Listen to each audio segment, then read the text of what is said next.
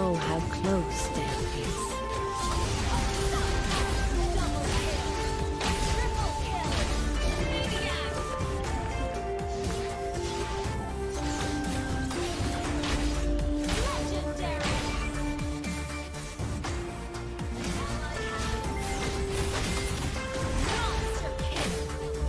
Feel my pain.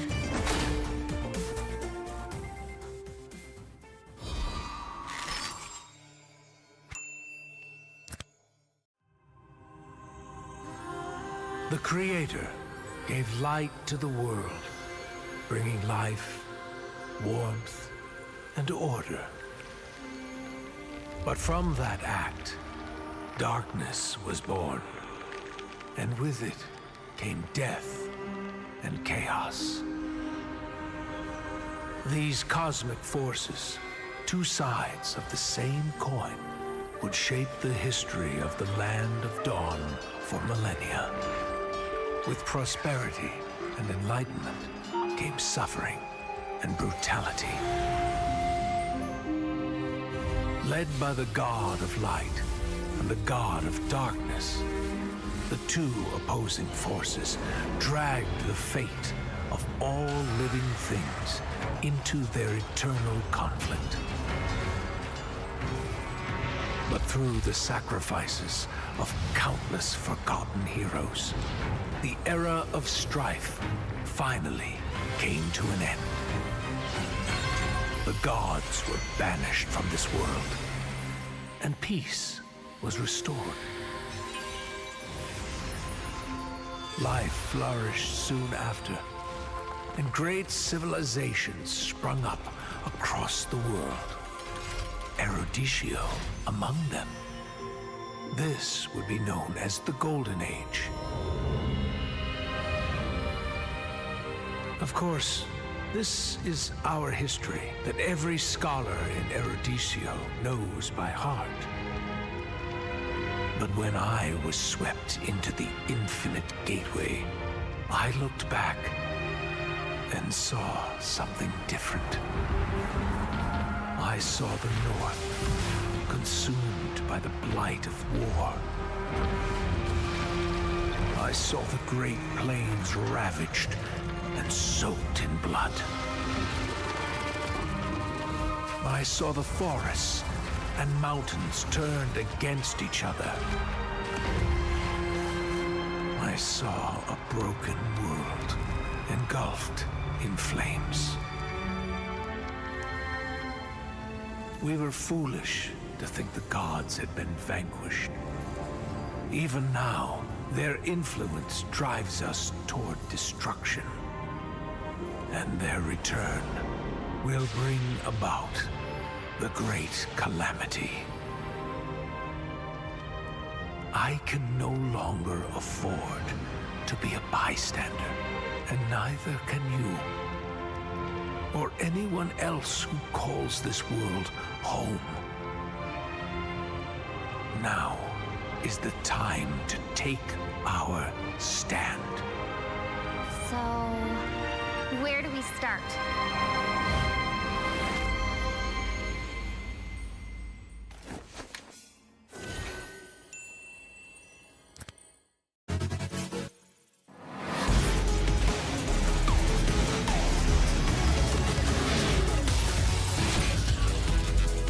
Engines roaring and ready to go.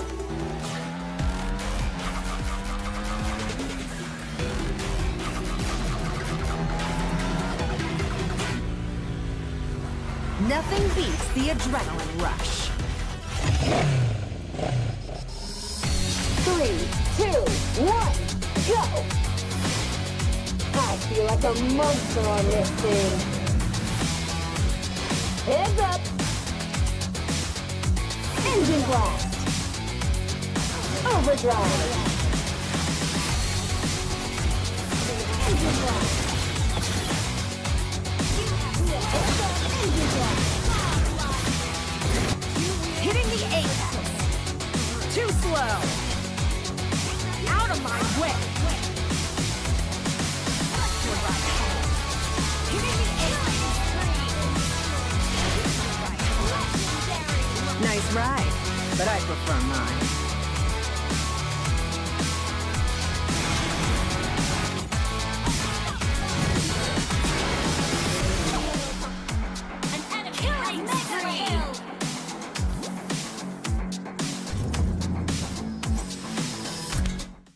I'm cheap, still hit a chick like, yo, can I borrow your Netflix? She a feminist, she think I'm sexist, twisting my words, I think she dyslexic. Give me my space, I'm intergalactic.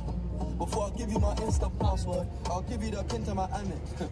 Alright, this ain't stainless steel, it's platinum. I totally forgot about recording anything, but there's Sina with Layla, Raz, Basha, and there's a one too. Don't know her name yet. Yes. You can write your name. In-game name, something you... After party. The game didn't even start yet. She's like, after party. General is here! Gaza General is here!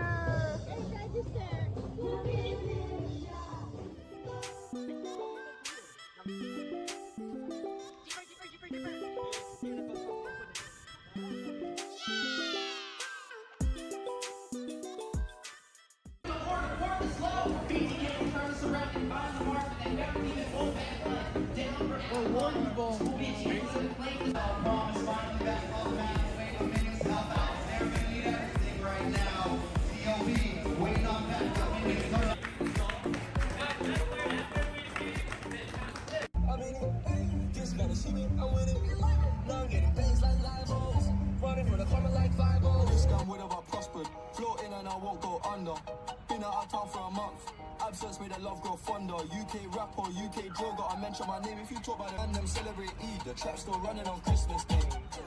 How can I be homophobic? My bitch is gay. Hit man in a clutch, I see a man topless, even a stick. I brought my phone charger, but I forgot my phone. I don't bring it. You didn't bring your phone? Yeah, it's not. This dumbass didn't bring his phone. Hey, barbecue time!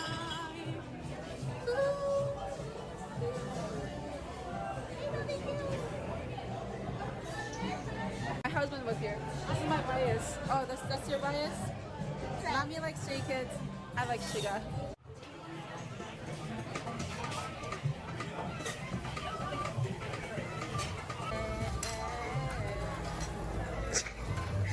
Trying to get the angle.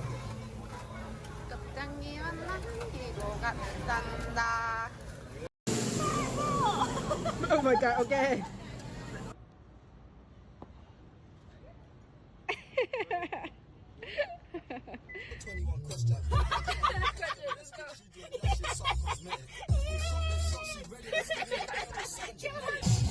Get to the club in my taxi cab, everybody's looking at me now.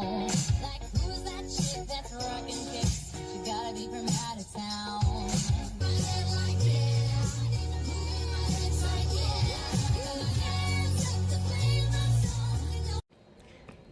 Nami and Moonton dropped me off at the airport. I am going to check in now.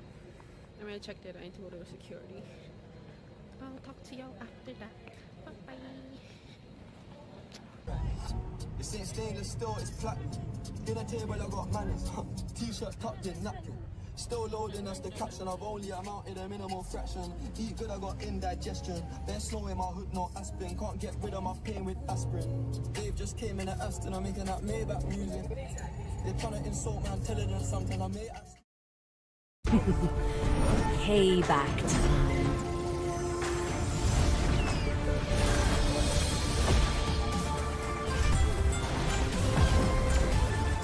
My world is the sky!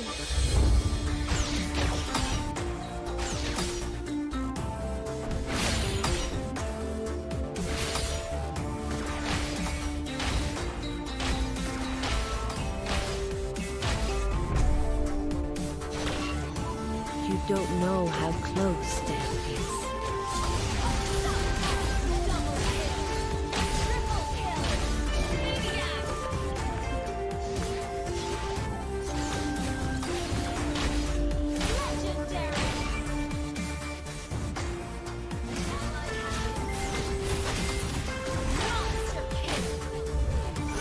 My pain.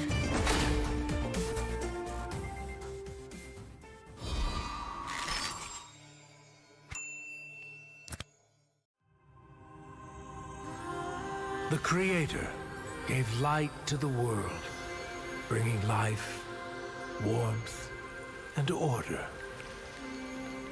But from that act, darkness was born, and with it came death and chaos. These cosmic forces, two sides of the same coin, would shape the history of the Land of Dawn for millennia. With prosperity and enlightenment came suffering and brutality. Led by the God of Light and the God of Darkness, the two opposing forces dragged the fate of all living things into their eternal conflict. But through the sacrifices of countless forgotten heroes, the era of strife finally came to an end. The gods were banished from this world, and peace was restored. Life flourished soon after, and great civilizations sprung up across the world. Eruditio among them. This would be known as the Golden Age. Of course, this is our history that every scholar in Eruditio knows by heart. But when I was swept into the infinite gateway, I looked back and saw something different. I saw the North consumed by the blight of war. I saw the Great Plains ravaged and soaked in blood. I saw the forests and mountains turned against each other. I saw a broken world engulfed in flames.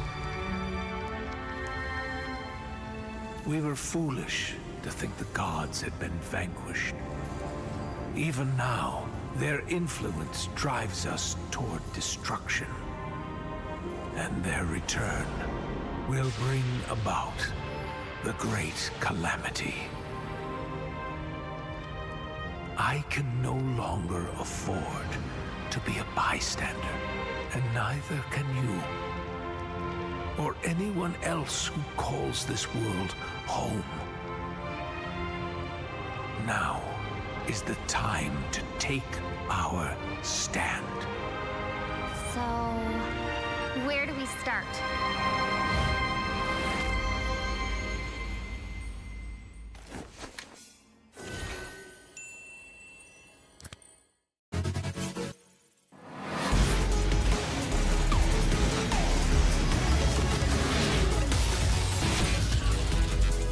Engines roaring and ready to go.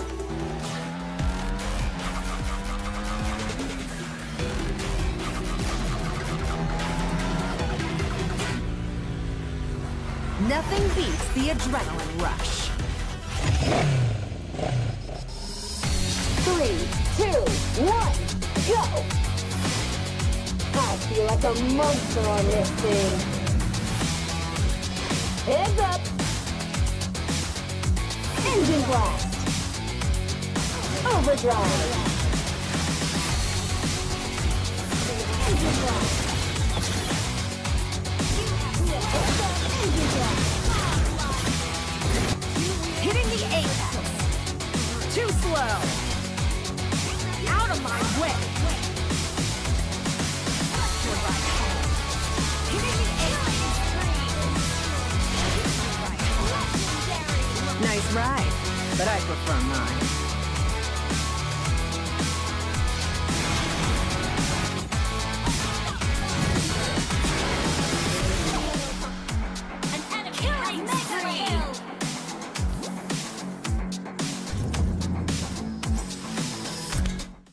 I'm cheap, still hit a chick like, yo, can I borrow your Netflix? She a feminist, she think I'm sexist. Twisting my words, I think she dyslexic. Give me my space, I'm intergalactic. Before I give you my Insta password, I'll give you the pin to my Amex. Alright. This ain't stainless steel, it's platinum. I totally forgot about recording anything, but there's Cena with Layla, Raz, Basha, and there's a one too. Don't know her name yet. Yes. You can write your name, in-game name, something you. After party. The game didn't even start yet. She's like after party. General is here. Cousin General is here.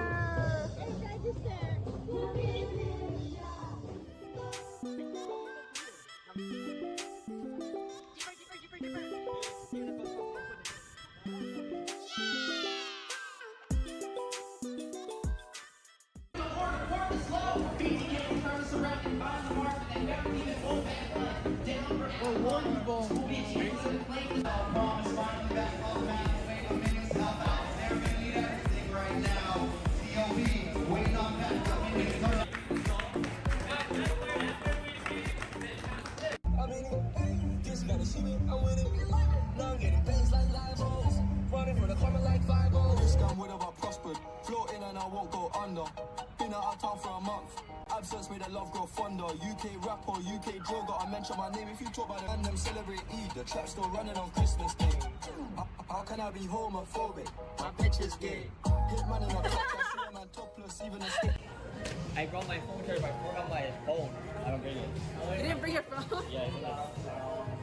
This dumbass didn't bring his phone. Hey, barbecue time!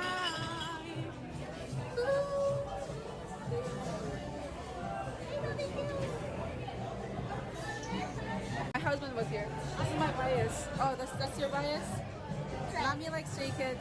I like Shiga.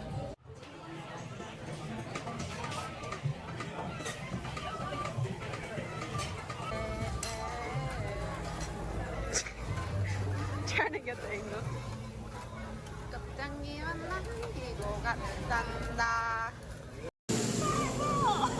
Oh my god, okay.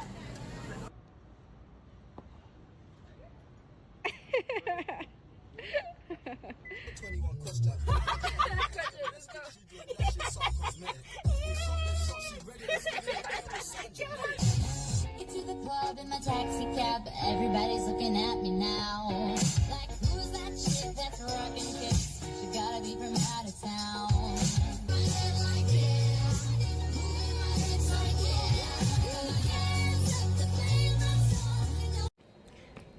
Mommy and Moonton dropped me off at the airport. I am going to check in now. I already checked it. I need to go to security. I'll talk to y'all after that. Bye bye. This ain't stainless steel, it's platinum. Dinner table, I got manners. T-shirt tucked in, napkin. Still loading us the caption. I've only amounted a minimal fraction. Eat good, I got indigestion. Been slow in my hood, no aspirin. Can't get rid of my pain with aspirin. Dave just came in at Aston. I'm making that Maybach music. They're trying to insult my intelligence. Something I may ask. Payback time.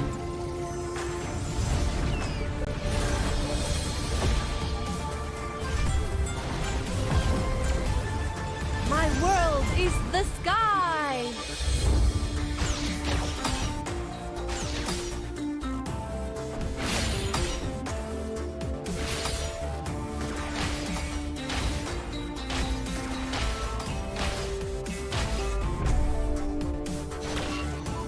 You don't know how close death is.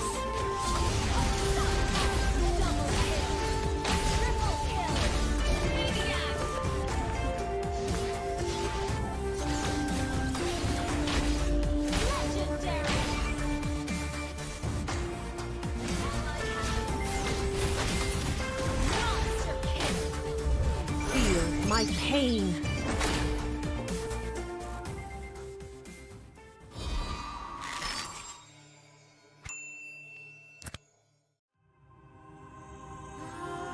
The Creator gave light to the world, bringing life, warmth, and order. But from that act, darkness was born. And with it came death and chaos. These cosmic forces, two sides of the same coin, would shape the history of the Land of Dawn for millennia. With prosperity and enlightenment came suffering and brutality. Led by the god of light and the god of darkness, the two opposing forces dragged the fate of all living things into their eternal conflict. But through the sacrifices of countless forgotten heroes, the era of strife finally came to an end. The gods were banished from this world, and peace was restored. Life flourished soon after, and great civilizations sprung up across the world. Eruditio among them.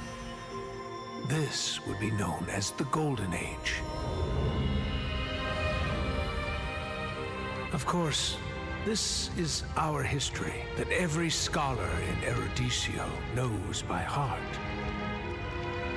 But when I was swept into the infinite gateway, I looked back and saw something different.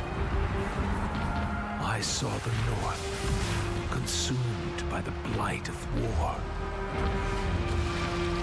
I saw the Great Plains ravaged and soaked in blood.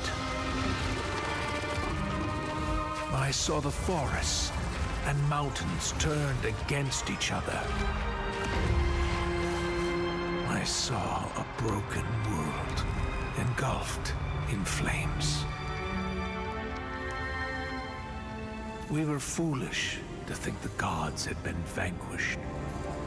Even now, their influence drives us toward destruction.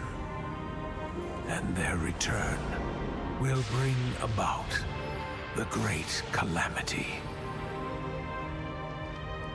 I can no longer afford to be a bystander, and neither can you. Or anyone else who calls this world home. Now is the time to take our stand. So, where do we start?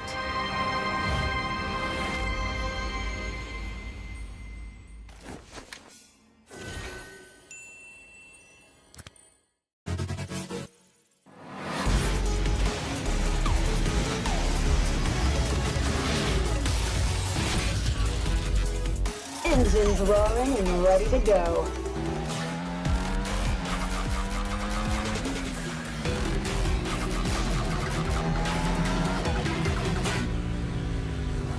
Nothing beats the adrenaline rush. 3, 2, 1, go! I feel like a monster on this thing. Heads up! Engine blast! Overdrive! Engine blast! Engine blast! Hitting the ETA. Too slow. Out of my way. Hitting the ETA. Nice ride, but I prefer mine.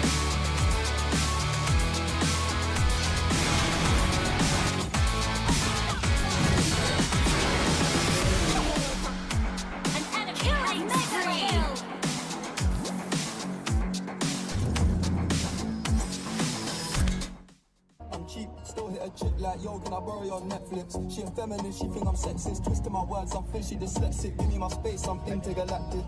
Before I give you my Insta password, I'll give you the pin to my Amex. Alright. This ain't stainless steel, it's platinum. I totally forgot about recording anything, but there's Cena with Layla, Raz, Basha, and there's a one too. Don't know her name yet. Yes, yes, yes. You can write your name, in-game name, something you... Game didn't even start yet. She's like, at the party. General is here. Cousin General is here.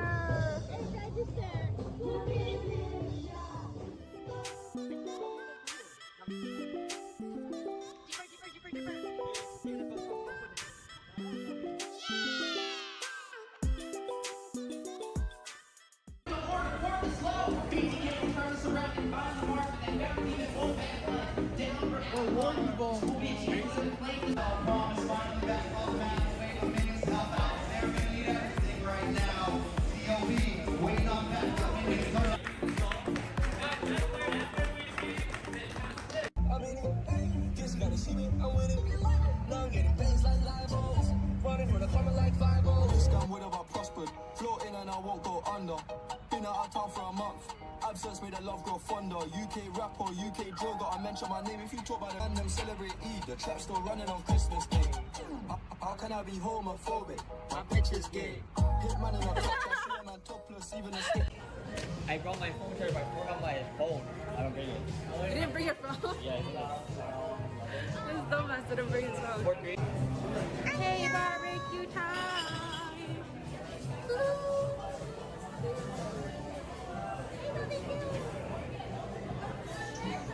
My husband was here. This is my bias. Oh, that's your bias? Mommy likes Stray Kids. I like Shiga.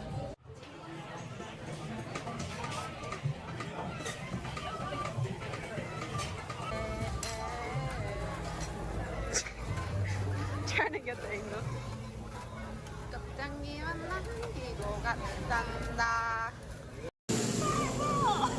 Oh my god, okay.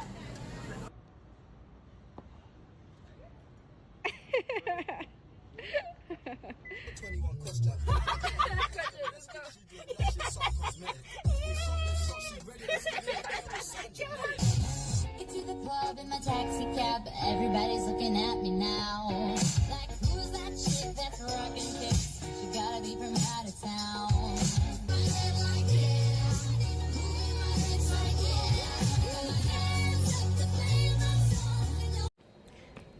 Mommy and Moonton dropped me off at the airport. I am going to check in now. I already checked it. I need to go to security. I'll talk to y'all after that. Bye bye. This ain't stainless steel, it's platinum. Dinner table, I got manners. T-shirt tucked in, napkin. Still loading, that's the caption. I've only amounted a minimal fraction. Eat good, I got indigestion. There's snow in my hood, no aspirin. Can't get rid of my pain with aspirin. Dave just came in at Aston, I'm making that Maybach music. They're trying to insult my intelligence, something I may ask. Payback time.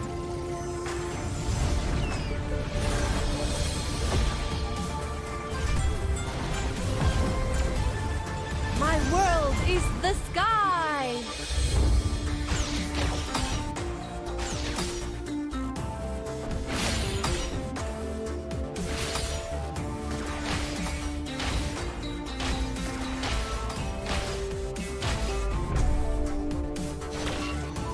You don't know how close death is.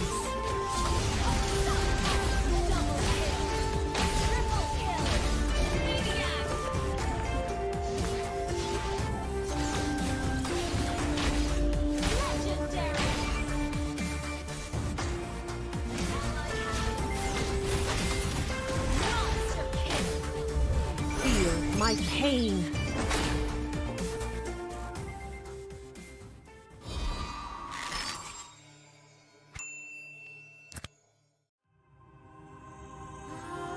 The Creator gave light to the world, bringing life, warmth, and order. But from that act, darkness was born, and with it came death and chaos. These cosmic forces, two sides of the same coin, would shape the history of the Land of Dawn for millennia. With prosperity and enlightenment came suffering and brutality. Led by the god of light and the god of darkness, the two opposing forces dragged the fate of all living things into their eternal conflict. But through the sacrifices of countless forgotten heroes, the era of strife finally came to an end. The gods were banished from this world, and peace was restored. Life flourished soon after, and great civilizations sprung up across the world. Eruditio among them. This would be known as the Golden Age. Of course, this is our history that every scholar in Eruditio knows by heart. But when I was swept into the infinite gateway, I looked back and saw something different. I saw the North consumed by the blight of war. I saw the Great Plains ravaged and soaked in blood. I saw the forests and mountains turned against each other.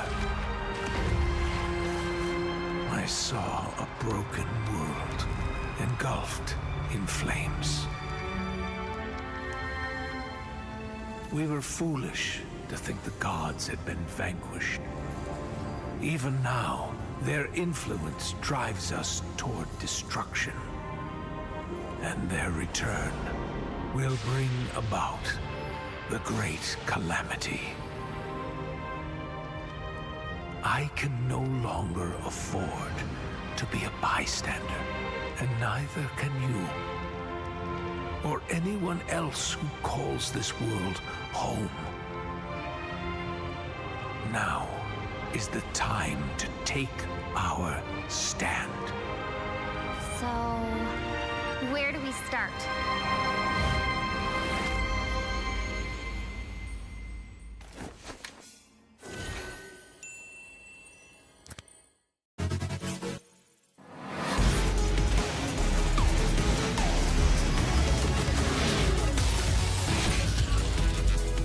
Engines roaring and ready to go.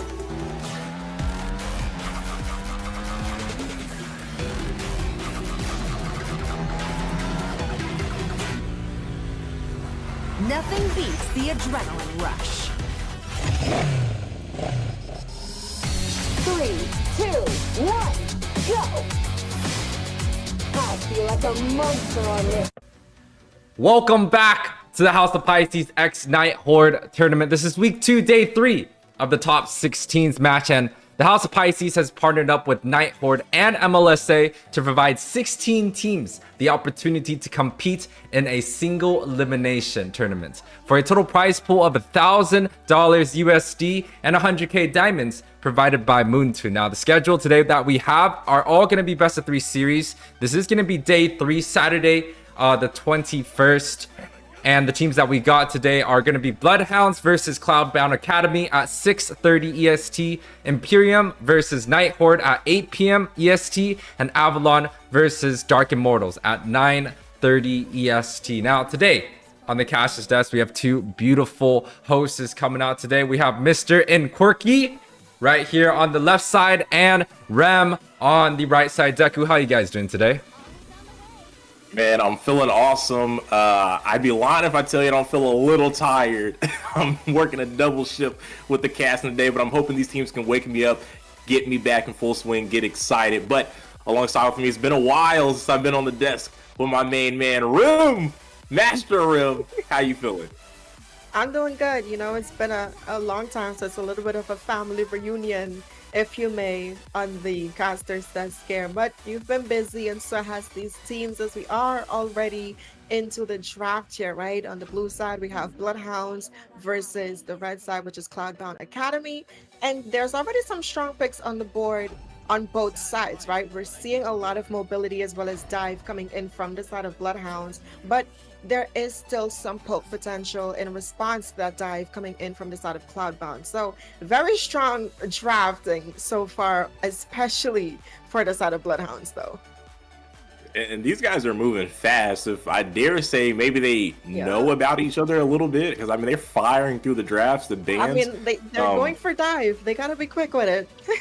They are going for dive, man. This is absolutely insane. I do have to say, I've been casting some other tournaments. I was just casting Physical Games 10, which is over in Russia, with a couple of those pro teams from over there. And these bands are so just out of order from what I've seen from over there. It's normally kind of ban the big three supports, you know, the Mathilda, the Raph, the Angela, and then they kind of handle maybe either utility jungles or a couple of those big initiating XPs like the Terizla that's here, and things of that nature. So seeing all of these things come out is just absolutely wild, man. You don't see Mathilda and Raph get let through too often, but I'm excited because I never get to see them get played, and now I get to see them used in the competitive setting between Bloodhounds and Cloudbound Academy. By the way, Rim, do you have any information on this team? I've kind of been away from the NA stuff a little bit. I have no idea about who even the original Cloudbound is. I can't say I'm familiar. So this is kind of like their debut here. So I'm hoping that they put on a great show. I mean, their drafting seems pretty solid, right? They are able to secure some meta picks, some good utility coming in with the Rafaela, especially when you're going up against something like the Terizla as well as the Khalid, right? There's a lot of dive. I will say though, even though she is running that Purify right now, I think she should still go for something with a little bit more escapability with that flicker. I think there's a way more outplay potential if she were to run that flicker over the Purify, but that's neither here nor there. But no, I haven't really heard about them before. This is my first time seeing them. Like I said, they are really good at drafting. I do like the Lilia up against the Mathilda. It's a very safe pick, especially going up against that type of composition. She does have the black shoes there. It did receive a little bit of an adjustment, but I think she's still pretty solid. We've come to see the utility that she's capable of, and that's where she can potentially excel over the Mathilda, right? Offering some of those slows and then them having the boost up as well as immunity to being slowed with the Rafaela. So I think it's pretty solid what they have going on for them. I'd have to agree there, and honestly, I was a little concerned about seeing this Ixia get picked up. Her main thing has kind of been a lot of the dive compositions really can counter out pretty hard because she has to remain mobile to let out that full barrage. But something they do have working in their favor with the Lilia combined with the Raphaelia, now you have a lot of kiting potential, a little extra movement speed like you've been talking about to deal with the Khalid, deal with the Terizla. It's still no easy matchup whatsoever, especially with Mathilda, who can help them close the gap pretty decently. But it's a bit of playability here with that pick, those couple picks there. So I think maybe they'll be able to create some space. But then again, I have no idea what their skill is skill wise. Yeah. I don't know about Bloodhounds. I know Bloodhounds could probably find a way to chip through this if they're not that I don't know what's the word, experienced, I guess, with these type of compositions. Yeah, and speaking of compositions, both has been locked in. I'm not too sure how I feel with this Ruby pick, right? It's clearly going to be a 1-3-1 composition coming in from this side of Bloodhounds right now. But I will say though, the Selena pick can sometimes be a hit or miss in terms of not having enough burst potential, but easy peasies on a Granger. And the point of Granger is to snowball, so you'll be able to get that initial burst as early as possible when he does secure his first core item. I'm not too sure again how I feel about the Ruby though, but Deku, I'm gonna pause and pass it over. Take us into the first game here. I mean, remember, loading up here, this is going to be a battle of superiority maybe from the side of Bloodhounds, going for the 1-3-1 up against the debut Cloudbound Academy team here, and I'm definitely excited to see what they can bring on. We're only moments away from heading through the portal, landing in the land of dawn, and there they go, off to the races. Bloodhounds, Cloudbound Academy, first match, best of 3 series. Anyone can take it, but Rim, take it away yourself and talk about maybe some win conditions here from the early game.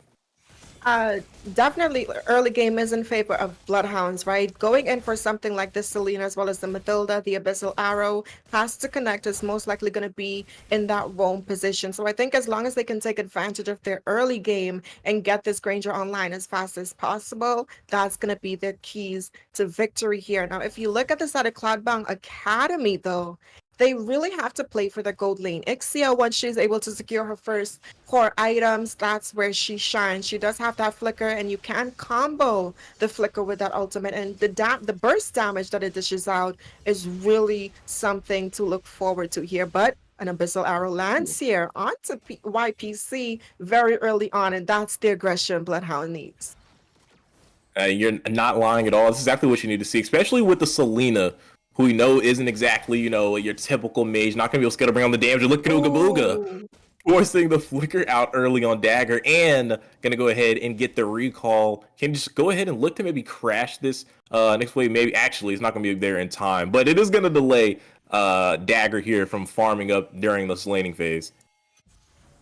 It's really going to be hard, right? Laning against something like the Khalid, he has a lot of damage in the early game, but he also has the sustainability to sustain that damage as well as heal himself back up. So he has everything on the board. But speaking of having things on the board, he's going to go ahead and secure that first blood, and that's going to be the jungler down for Cloudbound. But they're not done here, Deku.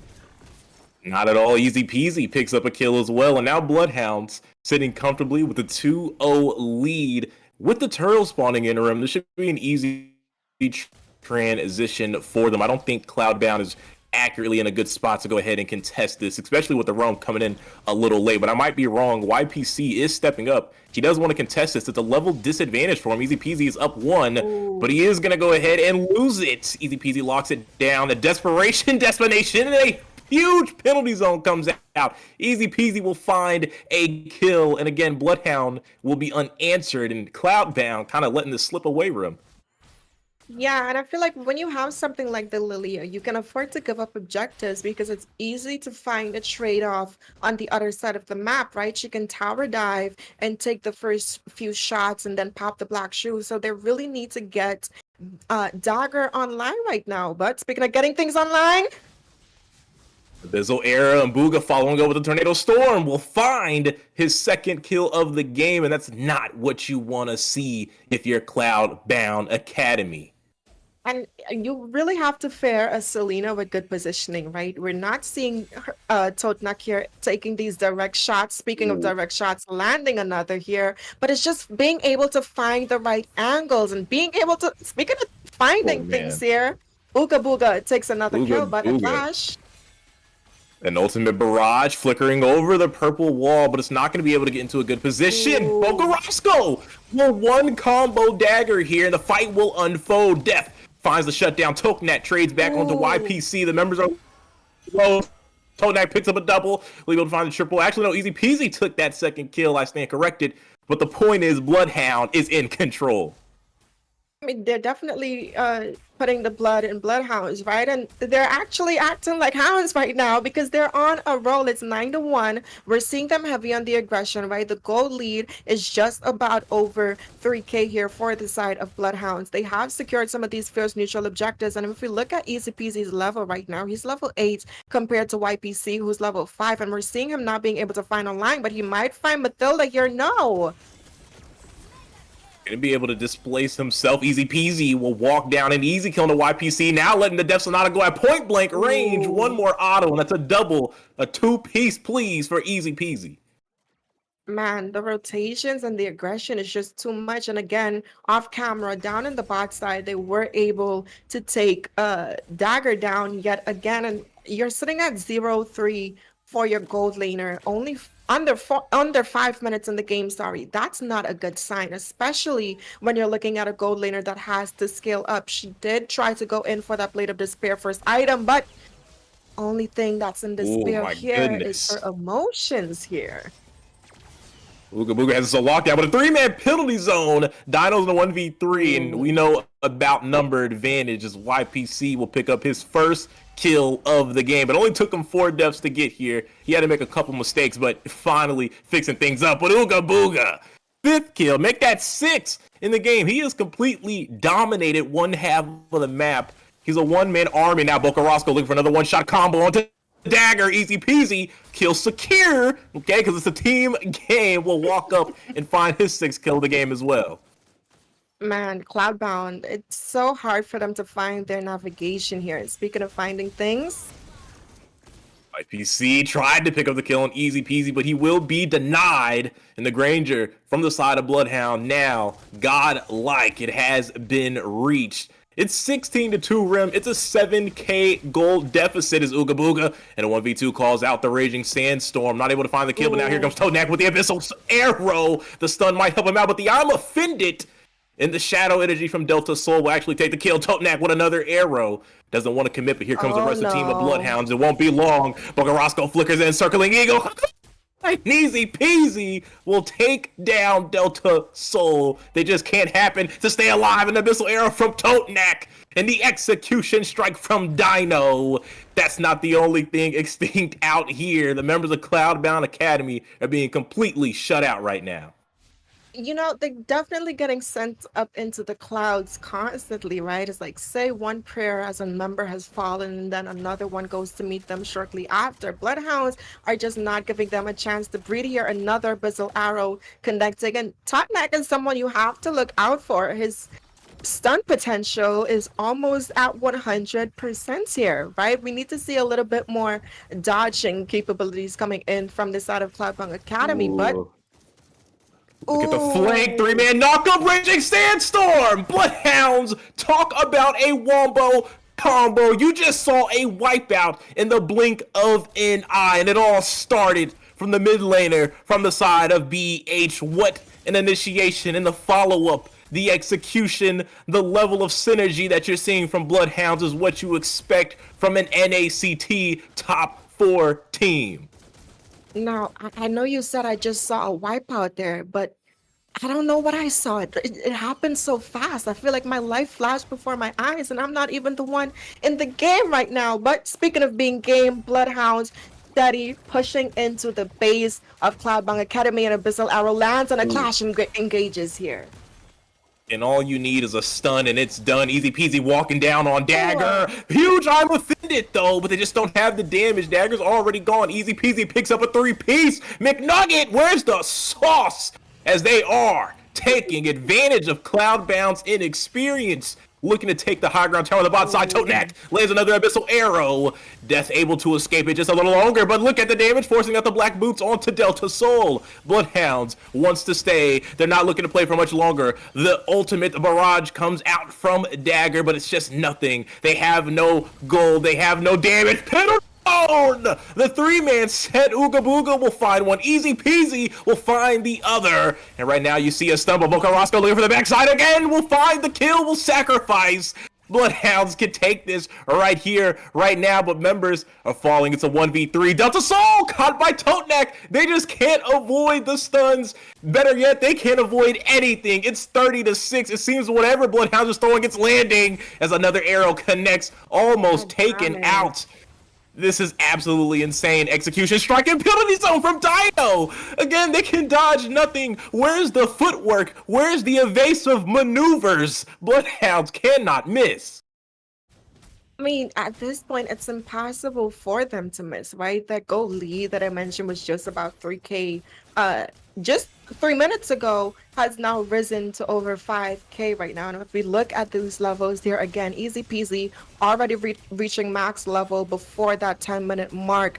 YPC still there at that level 9, which is something that was set up from the get-go, right? Looking at Dino right now, he's zoning them out, and that's just something that this Terizla can do. He can be dropped quite low, but he does have that Bloodless Axe going for him, so he does have a lot of that sustainability coming in. We're already seeing him working on that wave to get the minions synced up. The rest of the members working on that top side, as we're seeing the other two pushing in that mid lane, as well as this Lord here. And I'm gonna take a breath and pass it away for this engagement. And that was a holy baptism. I don't know if it's gonna be enough. Oh my god. Oh my goodness! Dino! Who is this man? Ooga Booga and Dino have combined for the ultimate engage and the ultimate ending. It's a maniac as Bloodhounds closes out game 1 up against Cloudbound Academy.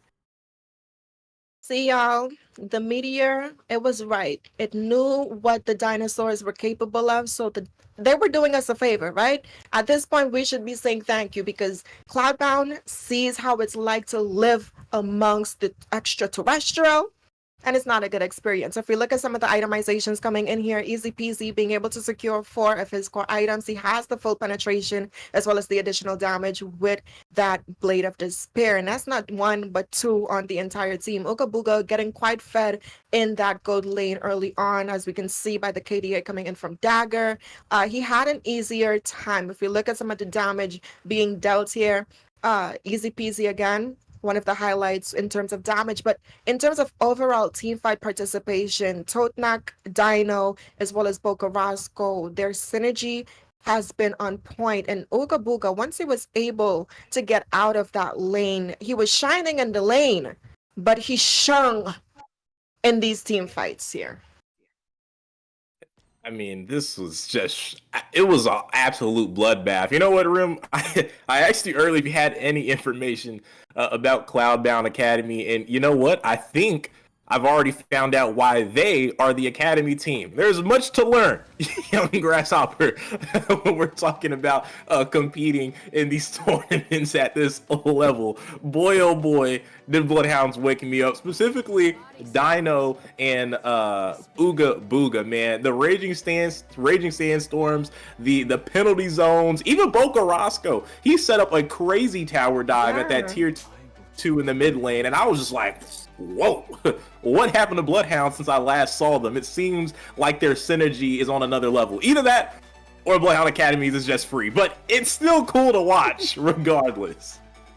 I mean, yeah, definitely. And we can't even forget about these abyssal arrows, right? It's kind of the same impact of landing some iron hooks if you had a Franco on the board. The more it connects, the more efficient that it's going to be for your team. And I was not expecting the Selena to do quite well. I did think that they had such a good engage, right? If it hit the Lilia, you have something like the Rafaela. She also has her black shoes kind of disengage. If it hit the Ixia, you have the Rafaela again. They just had a lot of disengage potential, but unfortunately the synergy was just not there. And to make anything possible, you need to have the synergy. You can have the draft, but you also need to have the mindset and coordination to make that draft work, and that's what we saw. But speaking of drafts, we're in the draft of the second game right now, looking at Cloudbound's bands.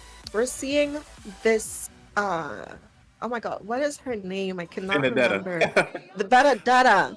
Benny, yes, Benny being taken out for them, and in response to that, we're seeing the X-Borg as well as the Arlot. And you know, honestly, I'm questioning Cloudbound Academy's bans here. Don't get me wrong, Boca plays a pretty nasty Navaria, right? But I'm not sure about this Benedetta ban, especially if it's Ooga Booga. Oh, actually, I guess Ooga Booga was playing in the gold lane, so I guess it's for easy peasy there. Or Dino, I mean, to go ahead and take that away, but no Mathilda ban. Oh, what? Hey, whoa, what's going on? Bloodhound said we don't even need those top priority picks to go ahead and take you down. They're locking in the Dire off into the roam later on. You never know. See? You see this Harley? So there's potential. Hey, man, the Joker's. Is that zero there? Is that zero piloting? It could be. You know what I'm talking about? But all I know is the Jokers are out of the deck at this point. It's a good one. Anyways, over for the side of Cloudbounds, man. I don't know exactly what's going on. They're really gearing up for some late game with the Sicilian, with the Uranus here in their composition. These are really early for picks that aren't exactly prio. I mean, obviously Bloodhounds is kind of doing the same thing, but Bloodhounds is up 1-0, and clearly they can win if they choose to do so. So I'm kind of wondering exactly what game Cloudbound's playing at. Okay, there we go. There, that's a prio pick. We get the Earthful. Now we're cooking. We're starting. It's sauteing. I mean, they were hovering over that Diggy pick. Currently, as it stands, there is no reason for that Diggy. I feel like it needs to be a reason for you to pick up something like that, especially when you're going for these late game, right? You have the Erythel, you have the Sicilian. Having some frontline presence that can help them against the heavy dive that we know Bloodhounds is capable of would definitely be their best bet here. And now that they secured something like the Fanny, I would expect to see something like the Kaja that's still open. You know, he can counter the Fanny, he can counter the Dorath, and as well as the Harley when he goes in to land those cards onto you there. So I do think that would be a pretty solid pick for them to get some suppression on the board. But they need a little bit more frontline presence. That Uranus is not going to be able to get that job done alone, especially when you're going up against something like the Dorath that can provide some of that armor shredding. So definitely something that they have to keep in mind, and I hope that they have answers for it. Yeah, man, hope is all you can do at this point, but maybe you want to throw in a hope and a prayer while you're at it when you're talking about the matchup with between these two teams, man. I always hope to become a millionaire, but it's been 23 years and it ain't hit yet, so maybe I got to start praying as well. I don't know. But in between these two teams, what we're seeing right now, things are looking a little interesting. I feel like, obviously, Cloudbound, I assume this is their best. They're pulling out their best. The Sicilian got banned out from Bloodhound last match, so you know, a little bit of insight there. I guess they know they like to play it. But from the side of Bloodhounds, I feel like I'm watching TOB play everybody else during NACT regular season. Man, this is literally things they would take when they're just. Yeah, it's PTSD for some people, if you ask, depending on who you ask. For me, it was pure entertainment, but for others, man, it was nothing but a slap in the face. Hanabi is getting banned out here. I have no Ooga Booga. Okay, yeah. I get it. Yeah, it doesn't make sense, but it makes sense. It makes perfect sense. Oh no. I feel like you should have given him the Hanabi. Not the Blade of the Spirit Kufra. You know, he's been building. Was it glowing on that as well? I know he was abusing some of the magic items as well because of his bouncing ball capabilities. Wrap it up. He is going to wrap up when he goes into that magic ball. He's going to wrap it up for sure. But I will say something a little bit more conventional in terms of drafting here. I like the side of Cloudbound's draft this time around, right? I do think the Minotaur with the Minoan Fury having some of that knockup potential, but they're going to have to really have work for these team fights here. They definitely gonna have to synergize a lot more, you know. You said you like their composition. Yeah, it's not. Are you under the influence of marijuana? Wait. Are you okay? They have the saber. What do you think that is? The Fanny. They have the saber. What do you think? Do you think this is M3 Mobazane? What are we talking about here? It's a horrible pick. It's absolutely terrible. First of all, let's really break it down, okay? You got 3 late game carries potential. Well, 2 late game carries and a late game XP. The Sicilian, the Irithel, and Uranus. You mean to tell me the only pick you took to bridge the gap from early to late is a saber? Yeah, wrap this up. Anyways, heading into game 2, Bloodhounds looking to bring out the brooms and a sweep Cloudbound Academy. But Arim, since you love the composition, go ahead and break down some win conditions and how you see maybe this thing could turn into something beautiful. Get to late game. That's their win condition right now. Wrap it up. If that's the win condition, it's over with, man. You're not getting guided there by Saber. But I tell you what, if Cloudbound Academy is able to take down Bloodhounds, I'm going to have to reevaluate my mentality towards the game of Mobile Legends as a whole. Because even with the picks Bloodhounds has chosen to take, there's just no way. It's just no way I see them losing out here. Dino level 1, no one jumping on him. No one's gonna try to put any type of damage on him. Okay, finally Sicilian on a little chip and dip there, but that's it. Bloodhounds is all right. Volley shots coming out from Totenek, half HP on the dagger. I just don't know, Rim. I just don't know if the late game's gonna happen. Oh, this is a jungle Kufra in the it's disrespectful right now. We're staying easy peasy though. They are being a little bit on the aggressive side, and I'll tell you why. Even though it's not conventional, why I like the Kufra, right? They do know the saber was there to counter the Fanny, but he is being countered right now. Yeah, you like this too, Rim? Oh, wait a minute, YPC! Is that you, Boba? Hold up, I may have spoken too soon. Cloudbound Academy might be the best team in North America at the moment. There goes the pop-up there. Ooga Booga's in trouble. Can Boca Roscoe save him? YPC picks up a double kill, but here comes Dino looking to find the kill. He gets revenge, and back to the base he goes. See, I told you, I see a lot of potential in their draft, right? I think they have some answers across the board. Speaking of things being across the board, it's now even 2-2, as we did see Easy Peasy was able to secure that kill in his top side. Now, the reason why I like the Kufra in the junk position, it gives them a tank or a roamer, so to say. We do see Saber picking up another kill top side. But Dino's camping him out, though. But continuing what I was saying with this jungle Kufra, it gives them some tankiness for that late game. And then Dino's going to be able to pick up these buffs when Ooga Booga doesn't need to get those stacks up there. But speaking of stacks up, I'm not gonna lie. Is this a family friendly stream? Because that I got some things to say with some choice words. I don't know what's going on. As we just saw a 1v1 happen, it ends in a positive for both. I don't know how that counter factors in. Dino gets caught with a knockup, and Owen Fury falls. Ooga Booga though showing superiority. Death finds the kill on to Dino. Easy Peasy trades him right back out, living up to the name and delivering pain. Back on to one. I don't even know what that guy's name is. He kills Barcode because that name is actually, it's a horrible name to have. That's really bad. Someone's got to work on that. But either way, Booga now on the invade, taking the purple buff away from YPC, who by the way is 3-2. I don't know how he was able to pick up 3 kills, but he did it. We got to respect it, Rim. yeah, absolutely right. But again, something that happened in the previous game that Cloudbound has not corrected yet.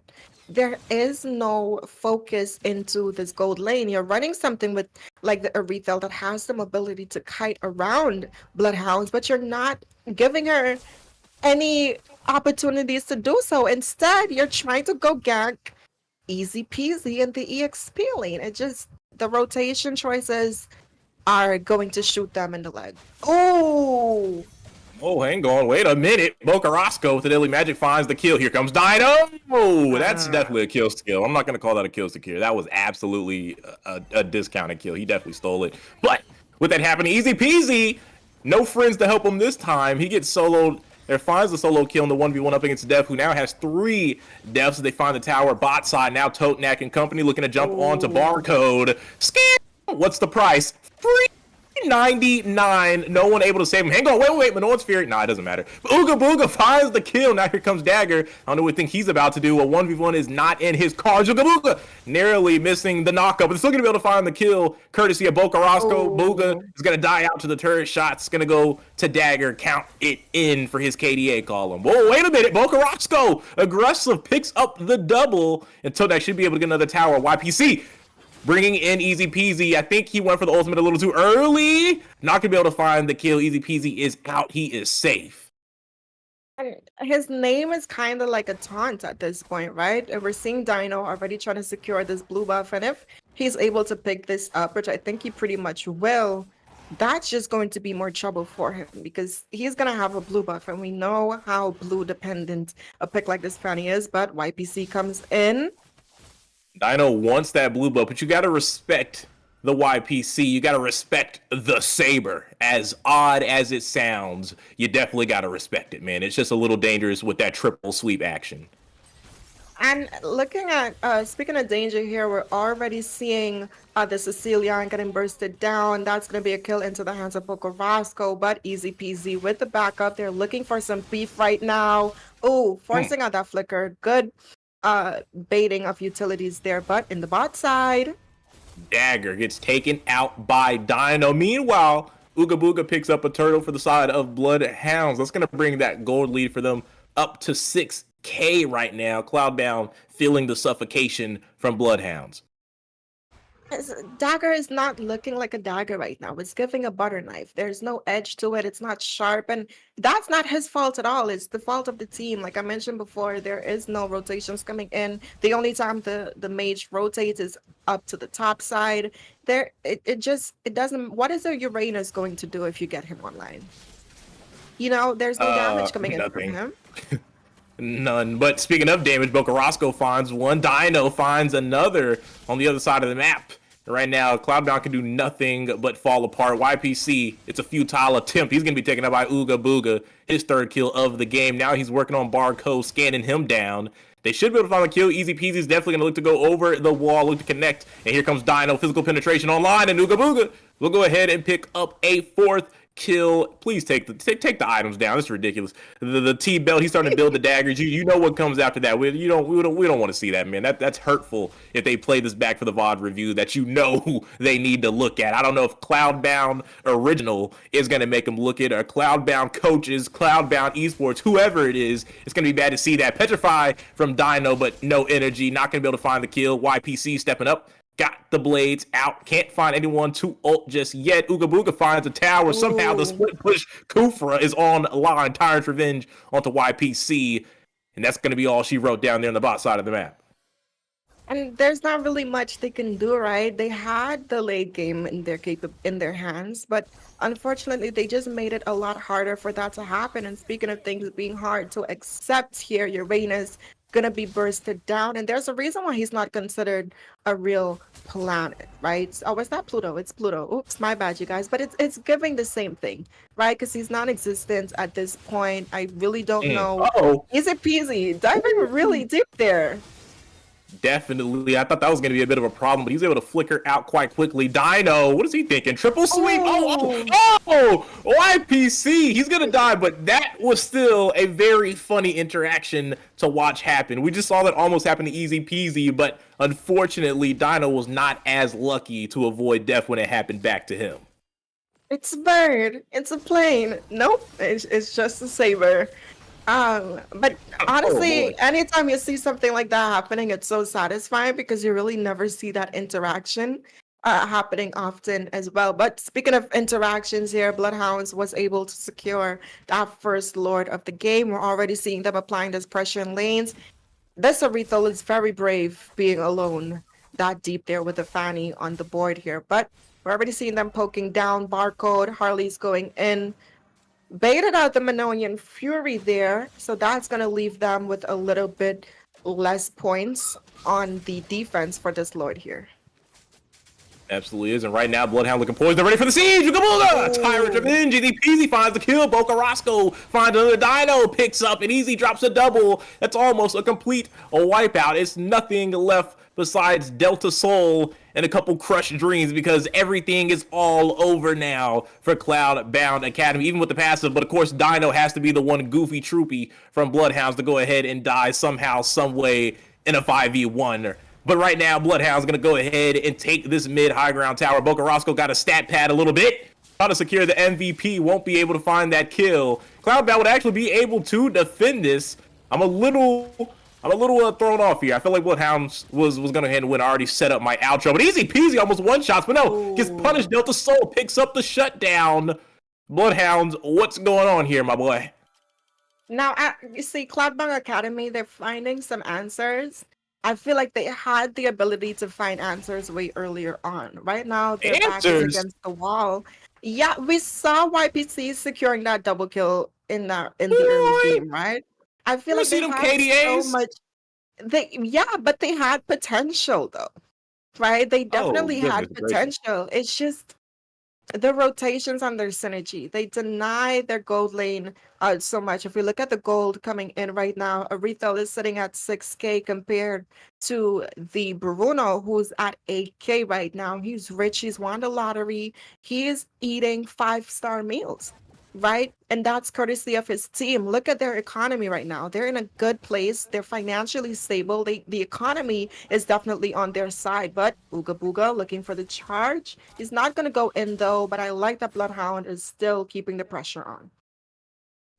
And that's exactly what they got, is a lot of pressure on them. Honestly, I'm a little surprised they haven't just decided to take the fight to Cloudbound and just end the game. I mean, it's 40K to 28. This is absolutely a fight they would just automatically win if they actually, I don't know, put a little bit of effort there to go ahead and close out this match. But they're not even going to be able to find the high ground tower down here. Maybe they need the lower. Wait a minute, Dino takes out Dagger. Now Easy Peasy with the follow-up. He's going to flicker out. Triple sweep should come out, and it will, but it'll take him a mile away from base. His Barcode will pick up a kill. Ooga Booga takes out YPC. Look at Tote next, stepping up with the volley shots. Wants to take down Death. Will he be able to get it? Yes, he will. Lock it on to the base is Boca Roscoe with the Harley, and now Totenak will join in, and that will be all she wrote. It's going to be a clean sweep from Bloodhound.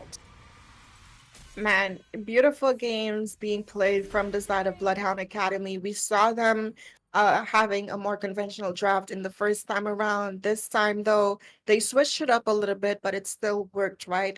Again, there was some counter picks coming in from the side of Cloudbound Academy with the Saber to try to counter the Fanny, which they assumed was going to be in that jungle position. But them putting Ooga Booga there, it gives that it is the tank meta, right? It's the tank jungler meta. It's not completely died out yet. So I do think them slotting that in and having Dino be that roamer definitely shows some versatility with these players here, and the items definitely shows how diverse things can get if you're on the side of Bloodhounds. If we take a look at some of the statistics that was into this game, despite Cloudbound Academy having that late game on their side, they just weren't able to get there as it was just an 11-minute match. If we look at the team fight participation for the side of Bloodhounds Academy, it's kind of, I mean, for Bloodhounds Academy. Oh my gosh, that was shady. I didn't mean to say that. But if we look at the team fight participation coming in from the side of Bloodhounds, it's kind of split up. But that's because everyone was kind of just getting their own pickoffs, right? We saw it happening up in the EXP lane. We saw it happening from Boca Roscoe with the Harley in the mid lane. And then Dino finding some of these cleanups as well. And not to mention Ooga Booga on the Kufra being able to still secure some picks and be a little bit of a nuisance towards the back line. And Dagger, unfortunately, felt the wrath of that. But good series. Definitely one-sided on the side of Bloodhounds, and I think it's back to the books for Cloudbound Academy here. Payback time.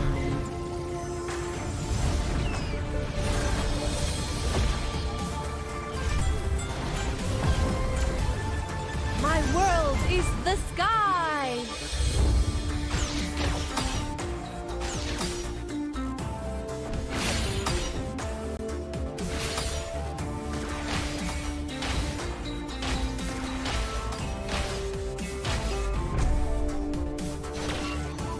You don't know how close death is.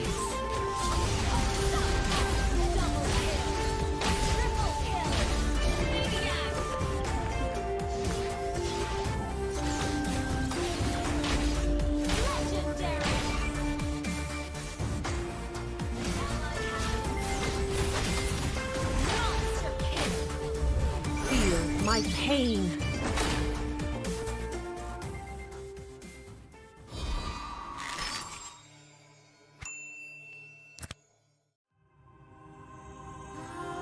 The Creator gave light to the world, bringing life, warmth, and order. Payback time.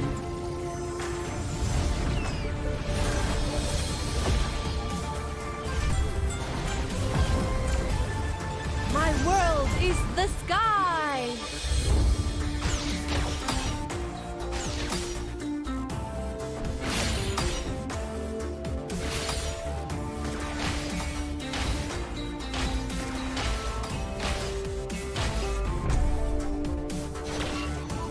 You don't know how close death is.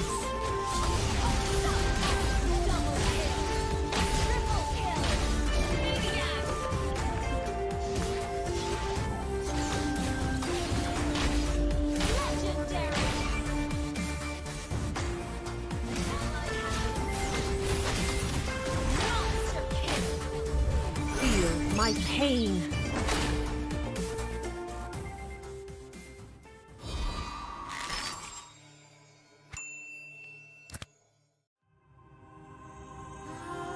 The Creator gave light to the world, bringing life, warmth, and order. But from that act, darkness was born, and with it came death and chaos. These cosmic forces, two sides of the same coin, would shape the history of the Land of Dawn for millennia. With prosperity and enlightenment came suffering and brutality. Led by the God of Light and the God of Darkness, the two opposing forces dragged the fate of all living things into their eternal conflict. But through the sacrifices of countless forgotten heroes, the era of strife finally came to an end. The gods were banished from this world, and peace was restored.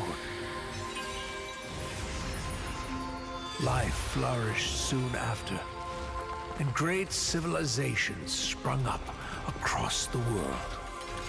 Erudicio among them. This would be known as the Golden Age. Of course, this is our history that every scholar in Erudicio knows by heart. But when I was swept into the infinite gateway, I looked back and saw something different. I saw the North consumed by the blight of war. I saw the Great Plains ravaged and soaked in blood. I saw the forests and mountains turned against each other. I saw a broken world engulfed in flames. We were foolish to think the gods had been vanquished. Even now, their influence drives us toward destruction. And their return will bring about the great calamity. I can no longer afford to be a bystander, and neither can you, or anyone else who calls this world home. Now is the time to take our stand. So, where do we start?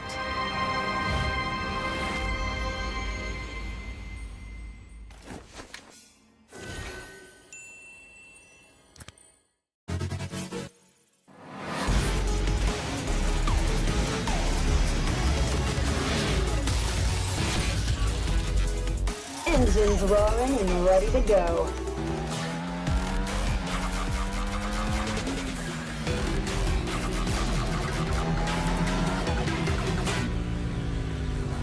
Nothing beats the adrenaline rush. 3, 2, 1, go! I feel like a monster on this thing. Heads up! Engine blast! Overdrive! Engine blast!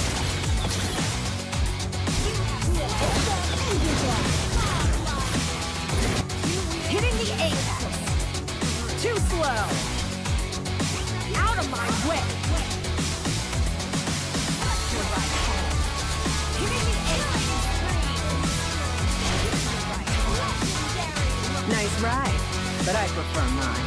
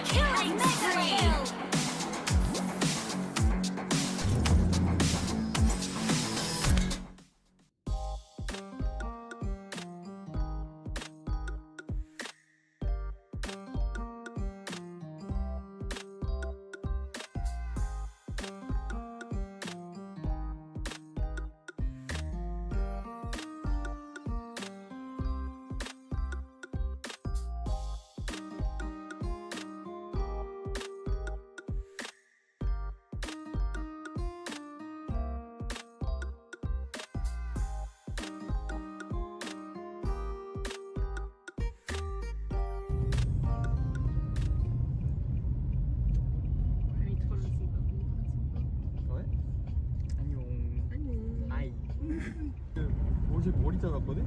I become a bowl cut, guys. 여기 옆에 다 지우네. 아니야. 아니 그냥 하나 툴을 하기가 여러 가지 있는데 올라가려고 툴 하기 싫은 거야. 그래서 다 잘랐으니까 괜찮게 자르고 그래서 보통 잘 자르는데. Anyway, that's repaint. We are going Famous repaint. Apparently he's famous among guys in ML. Apparently. apparently. 지금 venue 갑니다. 지금 오전 8:37 a.m. and we're heading to the NACT Carnival.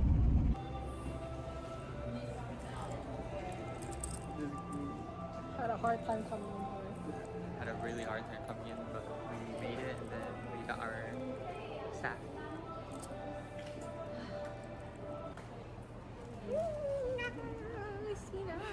Struggling with her kite. Sina. We're like decorating right now. We have to make a hashtag NACT. So one for 7th anniversary? I think you're making MLBB too. Is it MLBB anniversary? Okay.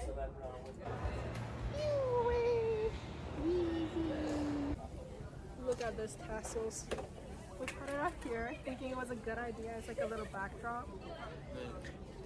And then when the wind is so strong, it keeps coming, like it has no control. And then I blew all those balloons. Man, I did a whole year worth of lung exercise because of this. It says happy 7th birthday. Check-in. Welcome to the check-in booth. This is where you check in. The struggle. Everything here and just picture.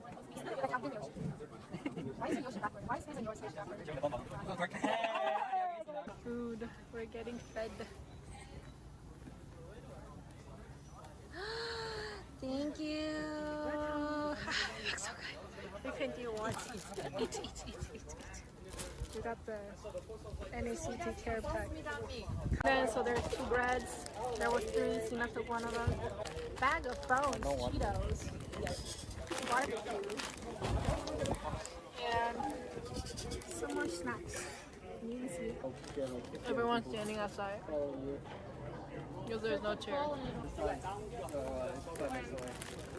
He asked me for a break. What? Between us, break between us. Okay. And then I was like, okay, if you need it, then The vlog that I will never produce. so I go ahead and match the 6 saber first.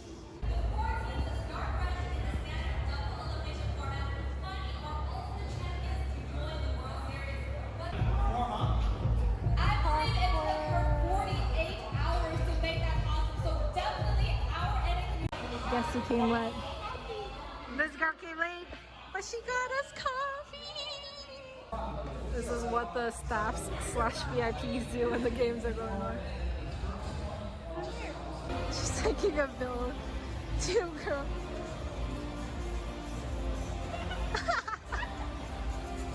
Okay. What are those?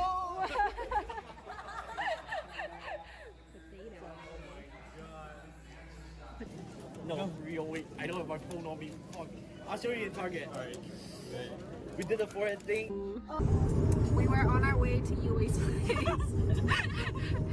for like a little after party on day 1, but guess what? Nami realized she left her camera at the venue, and guess what? Everyone left the venue. So we're driving back to the venue. So we're praying that the camera's still there and the venue's open. It's still there because we didn't bring it. It's still there. We are having a little more drive. We're having like 30 more extra minutes of driving. Driving Nami. 뭐야 이거? 갑자기? Camera rescue expedition took a turn. Where do you have basketball? Oh my god! If you wanna.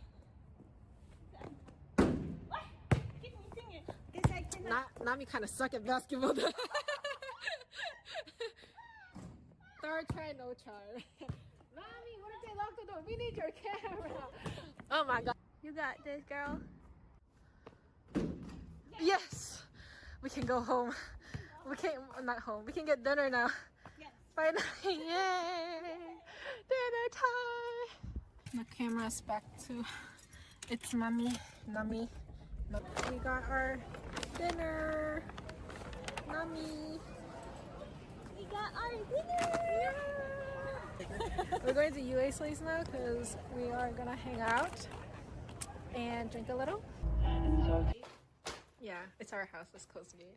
Oh my god, that must be his dog's bed.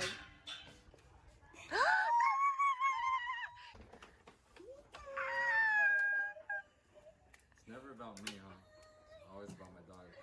Your party needs to be. We're at UA's place. UA's doggo. Hello, doggo. And then I there's know where it is. On the food ASMR time. right there, having an anime.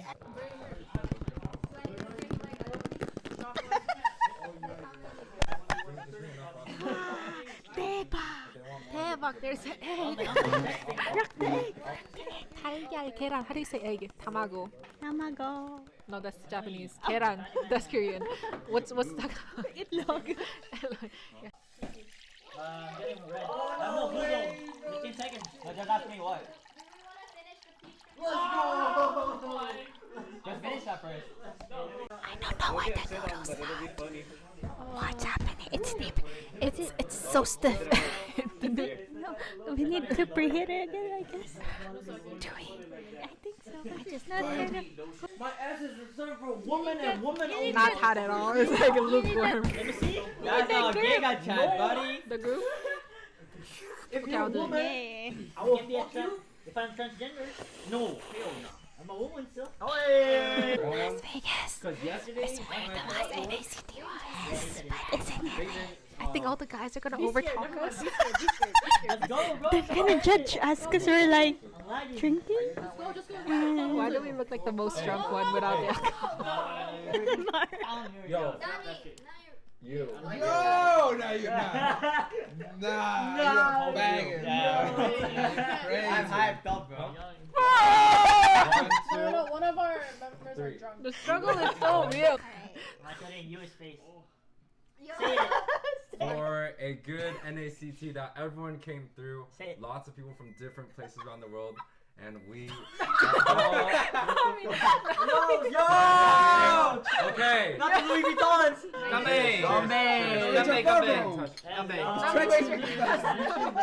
We didn't even have dinner yet and we're drinking already. I know, This is a right? bad idea. Yeah. Yeah. But we need the wine glass or something. Fucking jeans. India!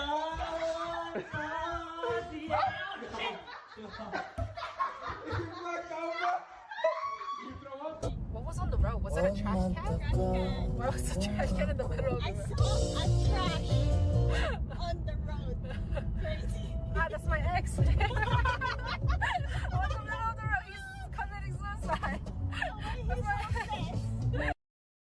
I'm cheap, still hit a chick like, yo, can I borrow your Netflix? She ain't feminine, she think I'm sexist. Twisting my words, I'm fishy dyslexic. Give me my space, I'm intergalactic. Before I give you my Insta password, I'll give you the pin to my Amex. Alright. This ain't stainless steel, it's platinum. I totally forgot about recording anything, but there's Sina with Layla, Raz, Basha, and there's a one too. Don't know her name yet.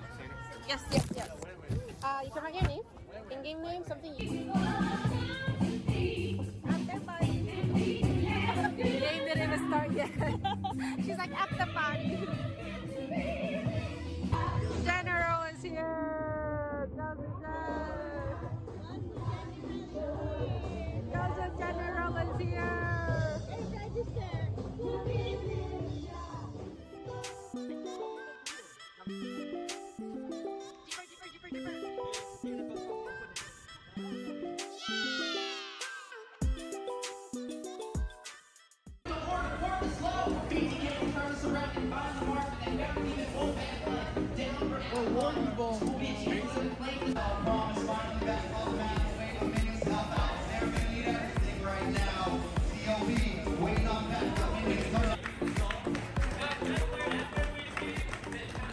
I mean, just gotta see me, I'm winning. Now I'm getting things like live balls.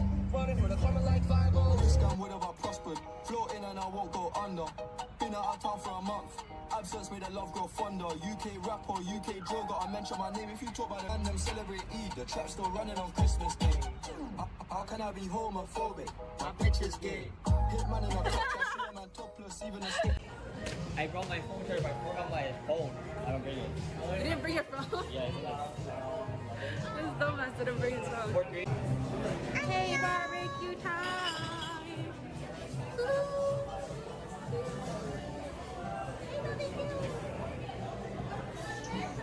My husband was here. This is my bias. Oh, that's your bias? Mommy likes Stray Kids. I like Shiga.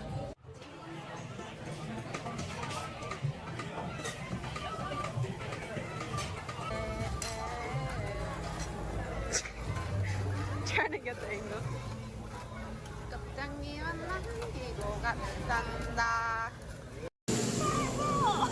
Oh my god, okay.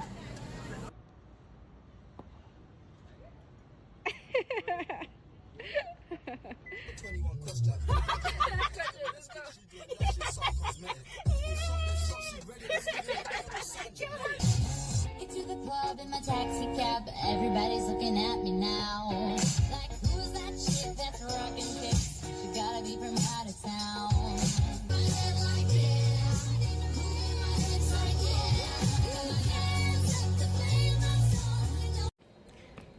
Mommy and Moonton dropped me off at the airport. I am going to check in now.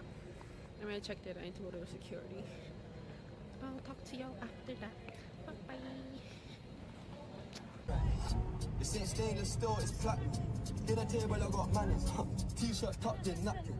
Still loading, that's the caption. I've only amounted a minimal fraction. Eat good, I got indigestion. There's snow in my hood, no aspirin. Can't get rid of my pain with aspirin. Dave just came in at Aston, I'm making that Maybach music. They're trying to insult my intelligence, something I may ask. Payback time.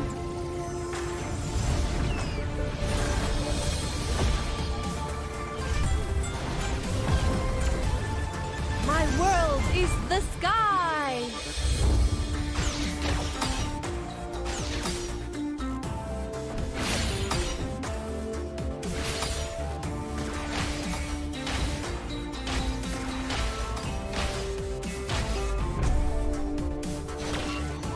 You don't know how close death is.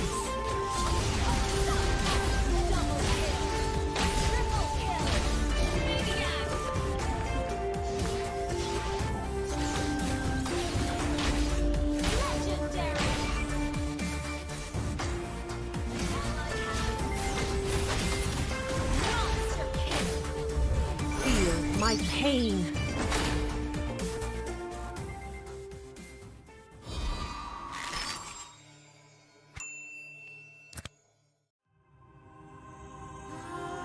The Creator gave light to the world, bringing life, warmth, and order.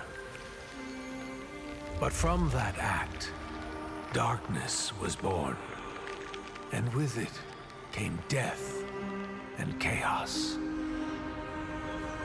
These cosmic forces, two sides of the same coin, would shape the history of the Land of Dawn for millennia. With prosperity and enlightenment came suffering and brutality. Led by the God of Light and the God of Darkness, the two opposing forces dragged the fate of all living things into their eternal conflict. But through the sacrifices of countless forgotten heroes, the era of strife finally came to an end. The gods were banished from this world, and peace was restored. Life flourished soon after, and great civilizations sprung up across the world. Eruditio among them. This would be known as the Golden Age. Of course, this is our history that every scholar in Eruditio knows by heart. But when I was swept into the infinite gateway, I looked back and saw something different. I saw the North consumed by the blight of war. I saw the Great Plains ravaged and soaked in blood. I saw the forests and mountains turned against each other. I saw a broken world engulfed in flames. We were foolish to think the gods had been vanquished. Even now, their influence drives us toward destruction. And their return will bring about the great calamity. I can no longer afford to be a bystander, and neither can you, or anyone else who calls this world home. Now is the time to take our stand. So, where do we start?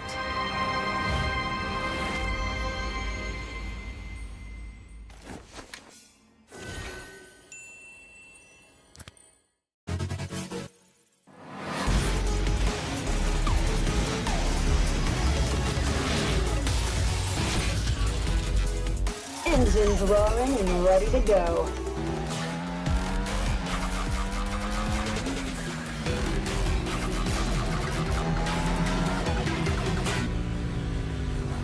Nothing beats the adrenaline rush.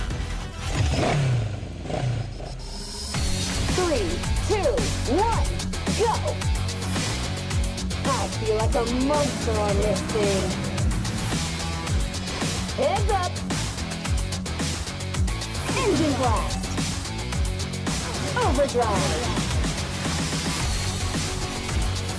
Engine blast! Engine blast! Hitting the apex. Too slow. Out of my way. Hitting the apex. Nice ride, but I prefer mine.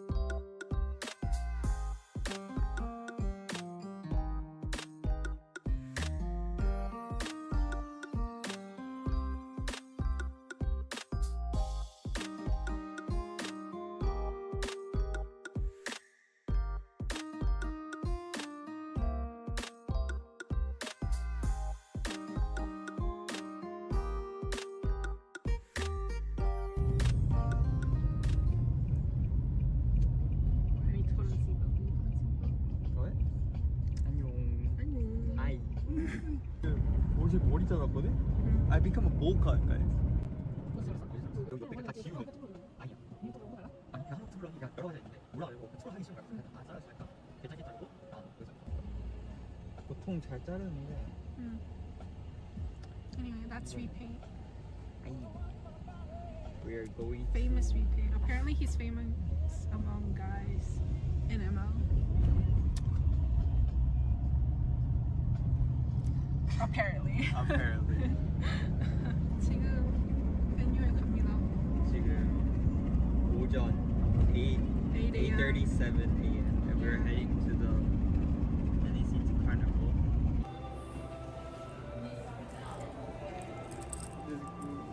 Had a hard time coming in here. Had a really hard time coming in, but we made it and then we got our staff.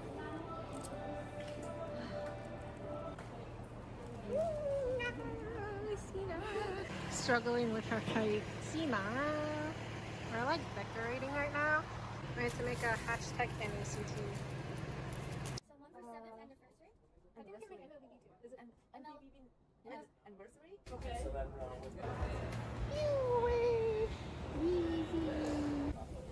Look at those tassels.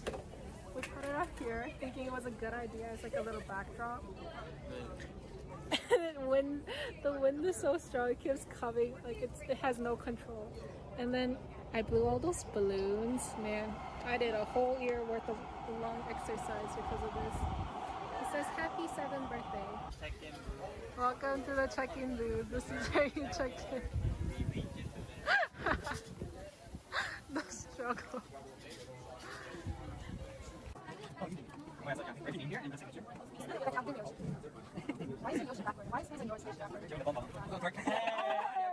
Food. We're getting fed.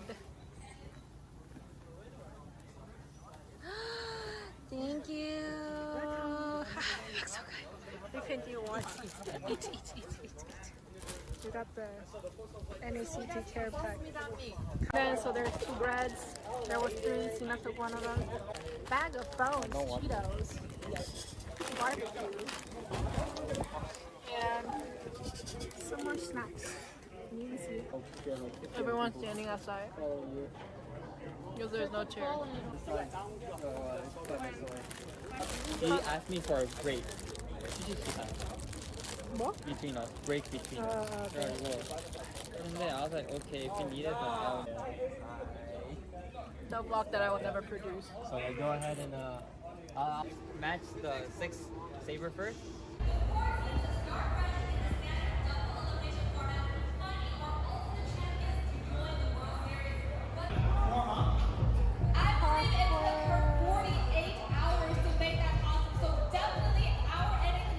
Guess who came late? This girl came late, but she got us coffee. This is what the staffs / VIPs do when the games are going on. She's taking a bill. 2 girls.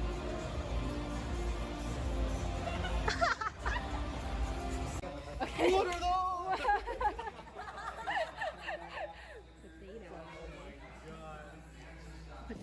No, real. Wait, I don't have my phone on me. Fuck. I'll show you in Target. Alright. We did the forehead thing. We were on our way to UA's place for like a little after party on day 1, but guess what? Nami realized she left her camera at the venue, and guess what? Everyone left the venue. So we're driving back to the venue. So we're praying that the camera's still there.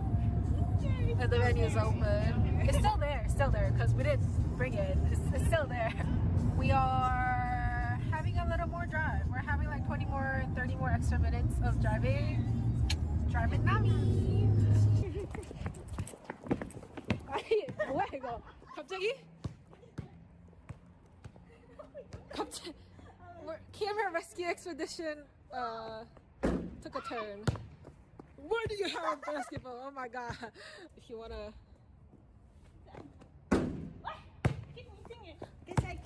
Nami kind of suck at basketball.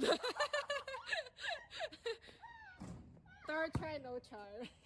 Nami, what if they lock the door? We need your camera. Oh my god. You got this, girl. Yes! We can go home. We can't, not home. We can get dinner now. Yes. Finally, yay! Dinner time! The camera's back to its Nami. We got our dinner. Nami. We got our dinner. We're going to UA's place now because we are gonna hang out and drink a little. Yeah, it's our house. Let's close the gate. Oh my god, that must be his dog's bed.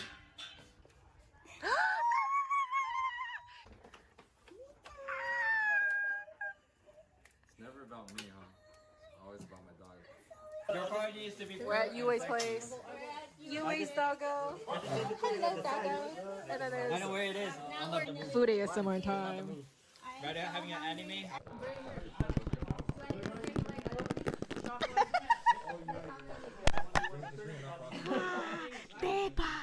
대박. There's an egg. Look, the egg. 달걀, 계란, 하리색 egg, tamago. Tamago. No, that's Japanese. Keran. That's Korean. What's that? Itlog. Yeah. Getting red. No, blue zone. 15 seconds. But just ask me what. Let's go! Just finish that first. I don't know why the noodles are. What's happening? It's deep. It's so stiff. No, we need to preheat it again, I guess. Do we? I think so. I just not kind of.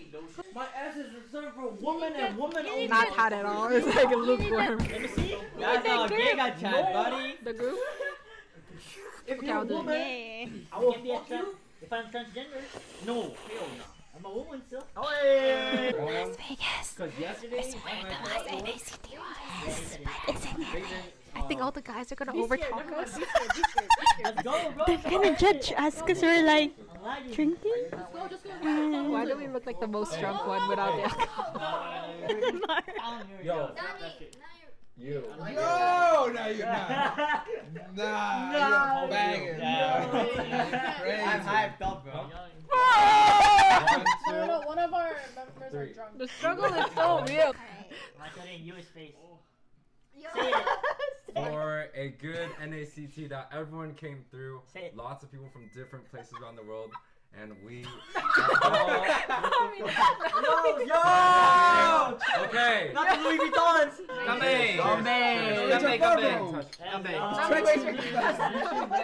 We didn't even have dinner yet and we're drinking already. I know, This is a right? bad idea. Yeah. Where's your drink? I got Yeah. a G. But we need the wine glass or something. Fucking G's. Indian!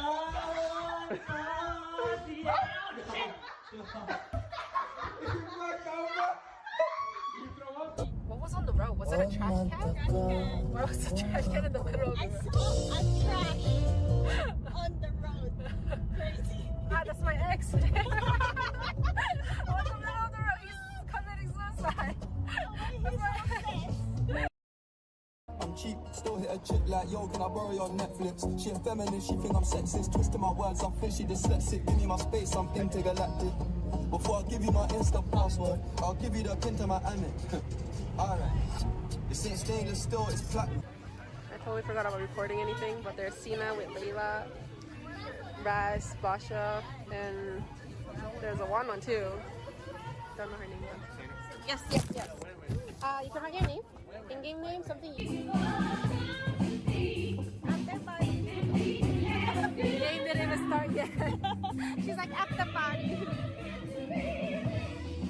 General is here. Gaza General is here.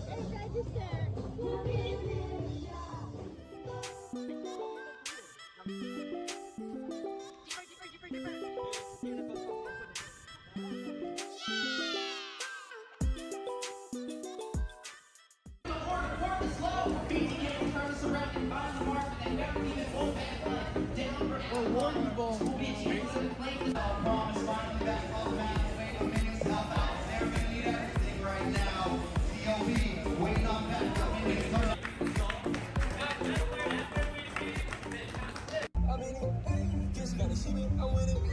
Now I'm getting bangs like live-os, running for the summer like 5-0. This gun would have I prospered, floating and I won't go under.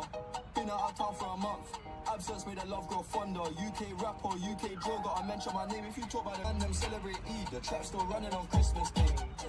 How can I be homophobic? My bitch is gay. Hit man in a top, I see a man topless, even a stick. I brought my phone charger, but I forgot my phone. I don't bring it. You didn't bring your phone? Yeah, This dumbass didn't bring his phone. Hey, barbecue time!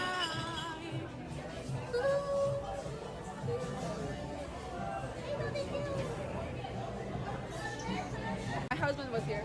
This is my bias. Oh, that's your bias? Mommy likes Stray Kids. I like Shiga.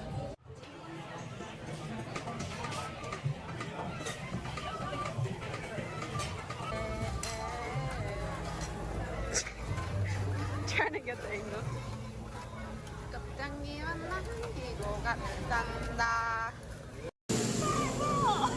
Oh my god, okay.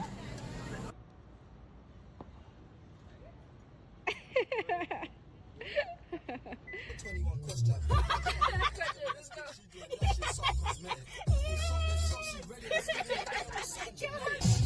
Get to the club in my taxi cab, everybody's looking at me now. Like, who's that chick that's rocking kicks? She gotta be from out of town.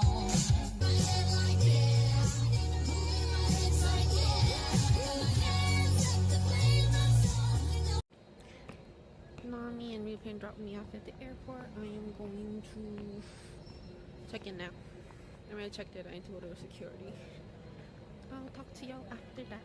Bye bye. This ain't stainless steel, it's platinum. Dinner table, I got manners. T-shirt tucked in, napkin. Still loading, that's the caption. I've only amounted a minimal fraction. Eat good, I got indigestion. They're slow in my hood, no aspirin. Can't get rid of my pain with aspirin. Dave just came in at Aston, I'm making that Maybach music. They're trying to insult my intelligence sometimes. I may ask. Payback time.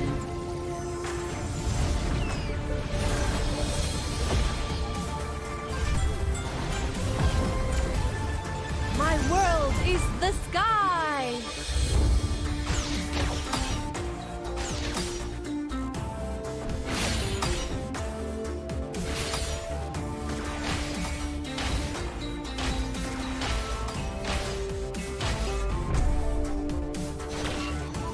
You don't know how close death is.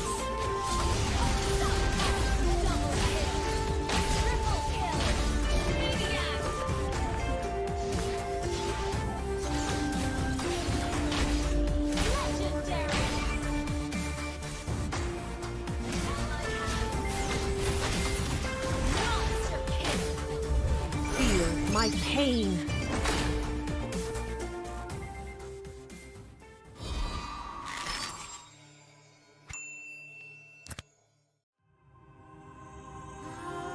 The Creator gave light to the world, bringing life, warmth, and order.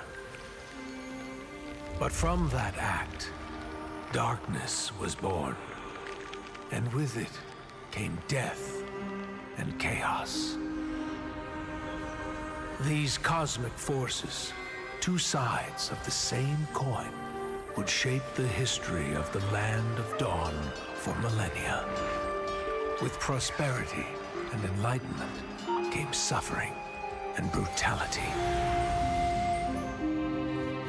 Led by the god of light and the god of darkness, the two opposing forces dragged the fate of all living things into their eternal conflict. But through the sacrifices of countless forgotten heroes, the era of strife finally came to an end. The gods were banished from this world, and peace was restored. Life flourished soon after, and great civilizations sprung up across the world. Eruditio among them. This would be known as the Golden Age. Of course, this is our history that every scholar in Eruditio knows by heart. But when I was swept into the infinite gateway, I looked back and saw something different. I saw the North consumed by the blight of war. I saw the Great Plains ravaged and soaked in blood. I saw the forests and mountains turned against each other. I saw a broken world engulfed in flames. We were foolish to think the gods had been vanquished. Even now, their influence drives us toward destruction. And their return will bring about the great calamity. I can no longer afford to be a bystander, and neither can you. or anyone else who calls this world home. Now is the time to take our stand. So, where do we start?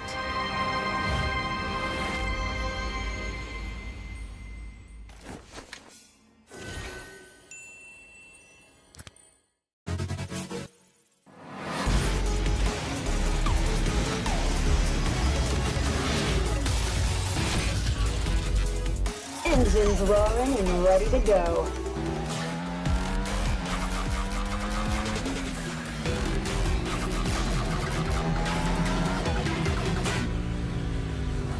Nothing beats the adrenaline rush.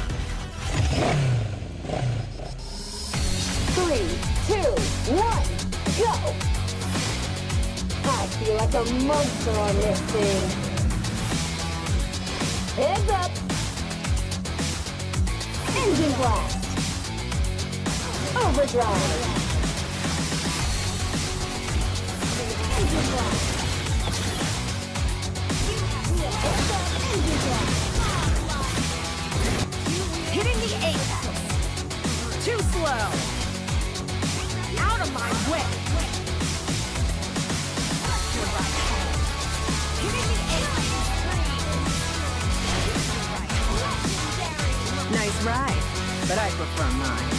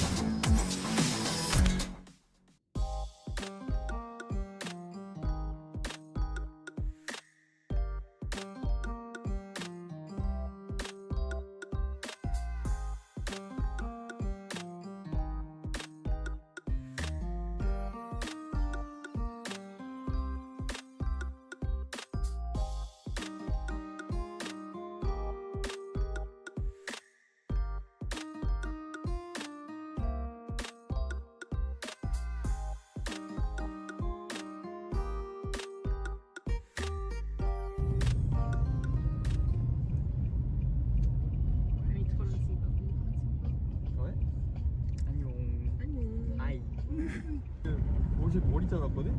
I become a bowl cut, guys. 여기 옆에 다 지우는. 아니야. 아니 그냥 하나 하기가 여러 가지 있는데 몰라 이거 투를 하기 싫은 거야. 그냥 다 잘라서 할까? 괜찮게 자르고 나는 그래서 보통 잘 자르는데. Anyway, that's repaint. We are going Famous repaint. Apparently he's famous among guys in ML. Apparently. apparently. 지금 venue 갑니다. 지금 오전 8:37 a.m. and we're heading to the NEC Carnival.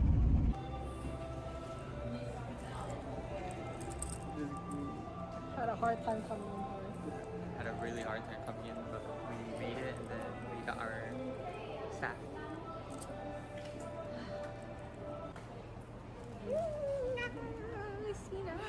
Struggling with her height. Sina. We're like decorating right now. We have to make a hashtag NECT.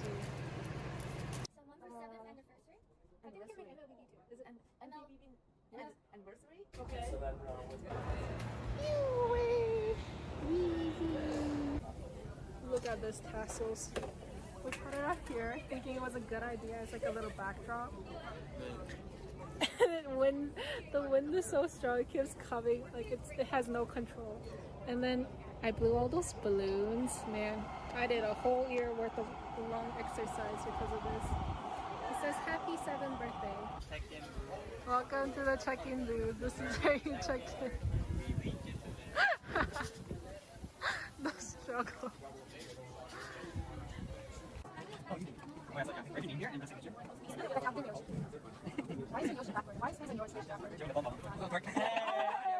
Food. We're getting fed. Thank you. It looks so good. We can do one. Eat. We got the NACT care pack. Then, so there's 2 breads. There was 3. Cena took one of those. Bag of phones, Cheetos, barbecue, and some more snacks. You can see. Everyone's standing outside because there's no chair. He asked me for a break.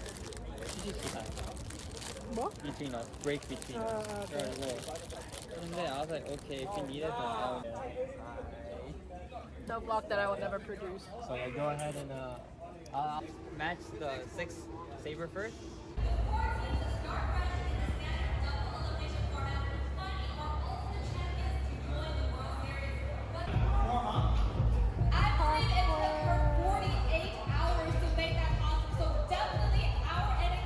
Guess who came late?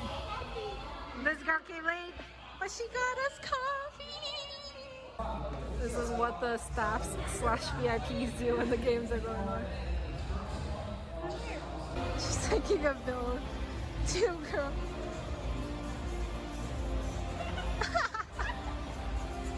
Okay.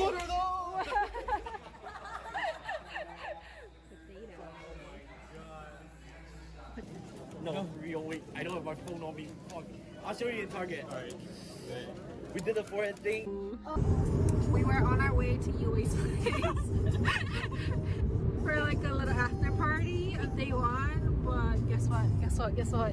Nami realized she left her camera at the venue. And guess what? Everyone left the venue. So we're driving back to the venue. So we're praying that the camera's still there. And the venue's open. It's still there, because we didn't bring it. It's still there. We are having a little more drive. We're having like 20 more, 30 more extra minutes of driving. Driving Nami. Where I go? 갑자기?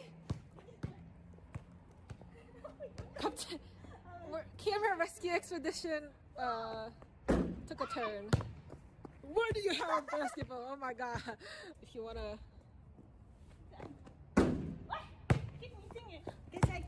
Nami kind of suck at basketball. Third try, no charm. Nami, what if they lock the door? We need your camera. Oh my god. You got this, girl. Yes! We can go home. We can't, not home. We can get dinner now. Yes. Finally, yay! Dinner time! The camera's back to its Nami. We got our dinner. Nami. We got our dinner! We're going to UA's place now because we are gonna hang out and drink a little. Yeah, it's our house. Let's close the gate. Oh my god, that must be his dog's bed.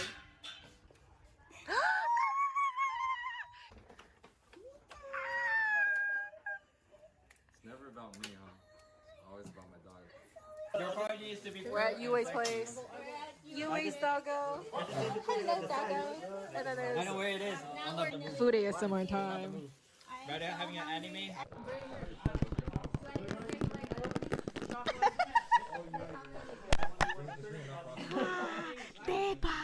대박, there's an egg. 달걀, 계란. How do you say egg? Tamago.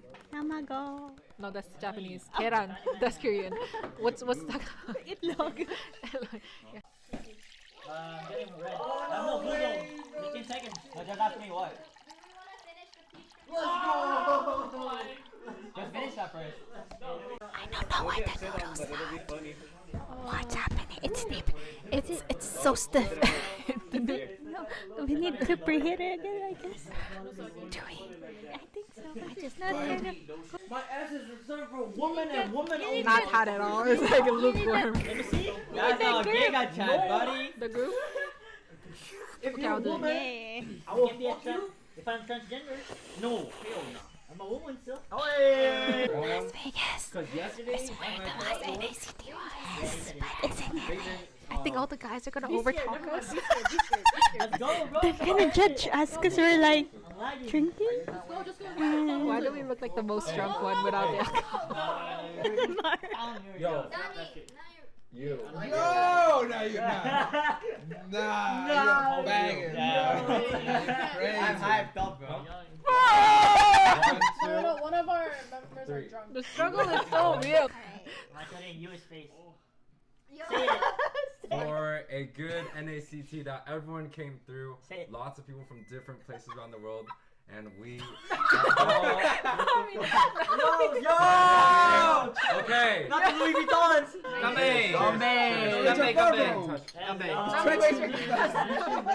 We didn't even have dinner yet and we're drinking already. I know, This is a right? bad idea. Yeah.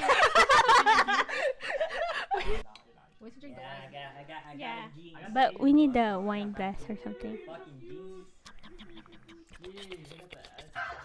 India!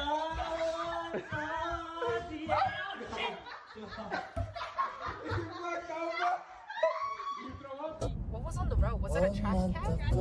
Where was the trash can in the middle of the road? I saw a trash on the road. Crazy. Ah, that's my ex. On the middle of the road, he's committing suicide. That's my ex. I'm cheap, still hit a chick like, yo, can I borrow your Netflix? She a feminist, she think I'm sexist, twisting my words, I'm fishy, dyslexic, give me my space, I'm intergalactic. Before I give you my Insta password, I'll give you the pin to my Amex. Alright, this ain't stainless steel, it's platinum. I totally forgot about recording anything, but there's Sina with Layla, Raz, Basha, and there's a one too. Don't know her name yet. Yes. You can write your name. In-game name, something you The game didn't even start yet. She's like, at the party. General is here. Cousin General is here.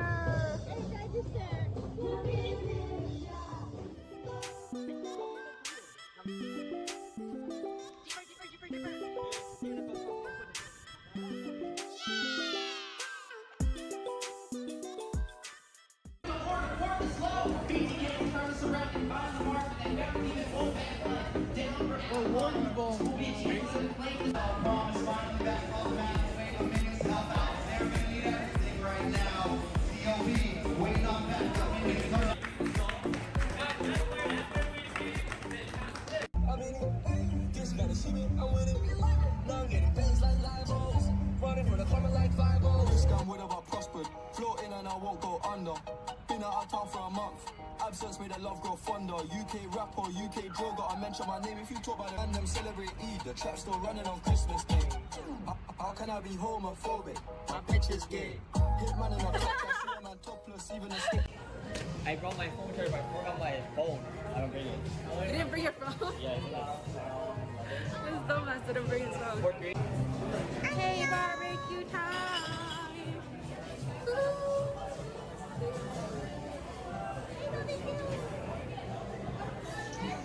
My husband was here. This is my bias. Oh, that's your bias? Mommy likes Stray Kids. I like Shiga.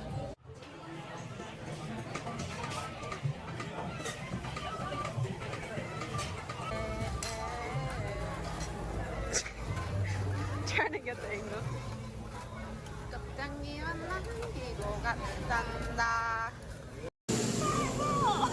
Oh my god, okay.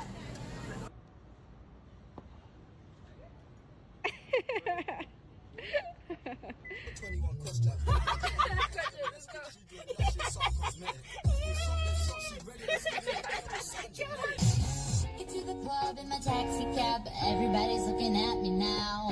Like, who's that chick that's rocking kicks? She gotta be from out of town.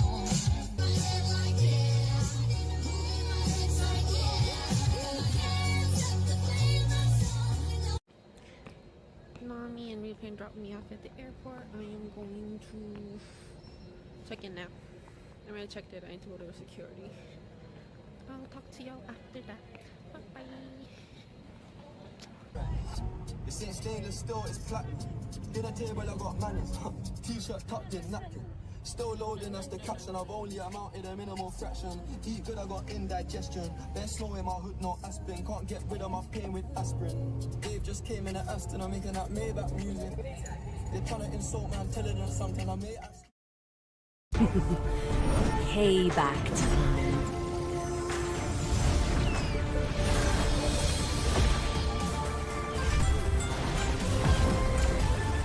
My world is the sky!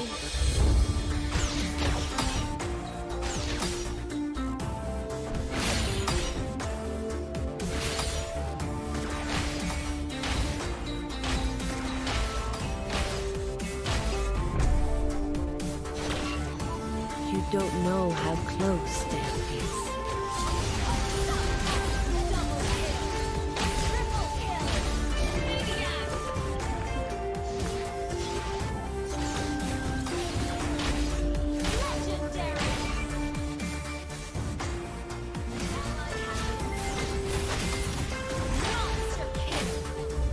Feel my pain.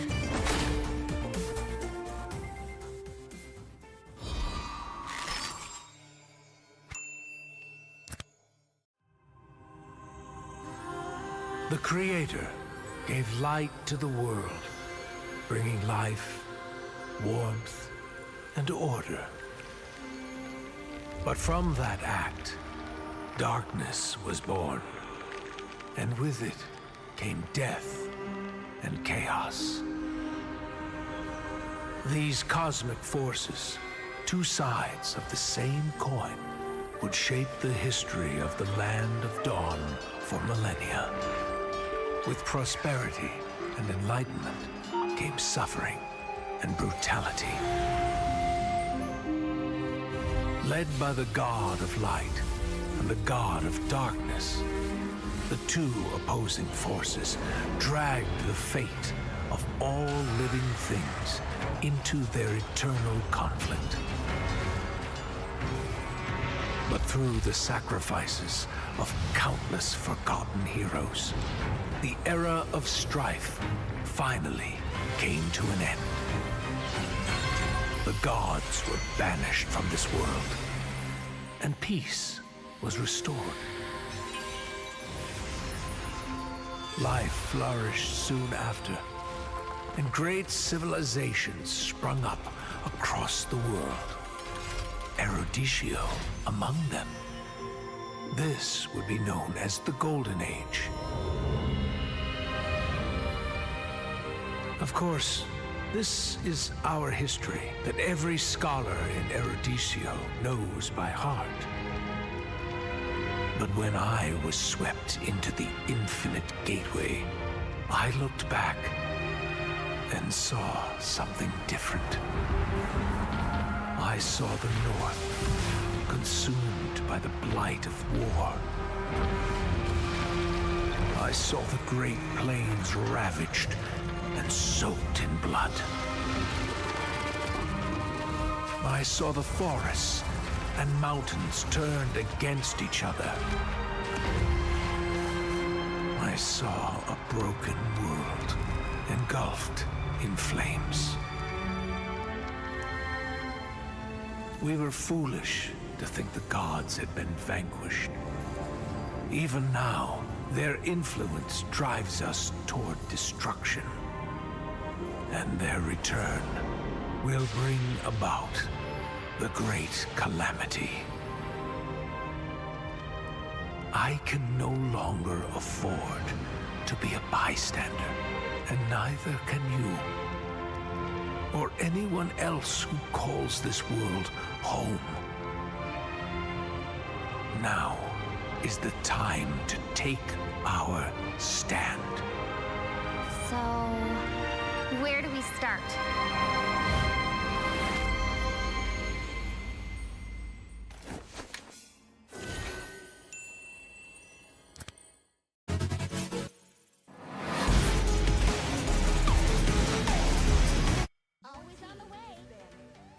Welcome back to the House of Pisces X Nighthorde tournament. This is week 2, day 3 for the top 16s. The House of Pisces has partnered with Nighthorde and MLSA to provide 16 teams the opportunity to compete in a single elimination tournament for a total prize pool of $1,000 USD and 100k diamonds provided by Moonton. today's schedule, which is going to be the Saturday of the 21st. We already had a lovely game, Bloodhounds versus Cloudbound Academy. Bloodhounds was able to take the game with a 2-0 sweep, and now it's going to be Empyrean versus Nighthorde. And I know, sorry, we had a little bit of a delay, a little bit of an issue, but we will jump straight into the match. And today, for casting, we have two lovely hosts here.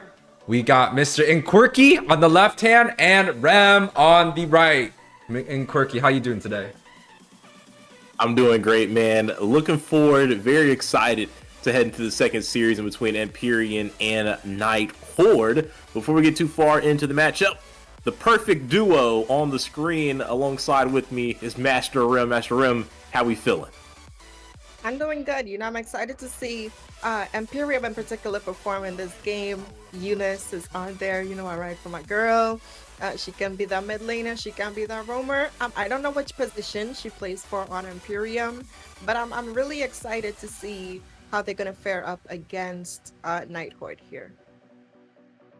It's going to be a fun one. I think regardless of where Eunice goes, it's always going to be fun to watch someone you're really close with. You know, the MLSA crew, NAC2 crew, really familiar with Eunice. It's going to be funny to see her out here competing. She better not bronze. I'm going to let her hear it. I'm going to tell her, like, all these games you done watched, all these hours you put in watching the best players in North America, and that's what you decide to do.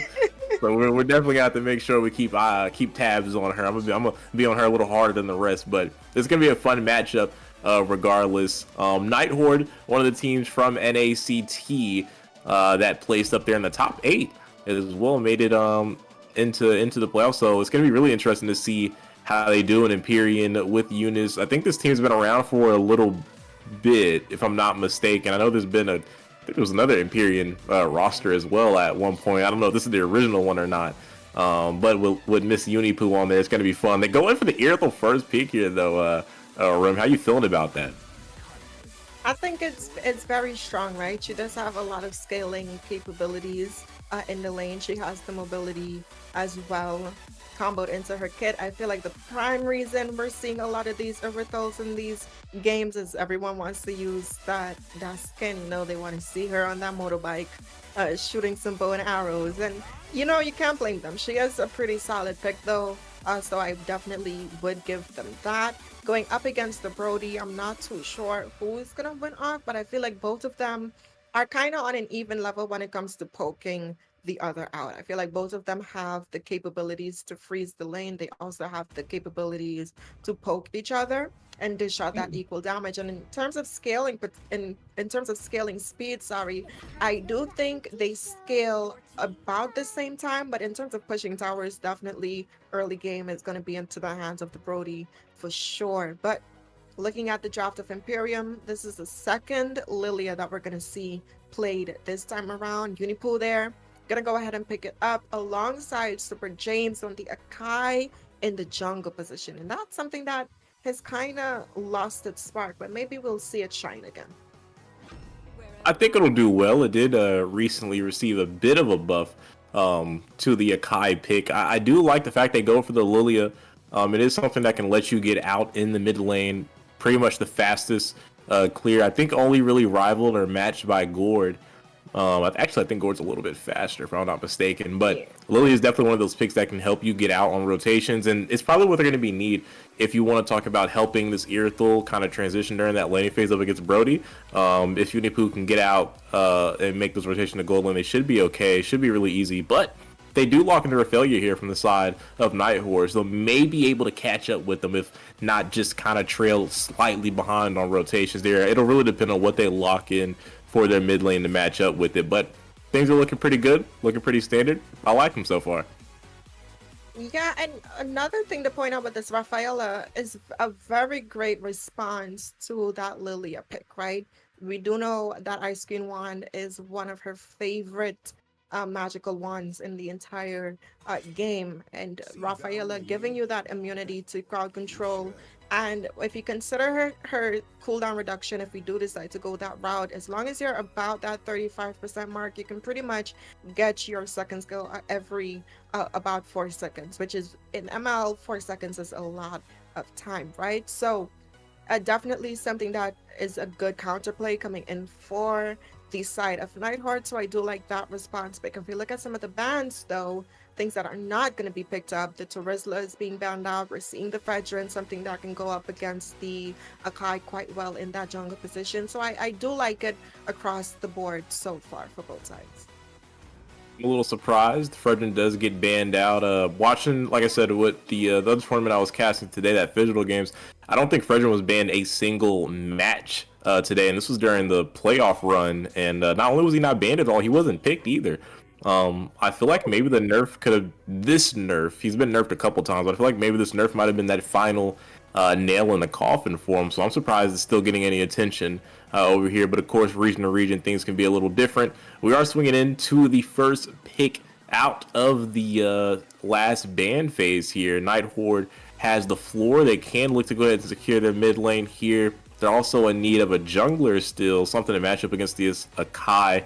Not much utility left. Maybe something like a Martis maybe up for grabs here if you want to talk about the next utility jungler. Boxy, Akai, Martis, kind of those top ones. But they go ahead and pick up their mage first. They're going to go ahead and lock in Navaria here. And it's a pretty solid pick, right? Especially when paired up with something like the Brody. I do think increasing that hit mark for him in particular is going to fare up well. We do know if that Astral Echo goes in before these neutral objective fights, it already gives them the upper edge, especially with the Yu Zhang being on their side, right? Increasing that hitbox, more Petrify. The Petrify has a higher chance of being successful. And I think it's just great for that pressure overall. And having the Rafaela alone right now for their frontline presence and vision control, it definitely helps locking in something like the Novaria. So you have a little bit more freedom when checking these bushes, so you can have an easier time rotating. Because if you look at the draft coming in from Empyrean, they have so much camping capabilities. They have a lot of dive pressure. They could sit in a bush for as long as it takes, and that's all it's going to take, right? Especially when you have something as aggressive as the Edith pick. And again, I like it. I do think it's pretty solid. They have a lot of front line coming in from Empyrean. They have a lot of dive potential as well. They also have the damage. They have the early game. They have the late game. Every box checked off for the draft of Empyrean so far. It does seem to go ahead and cross the T's and dot the I's in my books as well. We'll have to see what the level of execution is there. The Benedetta and the Akai both holding onto the right here. I'm pretty sure Benedetta should be letting go of that. Probably take care of that in the last preparation round. They're arguing right now. Solo queue experience, definitely jockeying over. Hopefully they come to the conclusion that Akai XP is not so good there. Not it. But Finesse locking in the lands a lot. I was thinking more in favor, like I said, of the Martis, but I guess Lancelot does have the skills to kind of work around an Akai. I think it's a little more risky per se, but does allow them to be able to access the back line. He is a bit of a utility jungler too, right? You can build the hybrid Lancelot and still dish out over 30% damage. You know, he doesn't need a nerf at all. So I've seen it work out quite well. You don't have to go full damage, and he's still gonna be able to dish that out. But you're gonna dish it in for us as we go into this game here. Oh man, it's gonna take a while. You know, that loading is it's tricky, man. You know, it's kind of stuck there. But you know, while it's loading, something really funny. I was talking about earlier that mix up, right? The hybrid build. I started calling Lance the Hannah Montana build, right? Because you get the best of both worlds. Ooh, I like really, that. really good. I know it's a bar. It's crazy. But I pulled that out today, and I feel like I'm gonna let it stick. But we're gonna stick. We're not gonna stick too long on the jokes and the intros here. It's Cloud. Oh my goodness, I'm getting thrown off here with the names. Empyrean up against Nighthorde. Game 1, Series 2, in between two very maybe even teams here. Maybe one of the most even matchups we'll get here tonight. Absolutely right. And looking at some of the win conditions coming in for both sides, Empyrean, they do have the rotation capabilities here. We're seeing them already getting Yuki pretty low. It is very low right now. Yuki is going to be able to escape though, so no one's going to fall. But like you said, that's some pressure coming out from Empyrean nice and early. Yeah, so again, them with the rotation potential, again, playing with their strengths with the Lilia and her wave clear. Yes, the Novaria does have decent wave clear, but Lilia still remains one of those mages that can kind of just get the job done in 2 seconds and go about her business. And we can definitely see that they're making their way to the top side. Juki there for some vision control, but Imperium's not heading out just yet. They're still trying to keep the pressure in the top side, and that's what I want. You know, I love to see when teams focus on the gold lane. That's your key to victory. That's going to be the one to push your towers and open up the map. But an engage here. Right over the shoulders is Houdini. He's not going to be able to escape this time. It doesn't have that spell available. The flicker forced to use on the bot side. So now able to capitalize on that knowledge. Empyrean strikes hot and strikes first in this match. And that's one of the downsides when you have a support as your roamer, but and now more going on. Kohari will pick up a kill. That's going to be a second kill to the side of Empyrean, unanswered right now, taking a quick gold lead in the economy.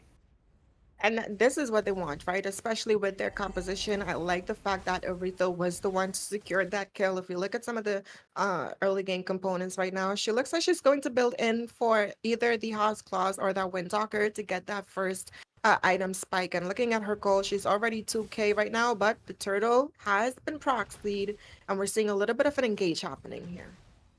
A little bit of one. They are jockeying for a position. It's a WWE, a bit of a wall wiggle entertainment going on here. Electro Blow goes out, catches Yuki in its grasp. Won't be able to find the kill. Down is the BBD trying to pick up the kill, but he's going to be turned around by Unipoo. That man just got pooed on, I ain't going to lie. Dropped him. A third kill for EMP. His Nighthorde will be forced to give up the first neutral objective. Yep, it's gonna go ahead and send Lancelot back to the side of his jungle, and the turtle is gonna go into the side of Imperium uncontested. Though we did see Suki Nox being able to get a little bit of that gold plating from the tower, which is always good, right? You can passively earn your gold, scale up. You do have time as long as your team can kind of play it slow. And when you have a roamer like a support, you kind of have to, right? Especially when your jungler is not exactly a chunky boy, but someone who actually just builds the items for some of that defense. A good snipe coming in there, landing onto Kohari, but we're seeing both teams. The Astral Echo goes down here. Something might potentially happen. It could, and I think it will. Onward with the Earth Shatter. Yuki gets caught out in a bad way. Now with the heavy spin, they're going to combo on him, and Muex will find the kill. But they didn't stop there. iFinesse gets locked down. Primal Wrath will pick up the double. And Empyrean in complete control right now. And here comes the sandwich. This is a ham and cheese combo, a peanut butter and jelly, if you will. Over the shoulder.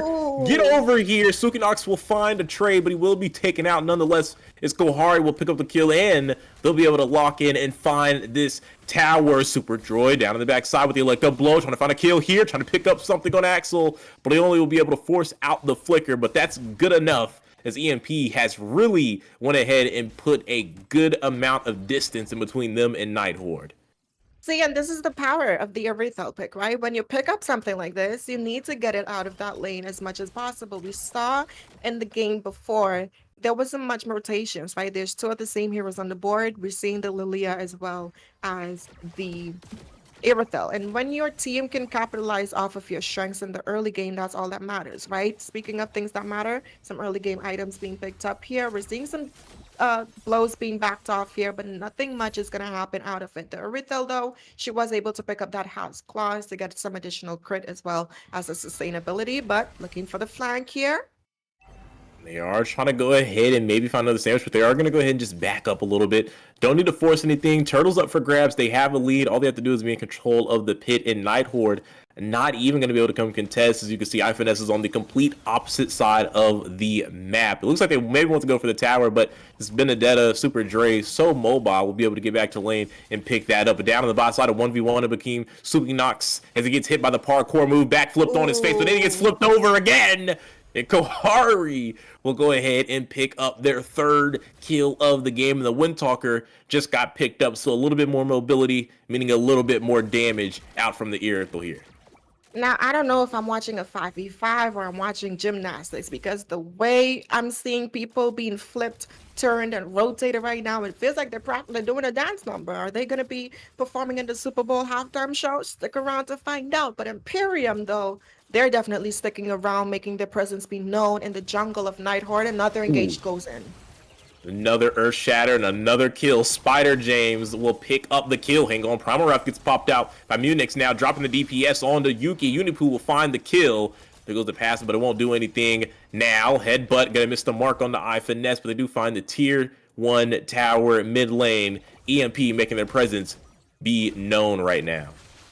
But in the top side, we're seeing this Death there trying to get some damage onto the tower.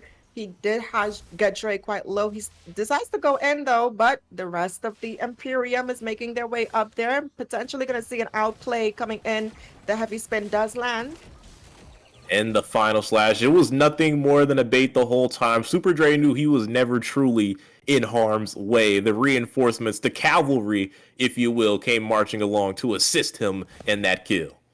And that's what they say. Teamwork makes the dream work. And again, I have to give credits to the rotations coming in from this side of Empyrean. I know UA definitely smiling, feeling like a proud parent in the background there. Y'all can't see him, but he's blushing. His foot is shaking right now. You know, he's tingling.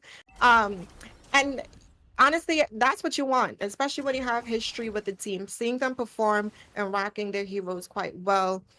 Definitely, like I said, right, in the draft, Empyrean had all of the check boxes. They had the early game potential, they have the dive potential to get to the back line, to keep this Novaria off, as well as target Sukinox. So I think they've been playing their draft quite well, but there is still a lot of scaling potential for the side of Nighthorde. The longer this game goes, the more items that's picked up. Brody's going to be able to shine. We do know the Novaria also shines later on to the match as well, but Sukinox here isn't maybe in a bit of trouble. He's gonna have to flicker out, and with that happening, the tower shall fall. The outer turret down on the bot side into the hands of EMP here. Maybe looking for a little bit more. Maybe want to try and push onto the mid tower next. All they gotta do is clear it and be able to open up the space. They already forced out the flicker from Sukinox, so he's very susceptible to a well-timed dive from them if they do look to force more. And the way that Empyrean has been diving, they're not all coming from one direction. They're kind of getting you trapped. So regardless of where you decide to go, see, look at them. They have one member on the backside, and then you have the ETA that can apply some additional zoning as well. So it's like, who are you really gonna pick off here? It's gonna be very risky for the side of Nighthorde to really catch someone and benefit off of that. But I do like that they're still going in. If we look at the levels right now, Finesse has been farming quite well. He's still on the level of Super James here. The gold isn't that far off in terms of the junglers, but an engage. They are looking for the dive. They want to force this tower down. BBD comes out, but Super Dre will take out iFinesse. Be able to escape as well. Unipu will take out Death. That's two members in a tower quickly into the hands of Empyrean. They pop the conceal. It seems like they want to go for a little bit more. They'll clear out the top wave. I don't think they're going to force. They got a Lord coming up. Uni very low. Needs to be careful. Axel trying to line up a shot, but Munich will go ahead and eat that up for breakfast. If someone can Alexa play Grenade by Bruno Mars, because she definitely took a shot for her right there. And again, that's the synergy that you want to see being picked up here. But speaking of things being picked up, Sukinox getting that Malefic Roar definitely gonna help going up against Super James as well as me there on this Edith pick. And if we look at some of their defense right now, the Akai did pick up that Antique. So definitely a good item going up against the Lancelot as well as the Brody here. But we're seeing them zone out this Lord pretty well. Look at Super Dre up in the back line, getting that push potential as well as providing some vision. But I feel like Nighthorde is not going to potentially let this one go for free. No, I don't know. I feel like they're kiting right now. They're definitely gonna let it go for free. They just pump fake and they want to go for it, but they know they're in no position. I mean, they're down 10k gold. Axel isn't even close enough for range, but now he gets flipped with the onward Earth Shatter. No one there to follow it up, but hang on, Super Dre might be able to cut him off. Actually, he's gonna go ahead and retreat. Doesn't be taken out. Torn apart memory goes the distance, but won't be able to find a kill as the concealed play was utilized. wondering what the Empyrean's next move will be as the top wave gets cleared out. I think they're just going to sit around, kind of wait for the Lord and play this right. Now, one thing Imperium has been pretty good at this game is forcing out some of the resources coming in from the side of Nighthorde. If we look at their spells right now, there's always someone whose flickers always on cooldown. It hasn't been a time since the game started where everyone had their flickers up. They are really good at making them use these resources so the next engagement they can pin down that member or make it harder for them to provide some additional support, because if they get caught between a rock and a hard place, that's where they're going to die on that hill. But an engage. Speaking of a rock and a hard play, Super Dre catches 3 with the Electro Petrified combination. Won't be able to find a kill just yet. Ifinesse will take out Dre instead. They're down a member. Lord half HP. Could Empyrean go ahead and end the game? Kohari picks up the tower down the bot side, but his team is enthralled into a battle. Lord finally cleared out no minions inside of this Nexus, and it looks like EMP, with those HP bars falling, will go ahead and retreat after opening up the entire base of Nighthorde. And that's some of the strengths coming in from the Raphael, right? I mentioned the longer this game goes, the more they're going to be able to scale up. So some of these initial bursts and pickoffs that worked in the early game is going to have a hard time being executed now. But speaking of being executed, Kohari is going to be shut down by Finesse there, finding the right targets finally, right? And that's the thing, they're starting to scale, they're starting to get those items built in. So Imperium has to be a little bit more patient with their decision making. It's very easy to overstay and throw your lead, but I want to see them continue to keep their synergy. I want them to keep on the rotations, keep on the wave pressure, and not find themselves in opportunities where they can potentially be picked off that easily. If you look at some of the items right now, Lilia does have her 3 core items. She has the spam ability now that she does have the enchanted talisman. Looking at Novaria though, she's building into the Ice Queen wand, almost getting her trinity of her items as well. But in the top lane though, they're looking for death. Primal Wrath comes out, and Death will have to be forced to use the Black Dragon form. He's trying to go ahead and retreat, but Spider James kind of patiently waiting, headbutt too early to be able to punish the landing, and the MP will come up empty-handed, but a Lord coming in less than 20 seconds, I'll assume they'll go ahead and start focusing their attention that way, as it will be a Luminous Lord this time, and with the base completely open, they could absolutely look to end the game with it.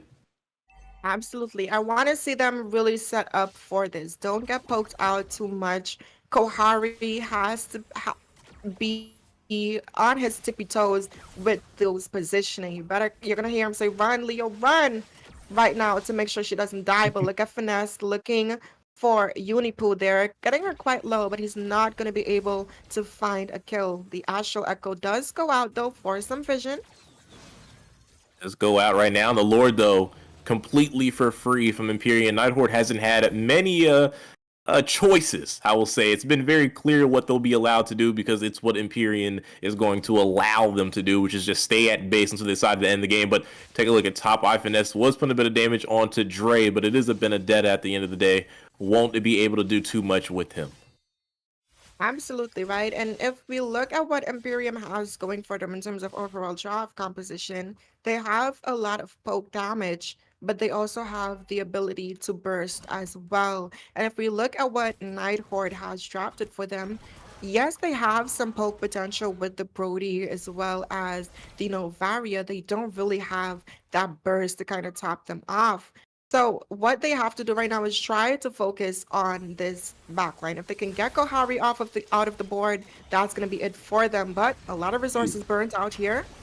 The flicker onward, but it's not going to be able to make the mark. Juki able to pick up the kill, but Empyrean will shred the base in a blink of an eye.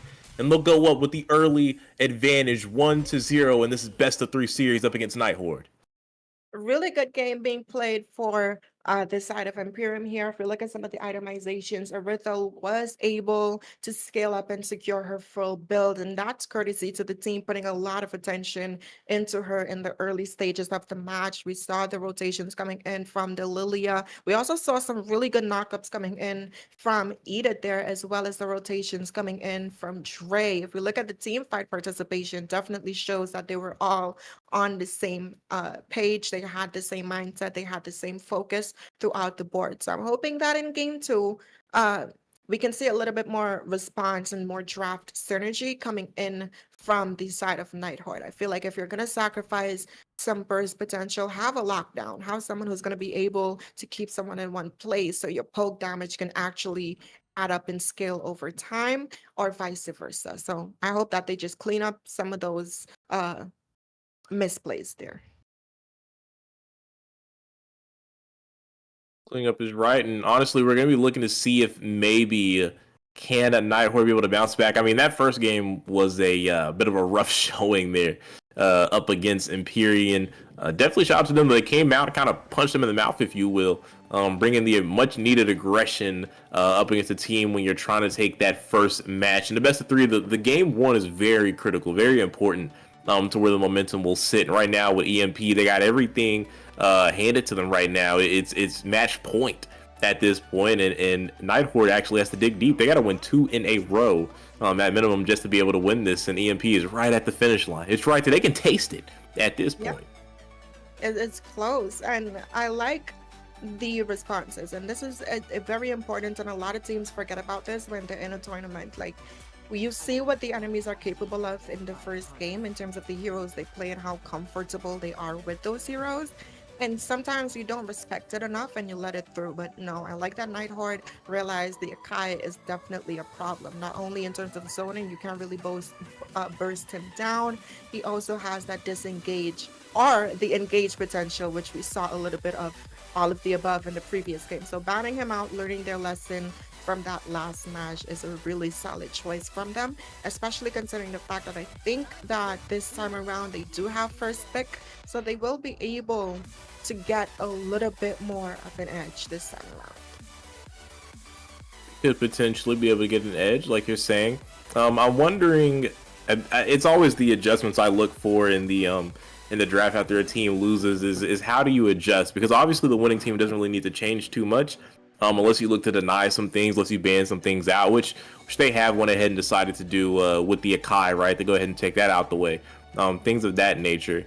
And the Bruno as well. So now it's okay, you've made an adjustment there with the bans, trying to limit some things. Obviously, you're going to let some things through as well, but you're reacting to the game 1. And it looks like both gold laners actually got the respect nod as Irithel and Bruno get banned out. So we won't see that reoccurring matchup or even a reoccurring pick.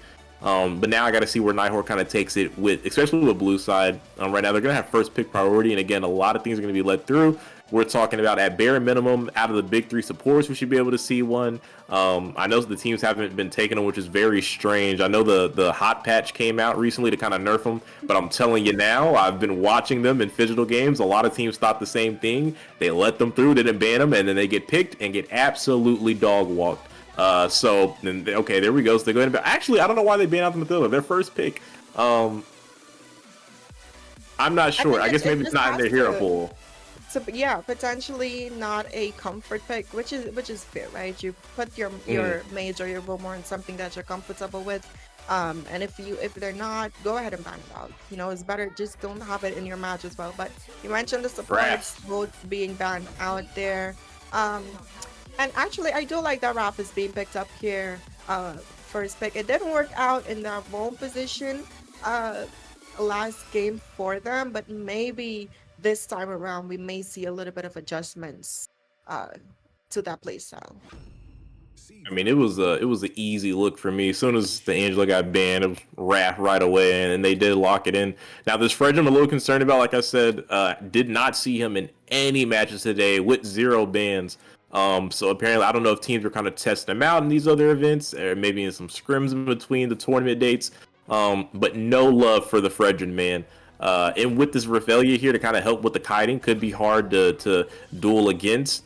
They do go ahead and lock in the Lilia. It did play a pretty good part, and like you said, or like at least in this flip side, it works in favor for Nighthorde as well, because it does have that counterplay. Obviously, when they had Yuki in there, didn't really pan out for them, but maybe this time with a different roamer, I guess that would be Fish this time. It should help them out, and with the Boxia, composition's looking kind of strong, right? So I do think that Fish is going to be going up in that gold lane, and one of his comfort picks has been that Melissa. He really excels on that Melissa pick. I'm not too sure where her position is in the meta right now, but I do know she's still capable of dealing a lot of damage with that. I mean, what more can you say, right? So they did go ahead and lock in the Melissa. So Sukinox is going to be the roamer this time around, which is good. I've seen her play the Rafaela before, definitely solid on it.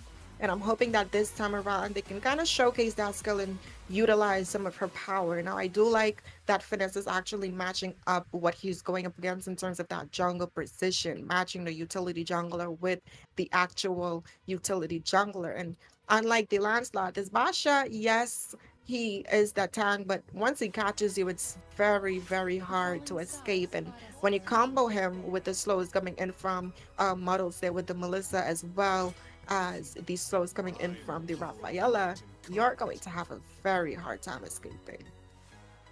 Speaking of escaping, something I'd like to see maybe help Nighthorde here escape some team fights. They could look to synchronize this Rafaela with something like the Faramis. If Empyrean doesn't go ahead and ban it out, seeing that they still need a mage. Valentina's off the board, and Raph and Faramis has been a very disgusting combo to deal with, and they do ban it out, so that's definitely a really strong read from Empyrean to go ahead and take that away from them. So there goes the game plan from Nighthorde right there. They have to figure out a new mid laner to kind of replace that guy. It's really been all the rage in Paris. But now final ban over here from Nighthorde. Side of EMP, they still need a roam. They still need a EXP. Looking at roams, maybe they need to get. They can't really let any dive come through, but I don't think maybe the dive would come from the roam. So maybe a Minotaur ban could be okay. Maybe play. He's kind of like the next, at least in my opinion, stronger roam. Maybe something like a Grog. Actually, go for Edith. Wow, interesting there. I guess it did play pretty well last game. Yeah, so I was gonna say it's just like a matter of respect here.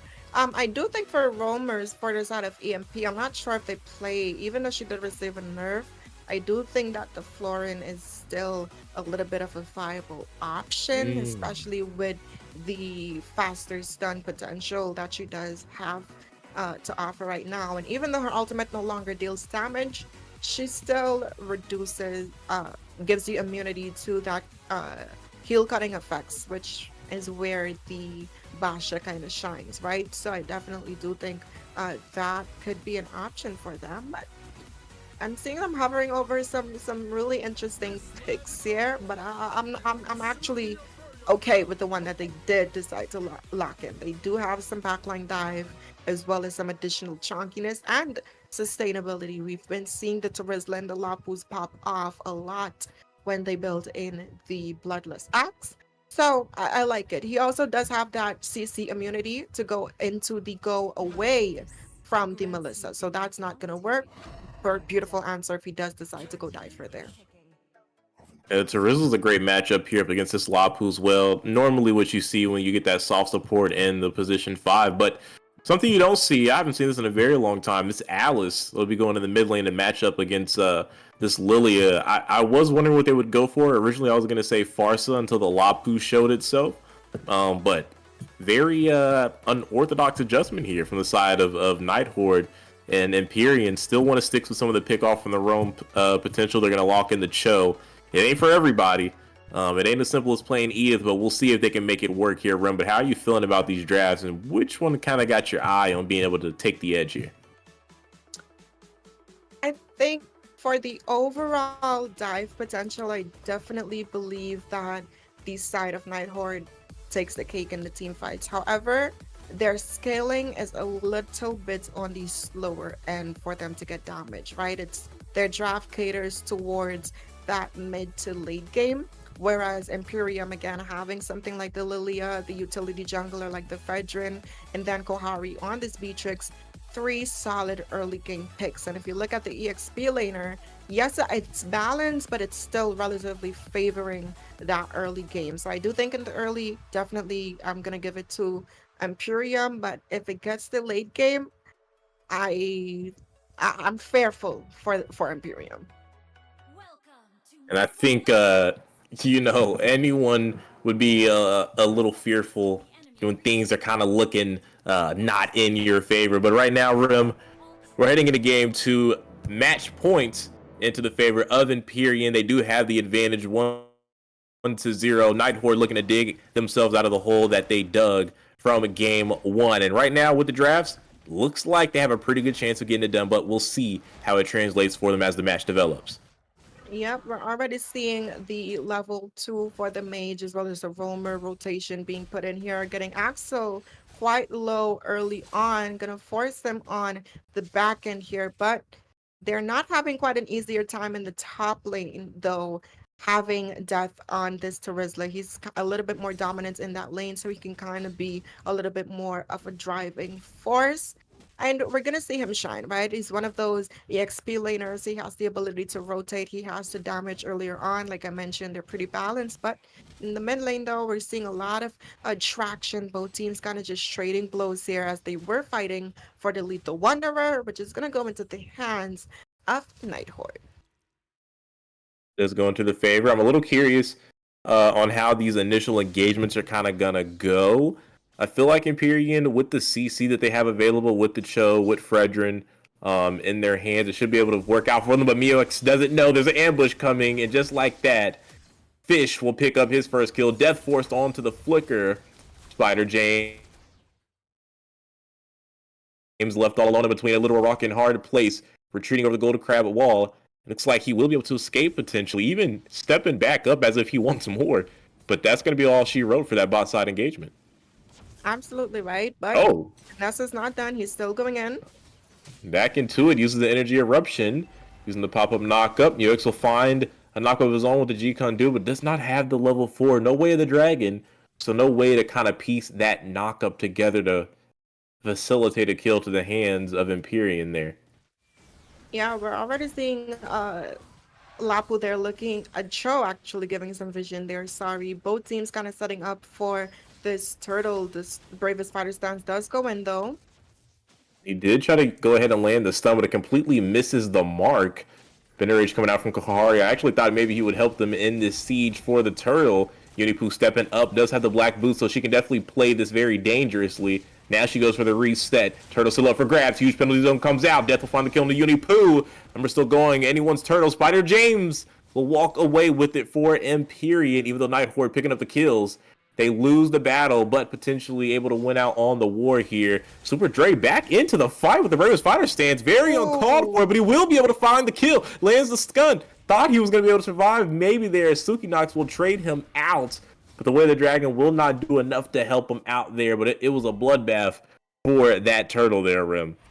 Now, it's always risky going for the Rafaela when you're that low, because her passive does scale off of how much HP you have, and it is true damage, so that's what actually took him down there. If it was any other support, they would have gotten that kill. But speaking of kills here, could potentially see one. Axel caught out a bit, trying to run down Unipu. Does have the blood orb, but he's getting caught by so much CC, it doesn't even matter. Kohari lands the double. Fish will trade out Muix, but they're currently in the lead with Empyrean. Kohari, honestly, I was wondering if he was going to go a little bit more aggressive. Did have the flicker if he wanted to chase down for a 3-piece, but doesn't want to waste a skill, not for a support. Just going to go back to lane and play this smart. absolutely right. Looking at some of the items, Melissa being able to pick up that corrosion sight, definitely going to help her in terms of scaling potential. But speaking of scaling here, Super James walking down to the jungle. Suki not caught out. Appraiser Rifle fall. Doesn't pick up the kill, but now look at the TikTok. Cho finds the kick, and that's exactly what they need. But hang on. The bubbles pop out, but it doesn't matter. Kohari will find the kill. Fish will take down Muix. So it's a 1-for-1 trade for him in that fight there. Axel down as well. Finesse looked like he wants to come assist, but the call is to go back to farming. There's nothing left to go ahead and fix or clean up there. And you mentioned the show, right? You said not everyone can do it. It's nothing like the ETA playstyle. And I think he's showing you that he's very much capable of finding the right angles, finding the plays, finding the movement, and finding his way around. But speaking of things to be around, Turtle has spawned in the second neutral objective, but action on the bot side. Nighthorde gonna go ahead and take Kohari off the map. They do, and Dre, who's being very patient in small bush there next to Turtle, was able to make a bit of an ambush, wasn't able to find the kill, but they do secure pocket of opportunity, pocket of sunshine for the turtle. Unipoo forced to use the black boots. I don't know if it's going to be able to save her, and it will not. Spider James picks up the turtle, but Death will find the kill.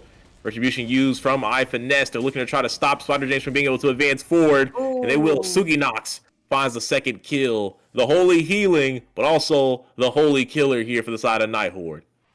Now, if he was able to land at Appraiser's Wrath, I knew he was going to get a chunk of his HP back, but they were able to take him out in time. Speaking of things being taken out, down in the bot side, we did see Fish being able to take that tower in the bot lane as they're making these rotations to the top side, though. Are they going to be able to save the tower in time? Yes, they are, but Dre is in a bad place right now. He is. He does have the flicker and the tower behind him, so he should be able to be safe. But plays like this, especially now without the flicker, could come back to bite him later on. Death, though, will be taken out by Kohari. The gold laner for Empyrean has stepped up in a huge way. He's 4-1-0 and now locking on to the tier 1 tower in mid lane. But here comes Axel. If he has anything to say about it, he'll stop him. Unipo with the black boost, but it takes it right back to tower. Maybe not have been the best play to use the ultimate, and now will be punished by Finesse. His Nighthorde will pick up the kill in the top side and a tower to go ahead and trade it back out. Muix is looking for the knockup, forces out the Blood Ode from Axel. Now he's caught out. I don't know if he'll be able to sustain, but he will the ultimate. Huge regen capabilities there. Absolutely, but away the Dragonlance. More TikTok and diminished rage, but the Vengeance will find the kill. Penalty zone came out. Kohari will take down Axel. Appraiser Wrap comes down, but Death will take him down. Empyrean is definitely going to look to keep the positioning here. Missing the G-Condu, Axel teleports right behind him with the instant transmission. It is a bit of a battle, a WWE moment, the wall wiggle entertainment, but the stun connects with the shield of unity. Dre somehow staying alive with that passive. Death, though, will take him out with the penalty zone into the back line as Axel flying at Kohari. Doesn't find the kill, but does force the flicker. Nibiru passing over the wall won't do too much, but look at Spider James. El Spudamon still wants to go for the contest. It's a 50-50 between him and Finesse. And Spider James will walk away with it in the 1v3 and over the turtle wall. Will he be able to escape? Death doesn't want to let him go. Hits him with all three of the execution strike. Energy eruption falls down very low. It regens so much HP. Even the revenge strike couldn't take him down, but now Death will finally pick it up. He's on a killing spree. Axel joins into the fight, gets hit by the way of the dragon, but the ultimate is still going. Death will find his double. A two-piece McBiscuit here from Nighthorde. Now, I do like while all of this is going on, Fish is staying heavy on the objectives and he's finding these towers. He was able to clean up the entirety of bot lane, but look at Dre with the Bravest Fighter stance. He is trying to make a play here, but again, just not able to keep up with the mobility of Axel on this Alice. The mid lane Alice, it was a questionable pick, but right now it seems to be some of the answers that Nighthorde needs up against Empyrean. Especially when you're going up, when you have it comboed with the Rafaela. So that is some additional sustainability on top of that, right? So they definitely have to try to find one of these pickouts here. And that's the thing. Who is the right target? It's very hard for you to catch Fish, as we've been seeing with his positioning here, but Death might be taken off the board. He should be Way of the Dragon and the Benders Rage combination, but the penalty zone will drop, but it won't be enough. Only one being penalized is him. Spider James in the 1v3 trying to defend the tower. Life is low. Appraiser's Wrath won't be able to regen him much HP. Drops them to half, but they will be able to escape right after. Vengeance onto Kohari. Axel on the Alice. Finesse looking to back him up. Shield Unity will connect with the stun, and they should be able to find the kill on to Muix, and they do find it. Kohari looking to defend, but look at the top side of the map. Fish has been pushing slowly but surely, found the outer turret. Kohari now stuck underneath the tower, but with Fish joining in, there is no minion wave. They shouldn't be able to push, but it looks like they want to stay here and maybe make it happen. But Lord spawning in, Rim turning their attention to the neutral objective. Absolutely right. And again, credits to Fish finding these opportunities to open up the map a little bit more to get that lane pressure for the side of Empyrean going, right? They're already on this turtle in the mid lane, though. They're focusing on Death. Unipoo gets forced to use the flicker, doesn't have the black boots. 0, 3, and 4 on the reset champion, and Death will go pick up the kill and make him 0 and 4. It almost seems like targeting efforts are going on right now. Spider James being zoned out, Axel chasing them down as well. Death rotating over to the Lord Pit. Kohari putting on some good DPS there with the Nibiru. Right now, I don't think Empyrean has what they need to contest it. Super Dre steps up, but the jungler isn't even here to pick it up. Fish will actually go ahead and secure the Lord for them as Kahari will take down Death. He is still half HP. Finesse will go ahead and take out Spider James.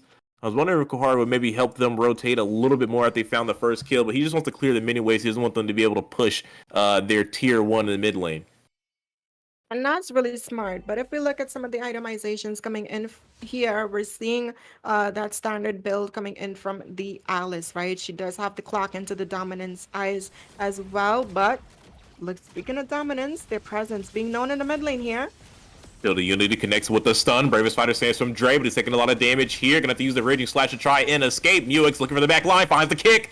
Axel takes the kill down on Dre. Fish will go ahead and trade out Muix. It's a 1-for-1 so far, making a 2-for-1. As Kohari will pick up a kill, double kill for Fish. The gold laners for both teams trying to make the plays to keep their team in a comfortable position. But look at Def walking through the tower. He's going to go ahead and cut the minions. They really want to try to get this mid lane tower. Finesse, Fish, Suki Knox walking down with this Lord. Super James gets bursted. He immediately hit with the Ice Retribution, and Fix will picks up his 7th kill of the game. Kohari will trade out, finds the kill on Suki Knox, but not before the outer turret gets taken down. And now all that effort from Def to proxy the wave will pick them up in outer turret and the tier 2. Absolutely right. Good defense though coming in from the side of Empyrean. Kohari being able to find that kill onto Suki Knox definitely helped set Nighthorde back to make them really stay in this game a little longer there. And I really, if you look at some of the items that's being built in here as well as the gold lead, yes, Fish is quite fed right now, but if we look at Kohari, both ADCs are kind of competing with each other, but somehow he's being able to maintain that lead over Nighthorde, and that's because he's been focusing on clearing these waves, right? He's been really focused on not allowing them the opportunity to push these lanes as well. And if we look at some of the items from the Rafaela, she did pick up that Ice Queen wand, and I mentioned the Ice Queen in when you pair that up with something like the Alice and those dive potential, when you rock something like the Fedrin, he really suffers against constant slows. So that's definitely something that they have going for them here. But both teams kind of setting up. Finesse looking for the drive by retry on the buff though. Potentially be looking for it, maybe just wanting to force it, but he does go ahead and use his own retribution. I'm thinking maybe try to make him use it ahead of the Lord. The retry would have been back a little bit on time, but just the fact that they would have been missing would allow them to feel comfortable to at least go ahead and start it. You can see Nighthorde kind of wants to keep Empyrean in a certain position, but hang on, Muix goes for the kick, but it's the wrong way. And that's going to be a waste of a way of the dragon. And right before Lord, how critical could that be? They're not going to be able to deny Finesse positioning here unless they're really able to bring some aggression. But hang on, Unipu being chased down by Axel, trying to keep him away with the Shadow Energy, slowing him down with the Ice Queen wand. But now the rest of Nighthorde swinging over. They have 5 members down on the bottom side of the map, and right now, Super Dre is the 1 member missing from Empyrean. They're going to engage the 5v4. Bennett Rage will drop down on multiple members. Penalty zone will find the 3-man set. Will they be able to finish this up? Fish will take down Spider James. That's already the retribution eliminated, but Axel doesn't want to stop there. Finds the kill onto Kohari. 2 members wiped from existence from Empyrean as Nighthorde can now go ahead and look to set up for the Lord. But no, they're going to look for more. Fish with the go away will go ahead and deny Super Dre entrance into his zone. Way the dragon goes out, but the Winter Trench will pop. Muix again with a failed attempt to set up a kill. And now Fish targeting onto the base will lock down. And they will even up this series. And it's a reset in between Nighthorde and Empyrean at 1 apiece. Now, definitely played this game to the T, being able to scale into the late game, right? Which I mentioned is where their strength is going to come from. When you rock something like the Alice, something like the Melissa, as well as the Rafaela, all 3 of these heroes scale quite well into that late game. And if we look at some of the items that was picked up for them, Axel going in for that full burst, a really good outplay there with the Winter Truncheon after getting that Way of the Dragon landed into the tower. This time around, when we look at some of the team fight participation, is very high coming in from the side of Nighthorde here. But Fish, man, with that tower damage, not being so much worried about what the rest of the team is doing, as long as he's being able to open up the tower and keep the pressure on these lanes, that's essentially what led him to being able to dish out not only that much damage, but take the team to victory here. I have to tell you, man. I mean, you don't really have to worry about the team fights, but you got Alice over in the hands of Axel doing 35% of the team damage there. It wasn't really much needed to go ahead and win that out. It makes it really easy to focus on other things. And I'm wondering what maybe can we see from the side of Empyrean to kind of right the wrongs. Game one, they opened up so strong. Oh, okay, well, I guess that's the answer. Ban the Alice. Ban the Alice. You're wondering about that. I'm wondering where my casting partner is. All I see is an Akai right now getting banned out. I don't see my fellow caster on the casting desk. Did they snatch you? Did something happen? Did something? There he is. Welcome back. Welcome back. No, I just turned the light off. I was just playing a little silly joke. But moving along though here, they also ban out the MLSA. So a lot of reactive bans coming out based off of what happened in game 2 there. I'm not sure if these are worthwhile bans. I feel like there's ways to absolutely counterplay both of them. I mean, Alice mid lane sure can catch you off guard, but it happens once, you know. You should be able to find the answer. MLSA is very easy to answer. She's not even really on the radar for most teams at competitive level. I think EMP just really bad at figuring out how to deal with that. I mean, it got picked up so early. You had potential to counter out in the roam, potential to cash out, counter out in the EXP, even the mages. It was a lot of ways to answer that. I just don't think maybe they have the know-how on how to maybe draft against it.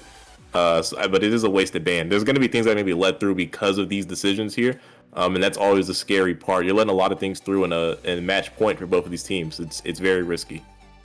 Yeah, I definitely feel like something like the Lolita in that roam position might have fared up, quite well. She'd be able to stop the teleport from the Alice and kind of just send back a lot of the damage as well that was coming in from the MLSA. And when you think about it, they didn't really have anyone that can kind of really cancel her out. And even if they do cancel her out, that's still a stun secured. And then when you have something like the Lilia, you can go ahead and spam your glooms on top of it. But I think Empyrean is one of those teams, with both these teams, we saw both rock responsive bans, right? In the second game, we saw it coming in from the side of Nighthorde, but in this game, we're seeing it come out from the side of Empyrean. And I think it's smart, because if you know what is the enemy's comfort, you can put them between a rock and a hard place, right? Put them in an uncomfortable position. But again, we're seeing the veteran being picked up from Spider James yet again. And I know you're not too fond of the Frederick pick anymore. I'm really not. And again, with this Raphaelia being up, it just means more kiting to come through. I mean, we definitely saw the effect to his defense is apparent. There was moments where he was just getting absolutely shredded, and it's like, the guy I used to know would have bonked his way out of that. But not anymore. If you can't stay alive, to let that crystal energy be converted into the shield, to drop that kind of reversal ultimate down the Appraiser's Wrath, kind of what's the point? I do though like the fact that Empyreans kind of go for this Faramis, a little more sustainability in the team fights, maybe let them prolong them, because they got absolutely outclassed and outmatched, I feel like, in those 5v5 engagements. So I feel like Faramis really helps teams that are kind of struggling in that. You kind of get that get out of jail free card. You mess it up once, but if you mess it up twice, it's definitely all on you. So at that point, I feel like they kind of got to make this thing work, and it goes really well with the Immortals here. They don't get to take anything like the Raphaelia, but with Faramis, you kind of get the same thing. You can kind of go for the free dives, the free charges, if you will.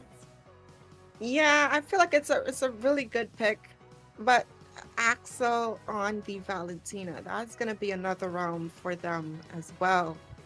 Additionally, with the Raphael and the Revitalize, right? So I do think there is a lot of backfire potential coming in. And yes, the ultimate, the recent changes to Valentina, where she takes her ultimate cooldown is reflective of the ultimate she takes. Yes, it's going to be relatively long, but it's just going to let Axel know that, okay, if this is what I have to deal with as a payoff, then I'm gonna have to be patient. And I feel like we saw how he played in the last game.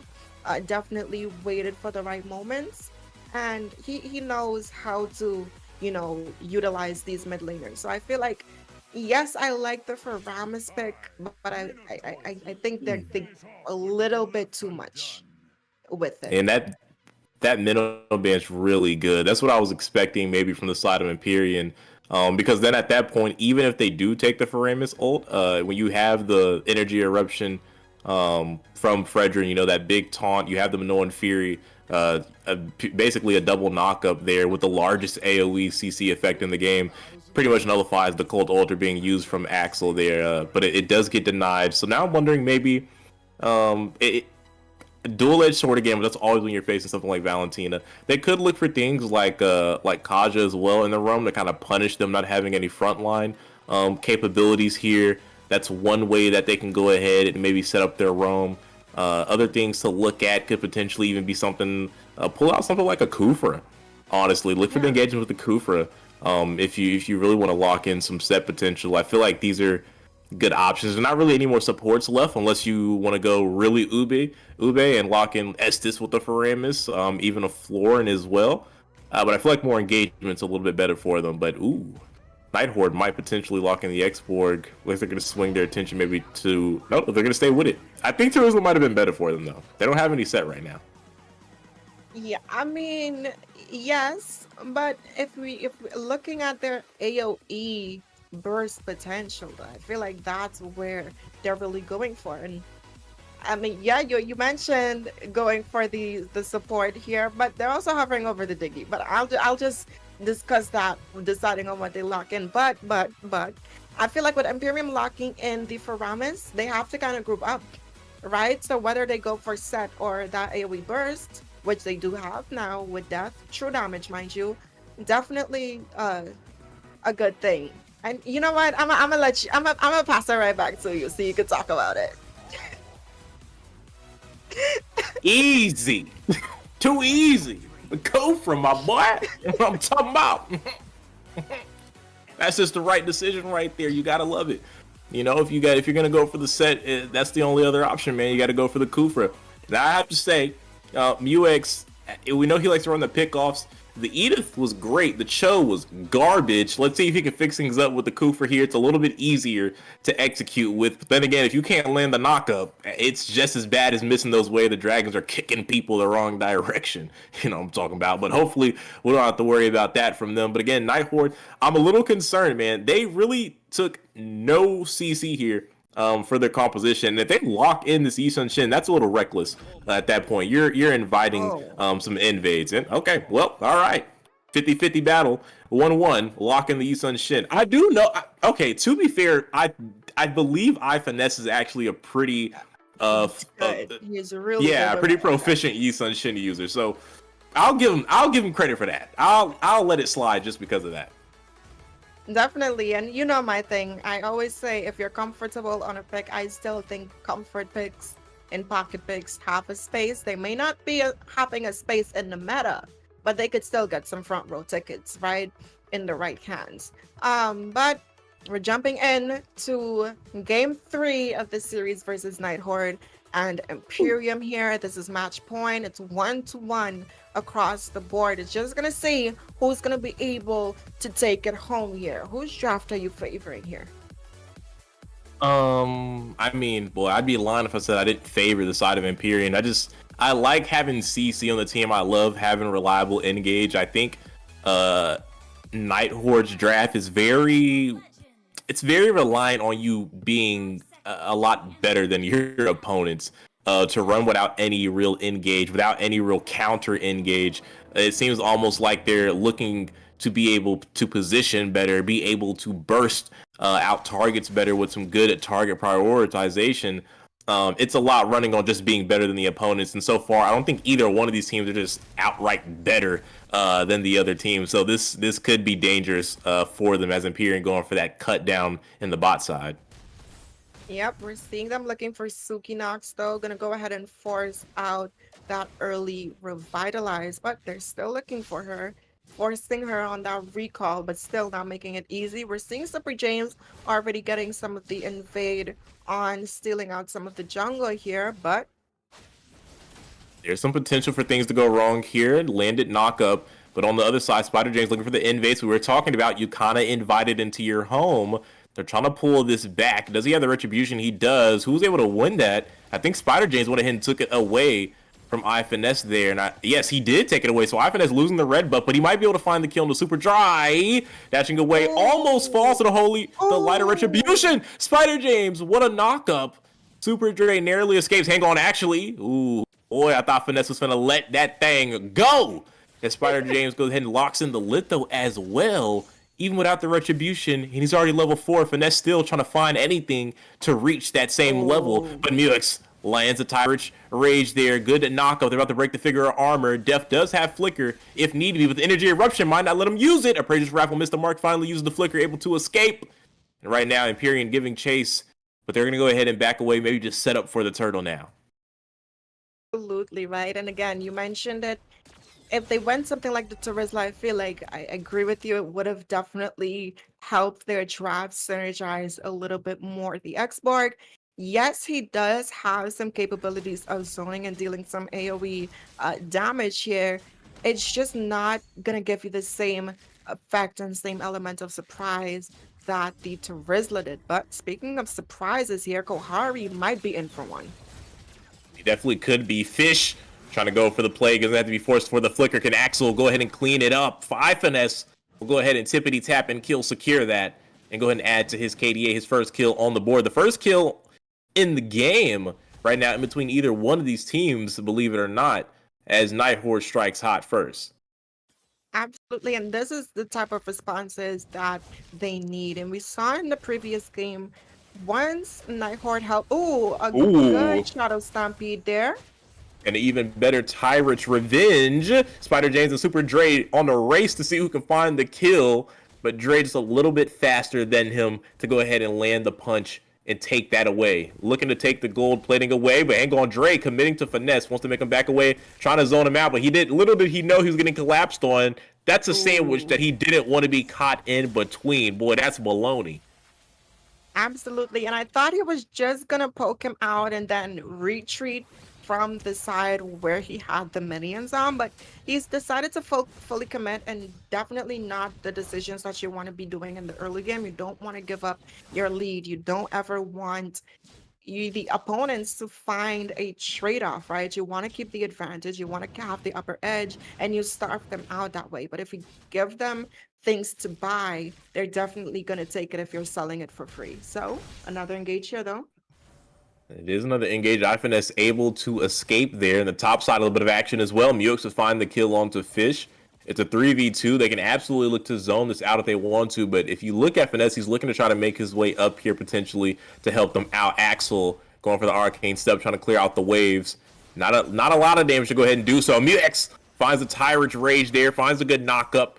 Shadow Stampede won't pull him out too far. They will be able to defend, and with Lord coming up, looks like Nighthorde and Empyrean will both look to set up and battle out for this one here, Rim. Now, Empyrean definitely has to be a little bit more cautious here, but an engage, though. Caught that boy lacking from the bush, but the Holy Baptism creates space for them to go ahead and disengage. Empyrean wasting no time going to lock in for the tower. Super Dre with the knockout strikes. So we get the kill on the Suki Nox, but again, maybe potentially in the sandwich, but no, he's able to go ahead and dip and dash. Almost even able to find the tower, courtesy of Kohari, but they will be able to find this turtle, and I'd imagine they go ahead and look to collapse on top of Fish, who thinks he's in a 1v1, but looks can be deceiving. Objects are closer than they appear in the mirror. He will be taken out here from the side of Empyrean. Muex will make sure that he finds a kill. Now look at that. What color is your Ducati? Is Muex will be assisted there from the damage from Kohari, traded out by Suki Nox, but again, winning out on the trade, will find the tower. Nighthorde trying to trade back, but with no minions, will be forced on the retreat. But wait, Super James, well, looks like he wanted to give chase, but not able to keep up with Axel. Absolutely right, and I do think it was a little bit premature of that Nether Realm from Unipu there, but anything to make sure that you keep that mid lane inhibitor turret up and standing. So One thing about Imperium, though, I will say they put a lot of focus into the mid lane as well as defending theirs because there's a lot of strength in keeping that mid lane up. It opens up way too much in the Ooh. map here, but speaking of things that has to be opened up, Finesse going to be sent to the morgue as he was taken down by Super Dre. They're going to go ahead and cut the wave as well as offer some zoning, but a good engage there. A lovely time to revenge right into the energy eruption. Axel never even had the opportunity to retreat or fight back. Ice Retribution goes out. Energy eruption again, looking for the pop-up knockup. Appraiser's Wrath will go ahead and pimp slap him down. iFinesse will be able to find the trade though. Muix missing the knockup, but not before the damage is done. Empyrean, a 1-for-2, will win out on the engagement.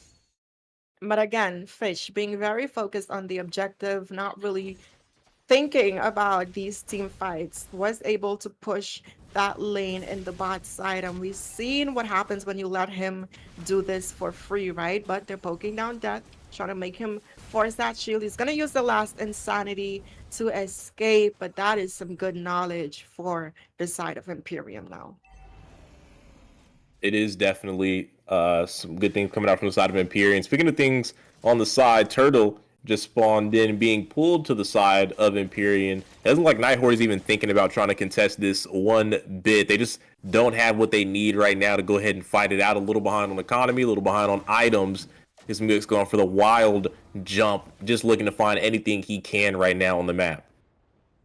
Absolutely right. And I'm taking a minute to look at these levels. Nighthorde is really good at kind of keeping the lead at a sustainable distance, right? If we look at both junglers right now, Finesse is level 9, and even though Spider James is level 11, he's still kind of keeping up here, but they're looking for the engage. However, they are going to be caught out though, so they're kind of stepping it back, kind of testing the waters a little bit, but look at Kufra looking for the charge, and he lands it. And Fish is in trouble, is able to use the flicker though. Empyrean actually being forced to retreat with the Cult Altar. Not able to go ahead and find the follow-up that they wanted to be able to piece together that kill. But they do go ahead and find the tower, which is more than enough. I mean, towers are the name of the game, quite literally. But look, down the bottom side, a bit of a 1v1. Super Dre not going to waste any time. Already cleared the minions. Now looking to rotate, help the team out, make some plays. Super James, you can see he wanted to go ahead and maybe potentially force that fight, but no one there. Kahari down on the bot side wants to force his death away from the lane. And a bit of a 1v1. And obviously the range is going to win out, force Death to step back from the tower. Absolutely. But speaking of forcing people to step back here, they were trying to secure that buff, but Finesse was able to get it. But it's kind of 3v2 situation. Eunice getting kind of poked down by this Valentina right now. She's building into that lightning truncheon.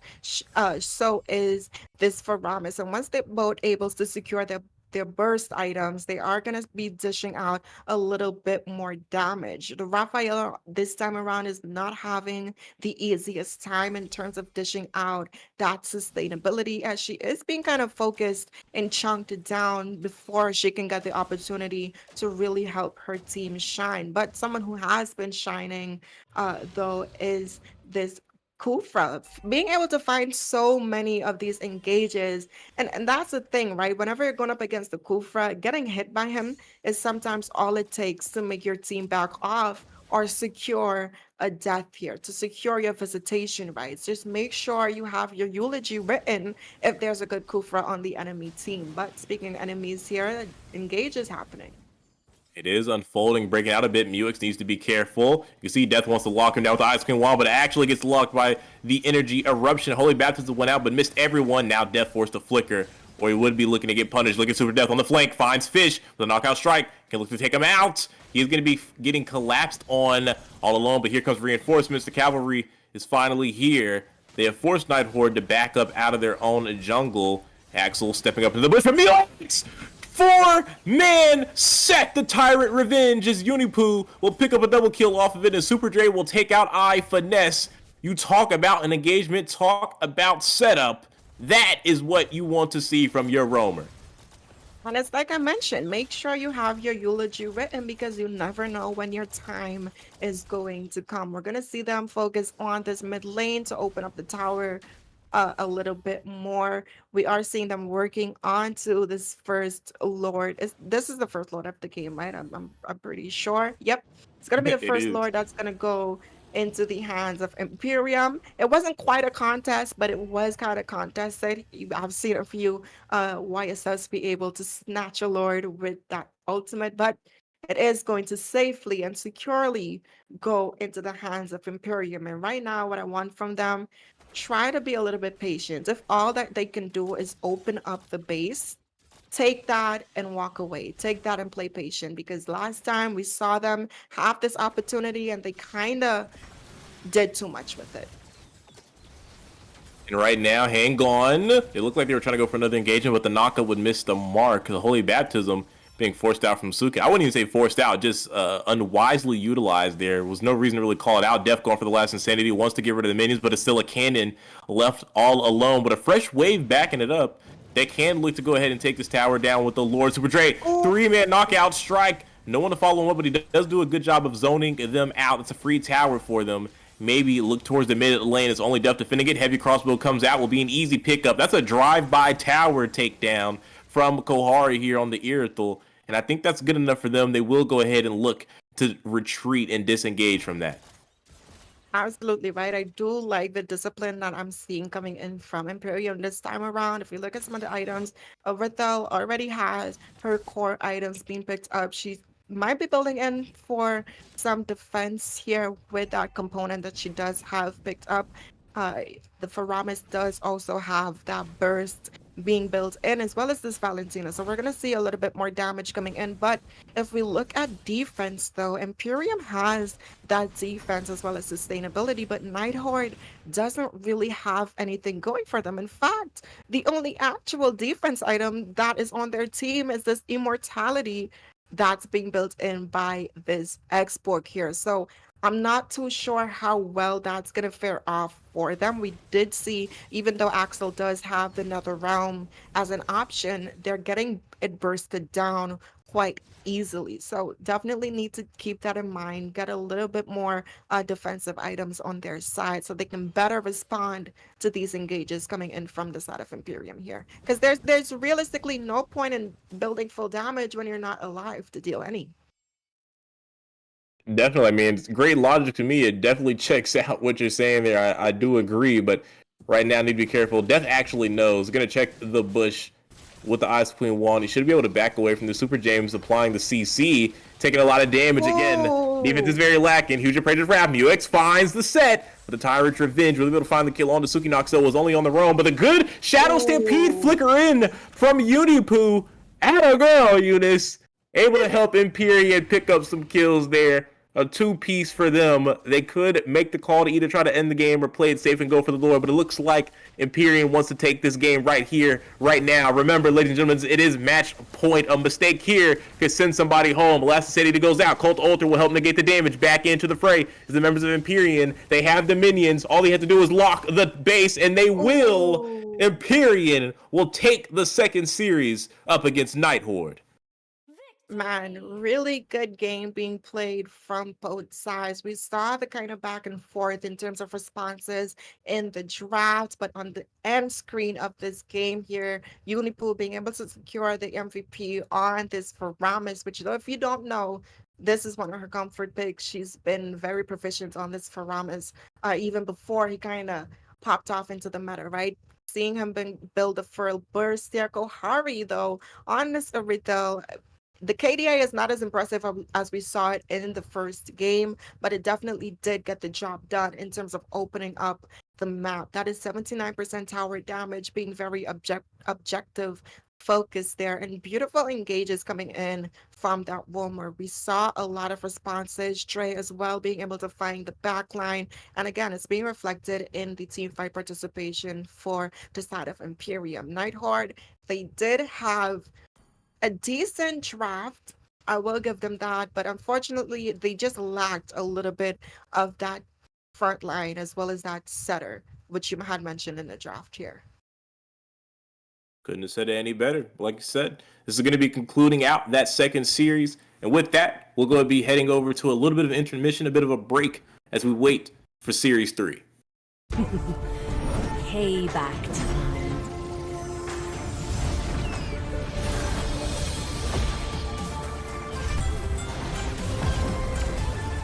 My world is the sky!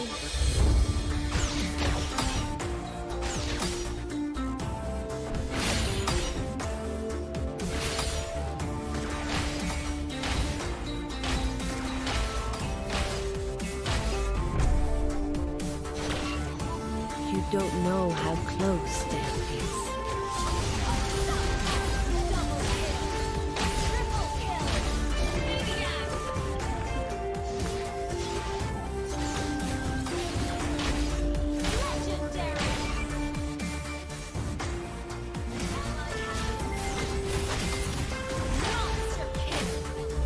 Feel my pain.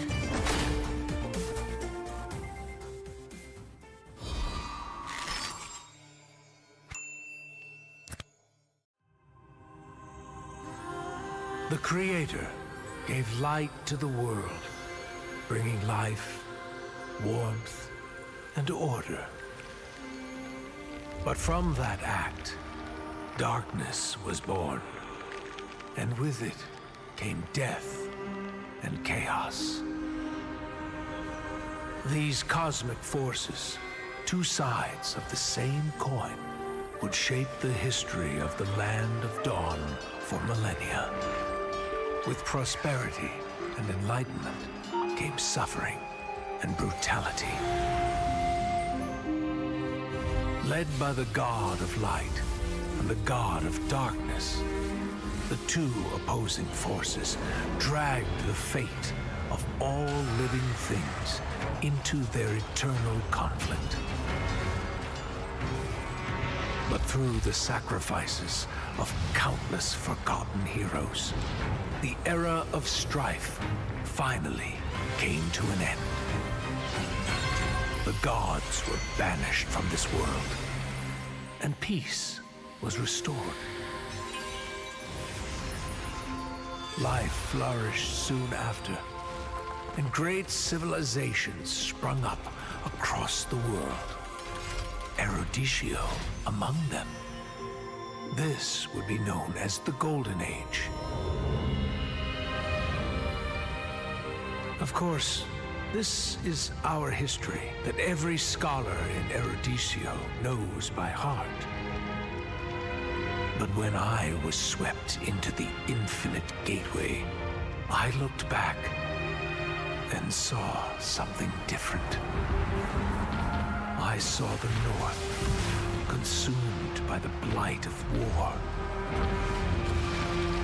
I saw the Great Plains ravaged and soaked in blood. I saw the forests and mountains turned against each other. I saw a broken world engulfed in flames. We were foolish to think the gods had been vanquished. Even now, their influence drives us toward destruction. And their return will bring about the great calamity. I can no longer afford to be a bystander, and neither can you. Or anyone else who calls this world home. Now is the time to take our stand. So, where do we start?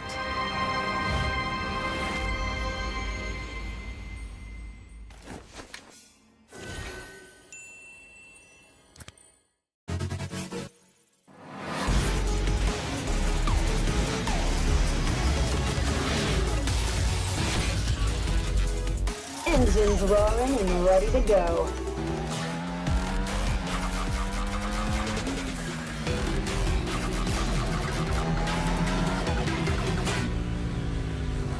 Nothing beats the adrenaline rush. 3, 2, 1, go! I feel like a monster on this thing. Heads up! Engine blast. Overdrive. Engine blast. Engine blast. Hitting the apex. Too slow. Out of my way. Hitting the apex. Nice ride, but I prefer mine.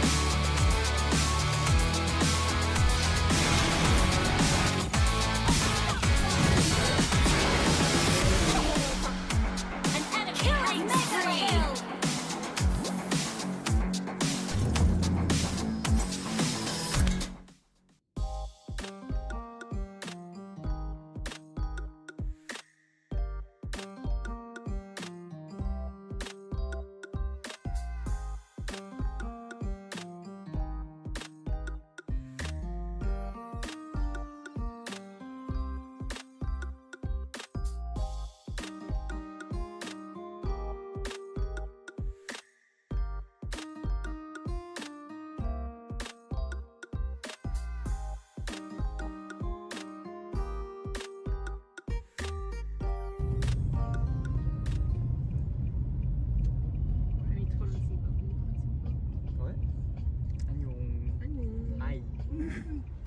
어제 머리 잘랐거든? I become a boca, guys. 여기 옆에 다 지우는. 아니야. 아니 그냥 트롤 하기가 여러 가지 있는데 몰라요. 트롤 하기 싫은 거야. 그냥 다 잘랐으니까 괜찮게 자르고 나는 그래서 보통 잘 자르는데. Anyway, that's repaint. We are going Famous repaint. Apparently he's famous among guys in ML. Apparently. apparently. 지금 venue 갑니다. 지금 오전 8:37 a.m. and we're heading to the NECT Carnival.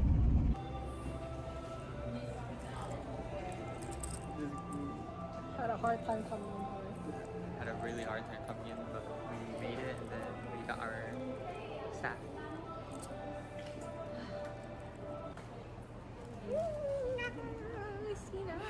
Struggling with her height. Sina. We're like decorating right now. We have to make a hashtag NACT. Someone for 7th anniversary? I think we can. Is it anniversary? Okay.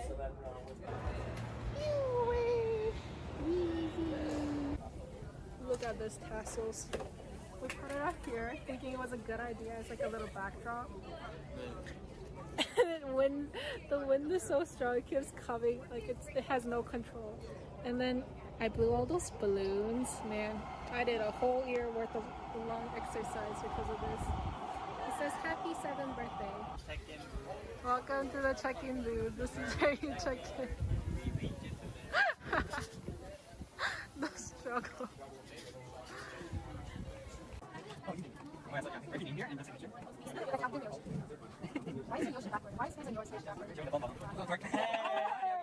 Food. We're getting fed. Thank you. Looks so good. We can do one. Eat. We got the NACT care pack.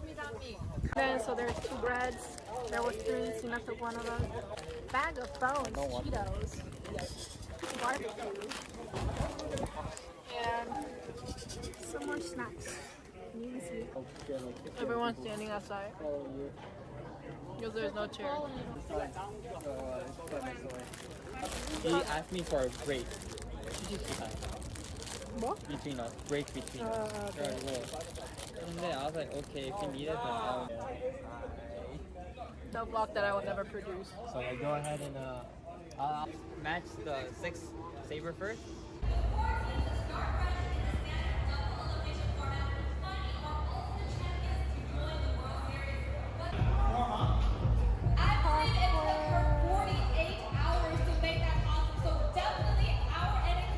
Yes, she came late. This girl came late, but she got us coffee. This is what the staffs / VIPs do when the games are going on. taking a bill. Two girls.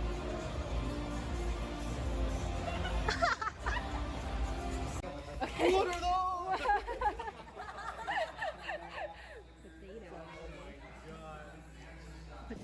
No, real wait. I don't have my phone on me. Fuck. I'll show you the target. Alright. We did the forehead thing. We were on our way to UA's place for like a little after party of day one, but guess what? Nami realized she left her camera at the venue. And guess what? Everyone left the venue. So we're driving back to the venue. So we're praying that the camera's still there. And the venue's open. It's still there, because we didn't bring it. It's still there. We are having a little more drive. We're having like 30 more extra minutes of driving. Driving Nami. Where I go? 갑자기? Camera rescue expedition took a turn. Where do you have basketball? Oh my god. If you wanna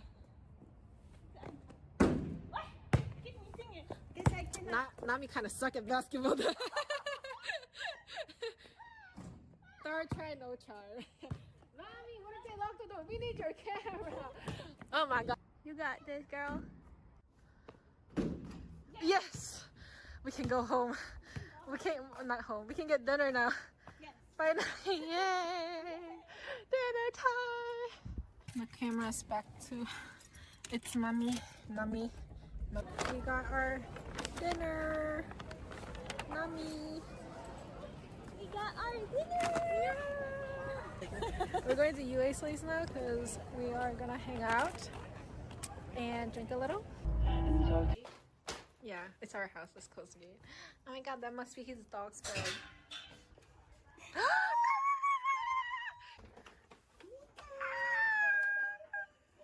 It's never about me, huh?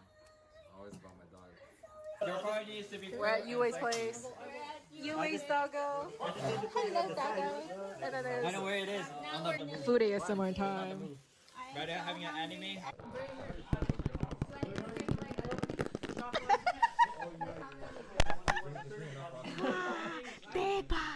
대박, there's an egg.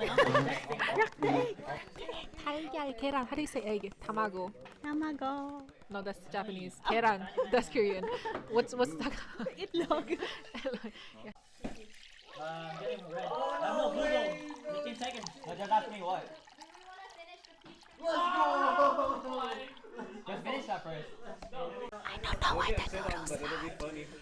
What's happening? It's deep. It's so stiff. No, we need to preheat it again, I guess. Do we? I think so. I just not heard of. My ass is reserved for woman and woman only. Not hot at all. It's like a lukewarm. Let me see. That's how gay got chat, buddy. The group? If Okay, you're I'll a do it. woman, Yeah. I will fuck you. If I'm transgender, no, hell no.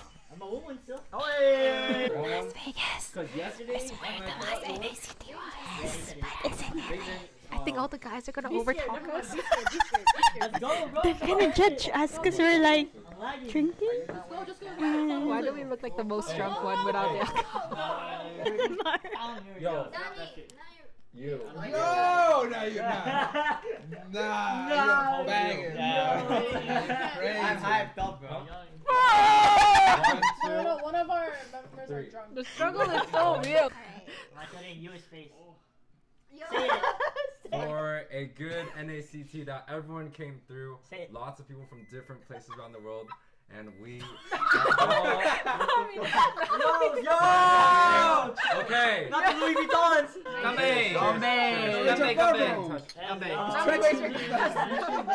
We didn't even have dinner yet and we're drinking already. I know, This is a right? bad idea. Yeah. We should drink the I got Yeah. jeans. But we need the wine glass or something. Fucking jeans. India!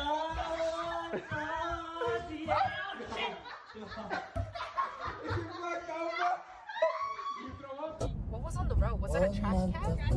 Where was the trash can in the middle of I the road? saw a trash on the road. Crazy. Ah, that's my ex.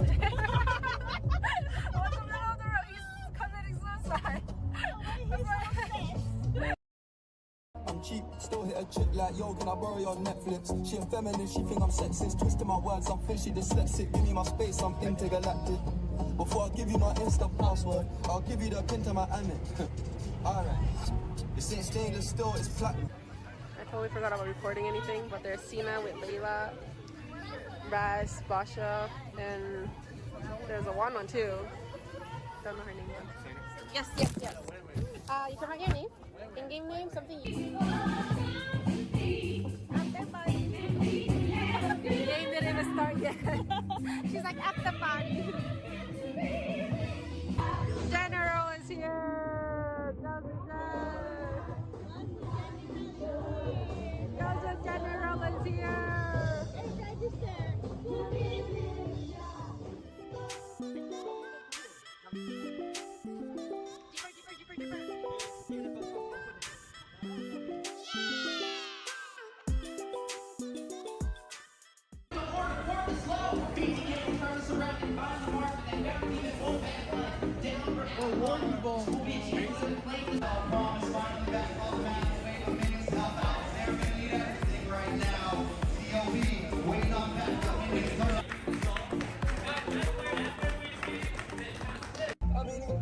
Just gotta see me, I'm winning. Now I'm getting pains like libels. Running for the common like 5-0. Risk I'm with have prospered. Floating and I won't go under. Been out of town for a month. Absence made the love grow fonder. UK rapper, UK drill, gotta mention my name. If you talk about it and them celebrate Eid, the trap's still running on Christmas Day. How can I be homophobic? My bitch is gay. Hit man in a top, I see a man topless, even a stick. I brought my phone charger, but I forgot my phone. I don't bring it. You didn't bring your phone? Yeah, I forgot. This dumbass didn't bring his phone. Hey, barbecue time!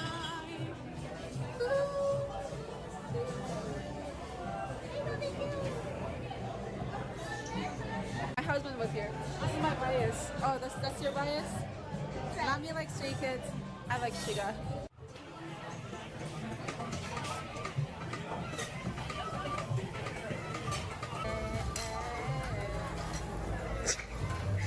Trying to get the angle.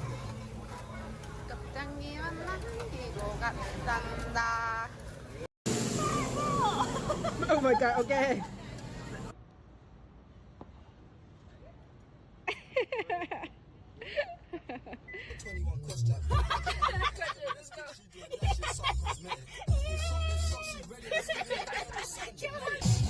Get to the club in my taxi cab, everybody's looking at me now.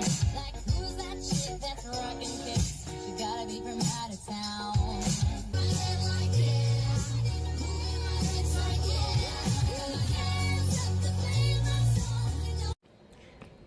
Mommy and Moonton dropped me off at the airport. I am going to check in now. I'm gonna check that I need to go to security. I'll talk to y'all after that. Bye bye. This ain't stainless steel, it's platinum. Dinner table, I got manners. T-shirt tucked in, napkin. Still loading, that's the caption. I've only amounted a minimal fraction. Eat good, I got indigestion. There's snow in my hood, no aspirin. Can't get rid of my pain with aspirin. Dave just came in at Aston, I'm making that Maybach music. They're trying to insult my intelligence, something I may ask. Payback time.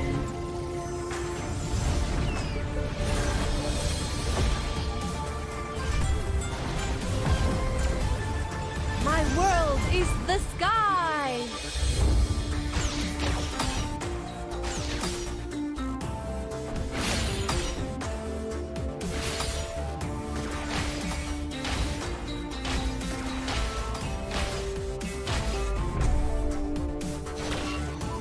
You don't know how close death is.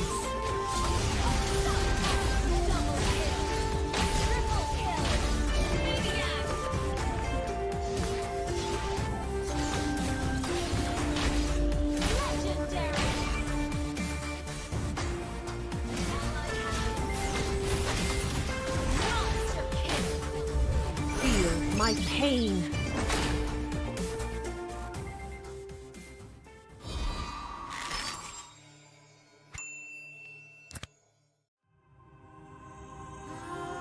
The Creator gave light to the world, bringing life, warmth, and order. But from that act, darkness was born, and with it came death and chaos. These cosmic forces, two sides of the same coin, would shape the history of the Land of Dawn for millennia. With prosperity and enlightenment came suffering and brutality.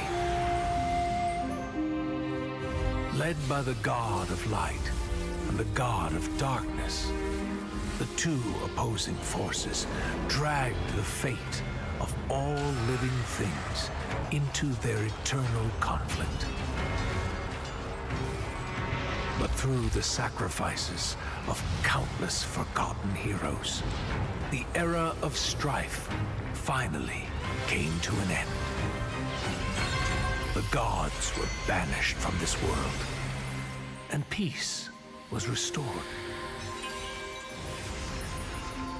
Life flourished soon after, and great civilizations sprung up across the world, Erudicio among them.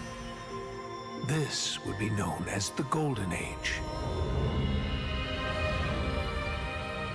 Of course, this is our history that every scholar in Erudicio knows by heart. But when I was swept into the infinite gateway, I looked back and saw something different. I saw the North consumed by the blight of war. I saw the Great Plains ravaged and soaked in blood. I saw the forests and mountains turned against each other. I saw a broken world engulfed in flames. We were foolish to think the gods had been vanquished. Even now, their influence drives us toward destruction. And their return will bring about the great calamity. I can no longer afford to be a bystander, and neither can you, or anyone else who calls this world home. Now is the time to take our stand. So, where do we start?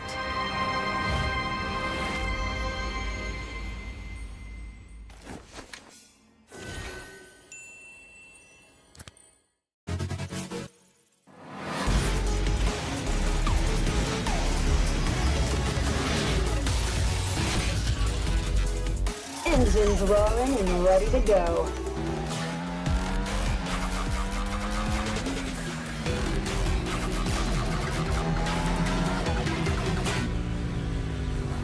Nothing beats the adrenaline rush.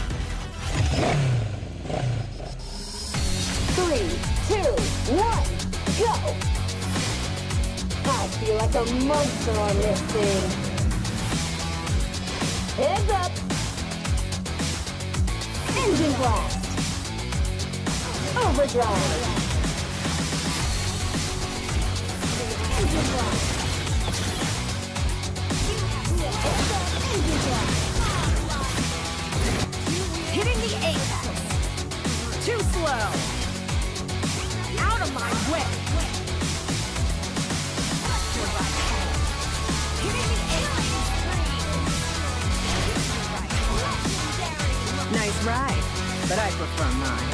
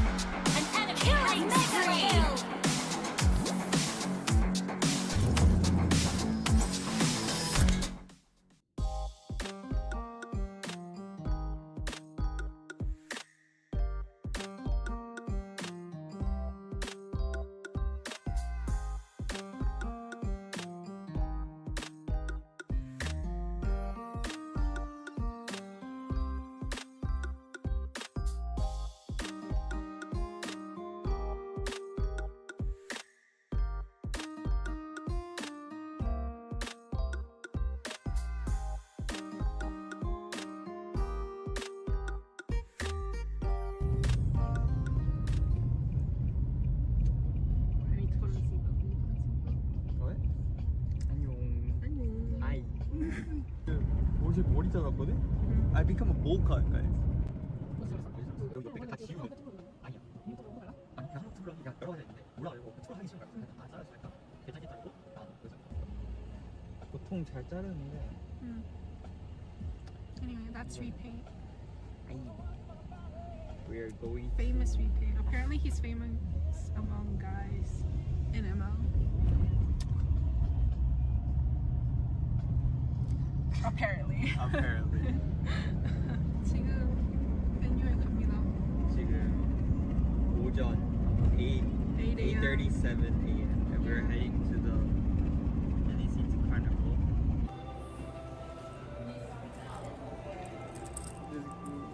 Had a hard time coming in here. Had a really hard time coming in, but we made it, and then we got our staff.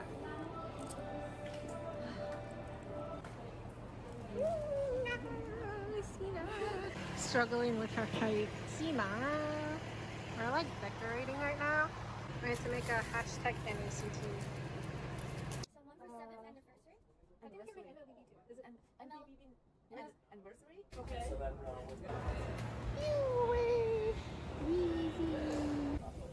Look at this tassels. We put it up here thinking it was a good idea. It's like a little backdrop.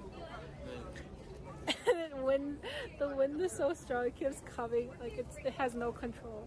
And then I blew all those balloons. Man, I did a whole year worth of long exercise because of this. It says happy 7th birthday. Check-in. Welcome to the check-in booth. This is where you check in. The struggle.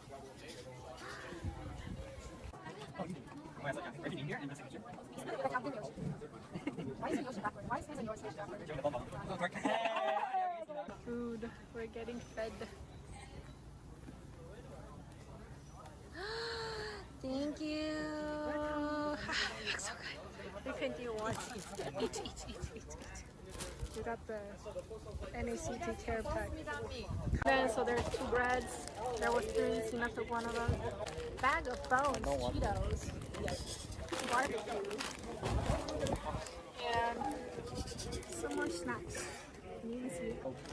Everyone's standing outside because there's no chair. He asked me for a break. What? Between us, break between us. Okay. And then I was like, okay, if you need it, then I'll. The vlog that I will never produce. So I go ahead and match the 6 saber first.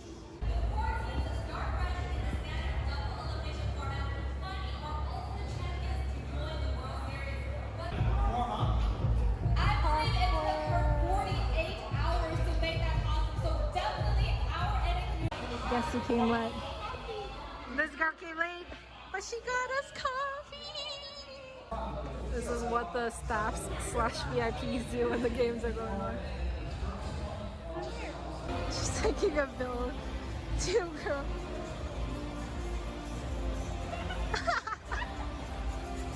Okay. What are those?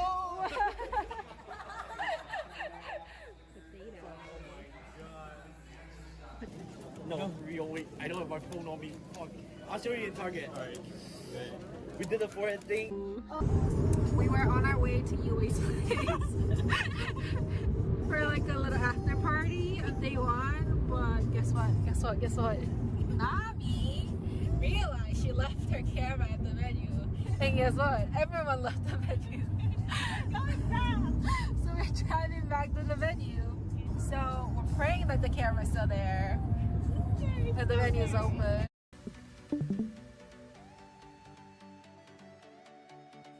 Welcome back, guys, to the House of Pisces X Nighthorde tournament. This is week 2, day 3 for the top 16s. House of Pisces has partnered with Nighthorde and the MLSA to provide 16 teams the opportunity to compete in a single elimination tournament for a total prize pool of $1,000 USD and 100k diamonds provided by Moonton.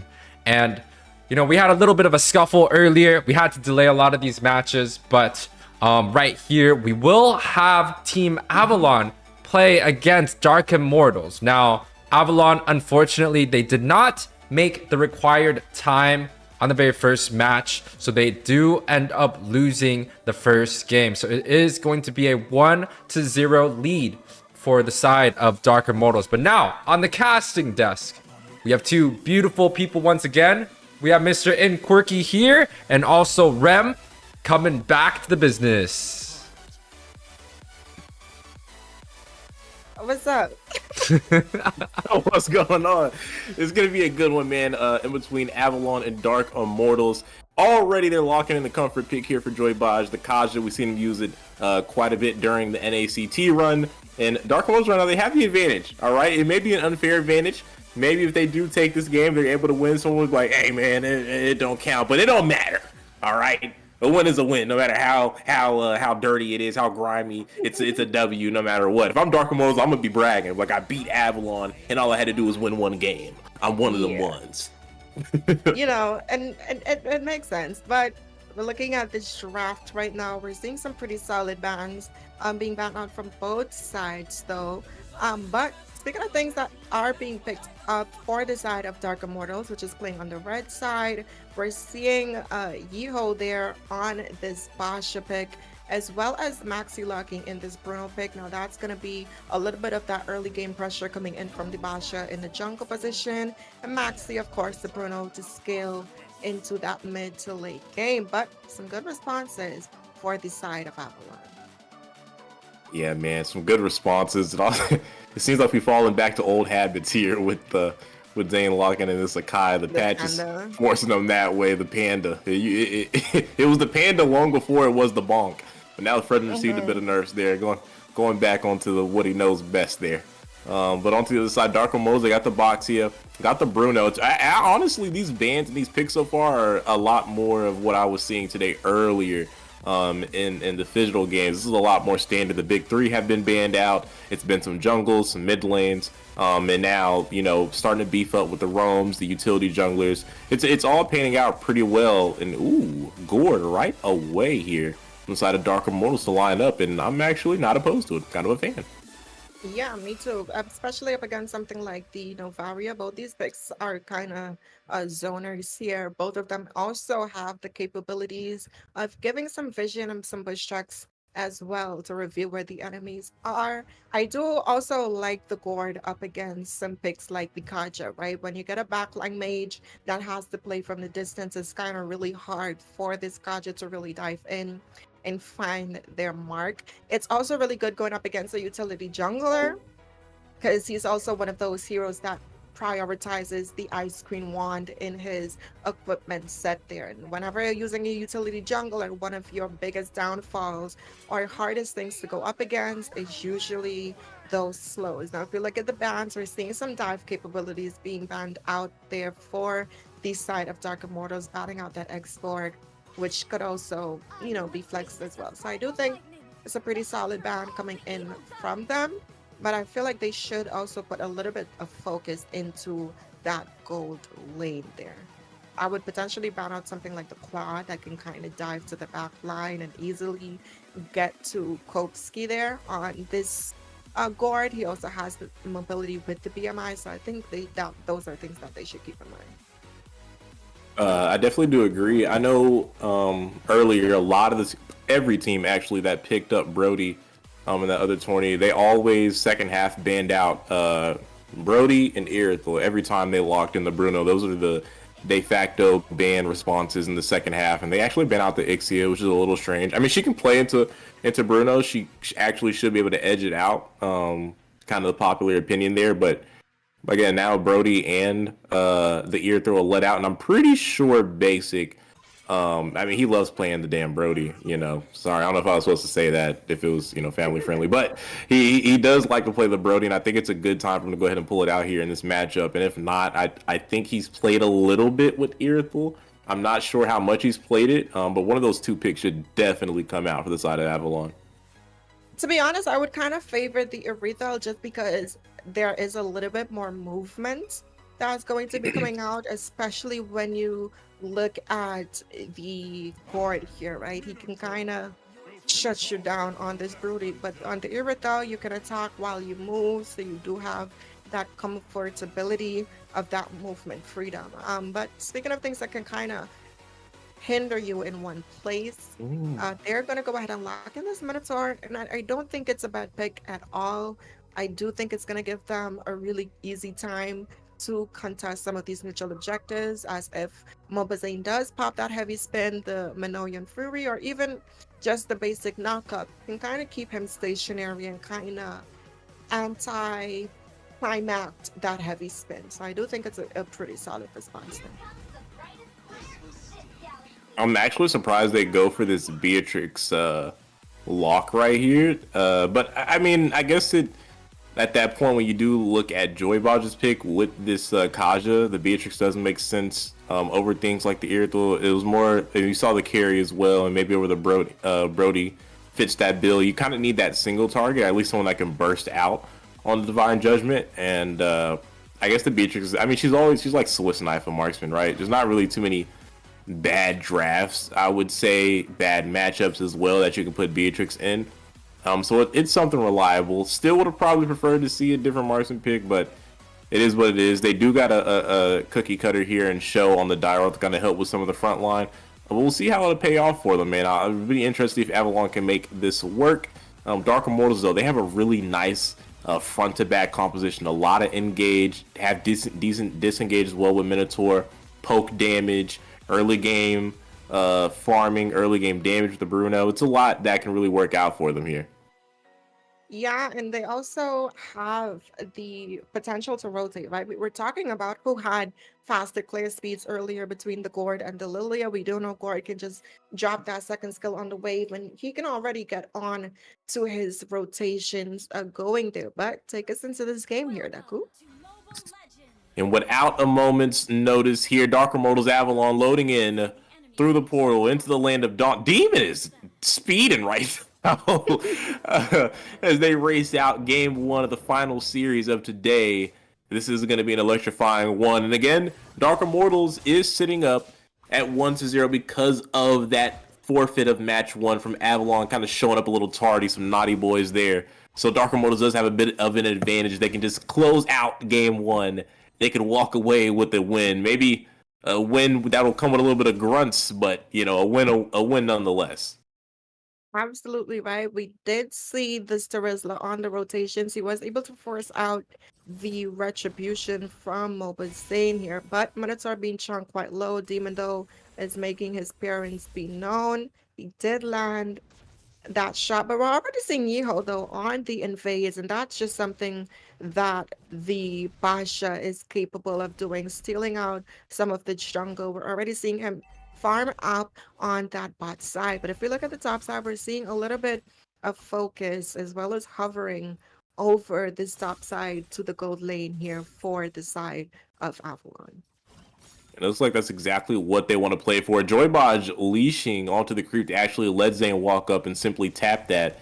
Now sitting at level 4. And they've actually been able to leash on both of the creeps here from Mobazane to be able to take up and steal away. So now a little ahead of Eho here on the box here, but hang on. Might be some trouble here for the Minnow. Is going to be forced to use the Flicker. That's actually going to be huge. Maybe it'll force out those mobility spells nice and early. Absolutely right, and he's still level 3, so he's not going to be able to have that Minoan Fury for this first neutral objective as it does come up. Now, if we look at the rotations that is coming in for the side of Avalon right now, we're seeing Demon kind of let Joybodge there get his level 4 from the mid lane as he does rotate to the EXP lane, but the number advantage is looking in favor of Dark Immortals here. Eho needs to focus up. They're committing on the idols here, but needs to try to win out the retribution. Heavy spin comes out. Reggie's too early, and Mobazane will secure the 50-50, but here comes the penalty zone for the backside from Cardi. Kopsky will find the first kill with the Mystic Gush, and then the trade show will be able to find a kill. So it's a 2-for-1 in favor of Dark Immortals there. Now, in the top side, if we look at the gold difference, Beatrix already leading by a couple hundreds, and that hundreds can turn into thousands if your team doesn't respond to it. We're seeing him having an easier time going up against this Bruno, kind of zoning him out, sending him back to the space already, right? We do see some rotations coming in here, but the side of Avalon is heavy on these invades here. They're kind of making their presence known. They're slowing down the jungle potential, but in the bot side, the Wrath being able to pick up that solo kill against this Terizla. And right now you can see the pressure coming out from Avalon on the invade, the Divine Judgment, and the Nibiru's Passion will go ahead and put a kill into the hands of Mobile Heavy spin up against Shikamori here. That'll be another kill. Basic will find his first kill of the game, and Avalon is starting to run away with this one as they're up about almost 4K gold now. Absolutely right. They're looking for Gore. They're not going to be able to find him, though. And that's the thing, right?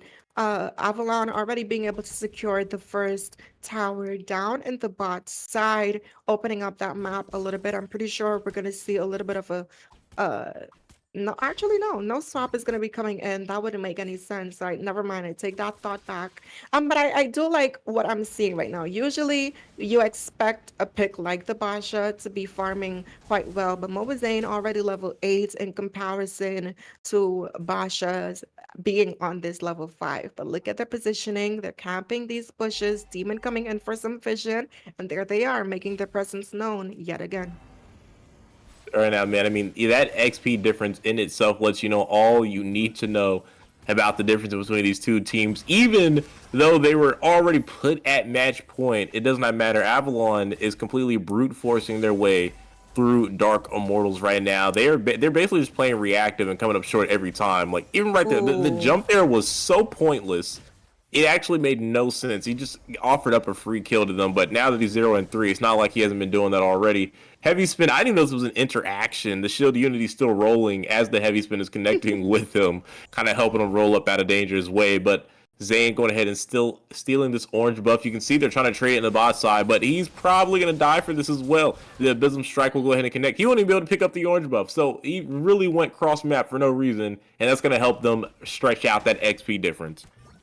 Absolutely right. I feel like even with their composition and them being over 3K gold behind, they still have a relatively scaling composition, right? They have the Gord, they have the Bruno on their side. They can afford to play it slow in the early games because the more they try to invade when their economy is not in their favor right now, they're just boosting the side of Avalon a little bit more. But if they were to deny them from getting more additional kills here, we did see a flicker play there. That Divine Judgment will come up huge. Basic picks up the kill onto Kopsky there. They are trying to pressure in onto this mid lane. Don't have a mini wave just yet.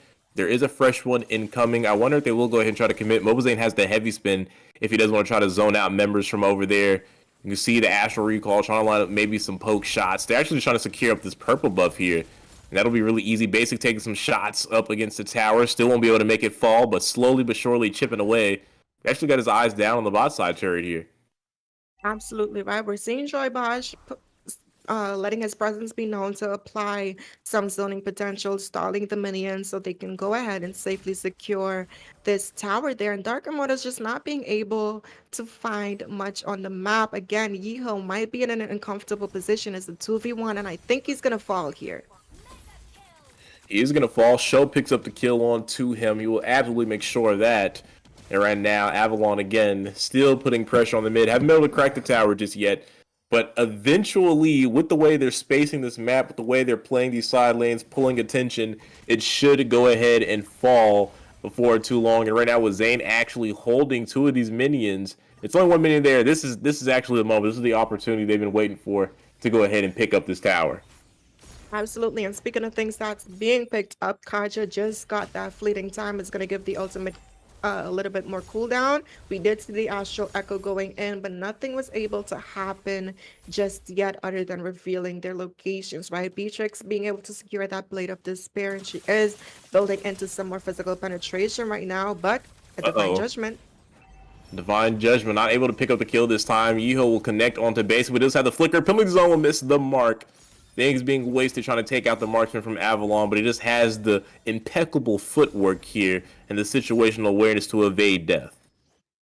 Absolutely right, but you have to keep this Wrath in mind with his positioning. He's looking for these cutoff points in these bushes to catch them off where they're not going for. And if you notice, they're not even sparing any time with this Minotaur. If they have the opportunity to burst him down, they are, because that's one of the things with the tank like Minotaur. Yes, he does have some sustainability as the match scales on. Early game is not really where he truly shines. And when your team has Snowball, look at the gold lead right now coming in from the side of Avalon. The Astral Echo was popped in and they're looking for this tower. Divine Judgment goes down.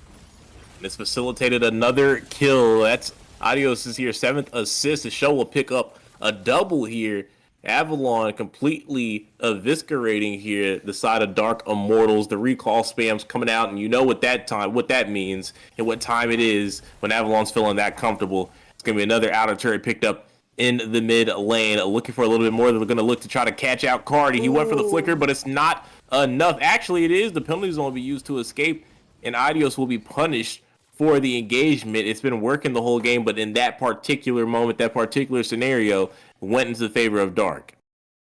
And that's a really good save coming in from Kobski on this Gord, being able to find that stun as well as the Mystic Gush to combo in. Comboed with the tower shots as well to find Joy Bodge there on this Kaj. It was a good attempt, but unfortunately they did have a response. The Astral Echo goes down. I'm not sure if it connected to the Gord. I can't really tell right now, but it didn't really catch anyone on the team. They are going to be able to secure this tower. Beatrix again looking at her items, picking up this Malefic Roar, definitely going to penetrate through some of the lacking defense coming in from the side of Dark Immortals though. But they are looking to open up the space. We're seeing them heavy on the aggression here, and they are going to successfully break into the base of Dark Immortals. Adios has a Divine Judgment. He doesn't have the flicker, but you can see that he wants to go ahead and pull it. At this point, any ultimate from him is definitely basically a guaranteed kill here for the side of Avalon, as Basics taking snipe shots at the tower. You can see that he really wants to go ahead and try to go ahead and take the towers away from Dark Immortals, go ahead and open up the base completely. They have a lot of work to do right now. They want to go ahead and make it work. There is a wave up there, but they're not really going for anything. They're just waiting. Actually, just going to go ahead and pick up the Lord here and make this an easier task for them, if you will.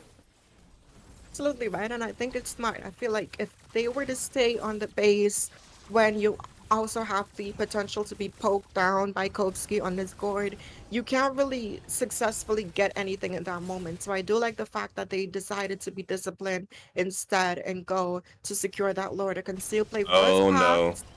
And that's the penalty zone, but now here comes the heavy spin from Moba Zane. Divine Judgment off to the left. They should be able to pick up the kill on Yeho. Basic will go ahead and make sure of it. Cardi next in line potentially with the flicker. Not going to help the Renner shot there. Almost blasting one off the map. Avalon, though, have taken 2 members down. It's 5+1 with the Lord Buddy system pushing down the mid wave. And they're going to lock this in. They're going to take this before Lord even can help them out. Basic will make sure of it. And Avalon will tie this lopsided advantage to Dark Immortals into a 1-1 reset. Absolutely right. And looking at some of the items that's being built in here, there wasn't really much to be scaled up, as they did get that snowball to the Wrath, though being quite fed as they were able to pick up a chunk of the kills for the side of Avalon there, being able to scale up quite well as Basic on this Beatrix, right? Being very objective focused, focusing on these towers, coming in at 66%. Overall team fight participation from Avalon very high as well, showing their synergy, showing their rotations. And I like that the engaged happened in unison, right? We saw the Astral Echoes going in, and that's when Joy Bodge goes in for the Divine Judgment or getting the flanks from the Darath, and then they respond on top of that. So I like that everything is in sync. They're not really rushing anything, and you can tell that they have the coordination. Your team is banning. Absolutely, and I mean, now it's been reset 1-1. If you're the side of Dark Immortals, you're feeling uncomfortable at this point. The fact that they didn't even really have a fighting chance, I would say. It was really all on to the side of BTK, or I said BTK, Avalon there was there. I mean, he got MVP. We can count it as a BTK game, that one. Avalon kind of got, brought along into that victory. But kind of hoping here to see, can they be able to, I don't know. I mean, it's tied up. It's still a better position than the majority of North America at this point. You're tied up with Avalon, as controversial as it may be. You literally just got to win one game. You only had to win one. You still only have to win one. But now Avalon only has to win one as well. And based off what we saw from game one, Dark Immortals could be in a bit of trouble. Yeah, I mean, Dark Immortals is known for some of these picks like the Valentina v Ferramis, so I'm thinking that maybe they should try to go a little bit for some things that they're a bit more comfortable with this time around. Definitely need a little bit more synergy as well in terms of their rotations, like going for the red buff on the Basha when the Wrath was right there. Just the decision making that has to be a little bit more precise, and I think that they do have a chance, definitely. I mean, always got a fighting chance. I mean, that's the fun thing about competitive. Every dog has their day, and maybe this is kind of the number to pull up against Avalon, but that's really up to the players, right? And the level of execution they got, the discipline that they have, and really the mentality that you have. Taking a loss like that, especially when you have the lead, you know, in the series for Dark Immortals, it can be detrimental for a lot of teams to lose like that. When you have that advantage, that momentum, and it can either crush a team mentally or it can really fire them up. It honestly depends. You know what, Rem, actually was so funny because I was casting the other event with Aiko, and one of the things we said, it was a team that qualified to M5 this year, and they actually ended up losing the first match to Winions. And we were like, there's one or two ways they can respond. Either they completely fold or they come back and dominate. And I said, if I'm the coach for that team, the first thing I'm going to say, and it's the only thing I'm going to say to get them boys ready, is to say, I'm not angry. I'm just disappointed. And boy, when I tell you that team came out and ended the game in like 11 minutes after losing a 35-minute match right before that. Hey man, to win you. Sometimes it just takes the right singular phrase and the right mentality to go ahead and bounce back. We're gonna see what Dark Immortals is I'm not an angry, I'm just disappointed bounce back kind of team. I mean, we are going to see the Novaria being played on their side this time around. Joybosh did lock in that Fredrin. Now we know with them, it can be a flex pick, right? We've seen the Fredrin be played in their EXP. We've seen it be played as a roamer, but most commonly, it also is a good jungler. And it's also something that Mobazane himself likes to pick up as well. So I do think I love the flexibility coming in. I do think this Claude being locked in this early is a really solid pick, only because he's one of those ADCs that he has the mobility, he also has the damage. Yes, it takes him some time to get there, but Basic knows how to scale up, right? Even if he's losing, he finds areas where he can get gold, and I think that's something that him and Mobazane has in common. When they're behind, they always look for opportunities to keep that gold distance relatively close. And you know, speaking of keeping things relatively close, I'm surprised Dark Immortals didn't just go for the Irithel. She's very strong in the matchup against Claude. Not only does she have the better harass in lane, but when you're talking about scaling, Irithel just hits a lot harder than Claude does when they're reaching the late game. And having full items, she's really a counter pick to him. So I'm surprised they didn't go for that, because while Bruno's good, short range kind of fizzles out after the mid game, doesn't have a lot of that AoE type of damage to go ahead and match something like Claude. You really have to win this lane to make this matchup work the best, and Irritel's just a lot easier because you have the harass, but you also match and exceed the late game scaling that Claude would bring out. So I feel like that's a bit of a misdraft there from Dark Immortals, but it could be one of those things back to pool and the players and kind of what they utilize and what they can play. But draft 3 wise, it's a no for me. Yeah, and I definitely do think that Demon pulling out this Kadita here is also a good pick, which is also a flex pick. We've seen Joybosh play it in the roam position as well, and Demon can get something to fare off a little bit better going up against the draft. But even if it is a mid lane Kadita, it's still a pretty solid response up against the Novaria.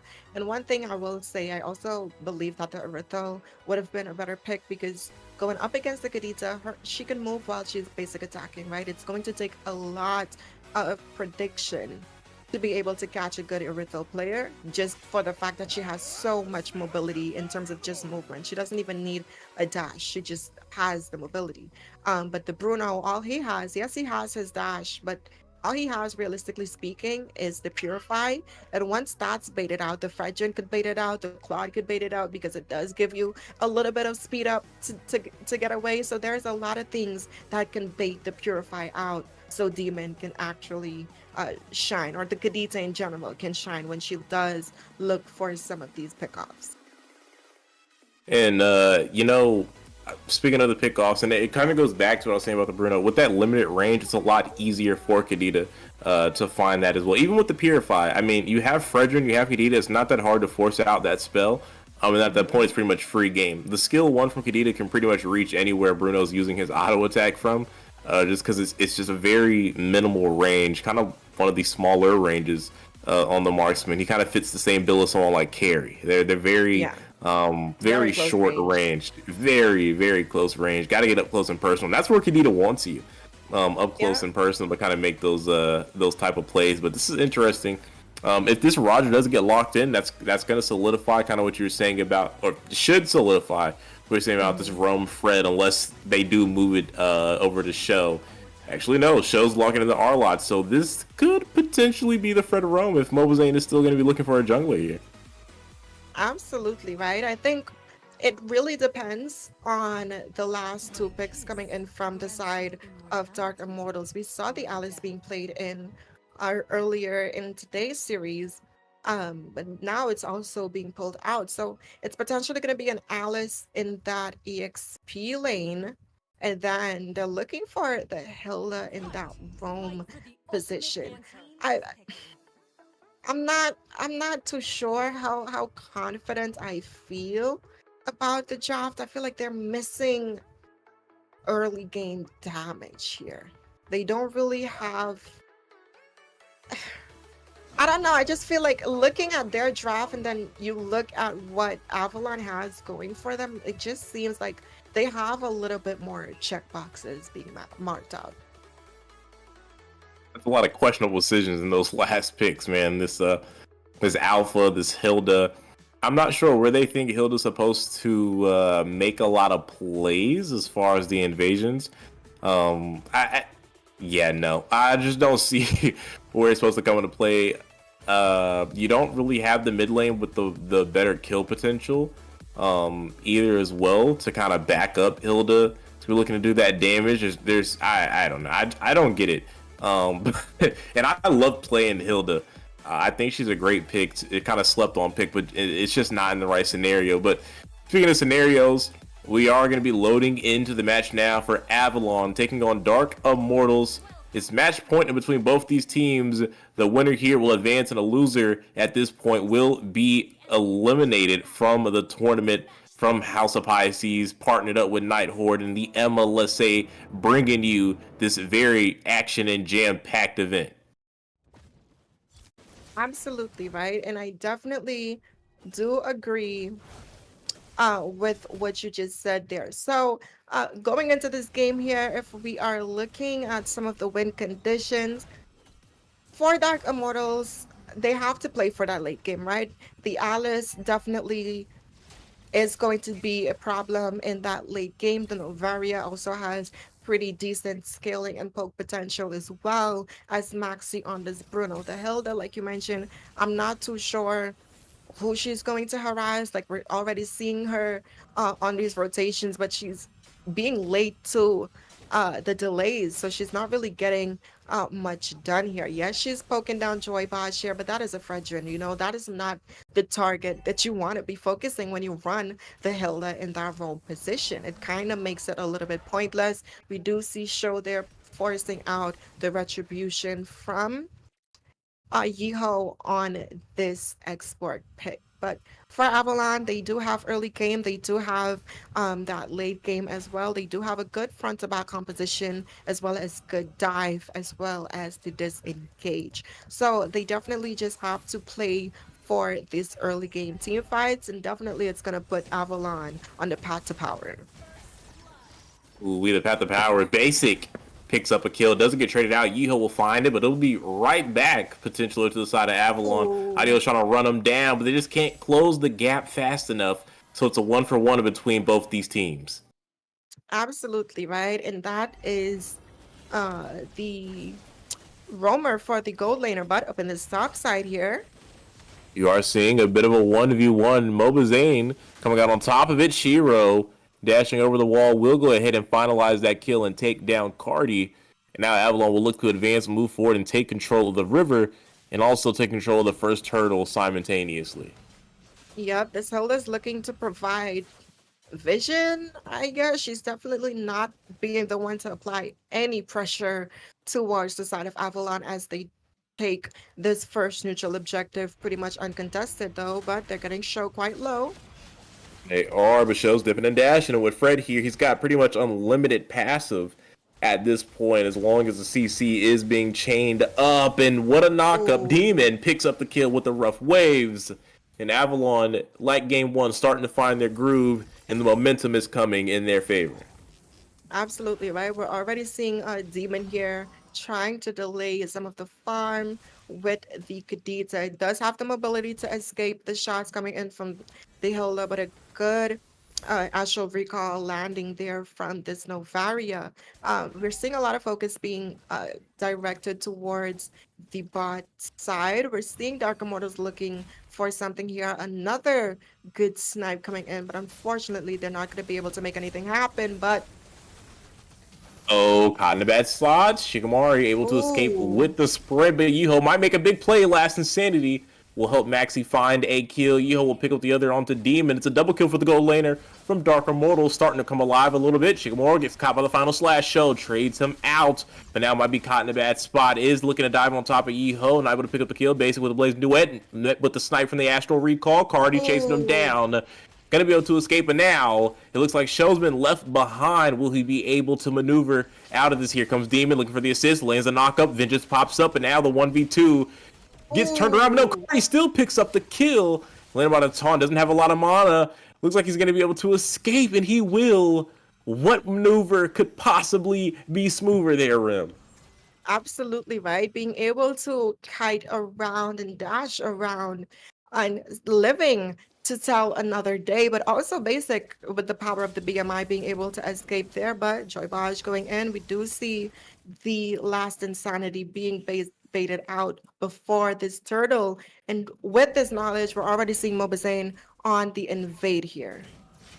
That's right, and they're going full on the invade. I think Demon, he does pick up the kill off screen, but on the screen, Shikamaru being met with a bit of resistance as he's trying to force the invade. Cardi is going to be able to use the instant transmission to get out of the way. Mobazane will now turn his direction towards this turtle. No one to contest him. It'll be a free pickup for Avalon, who needs it to keep this lead in their favor.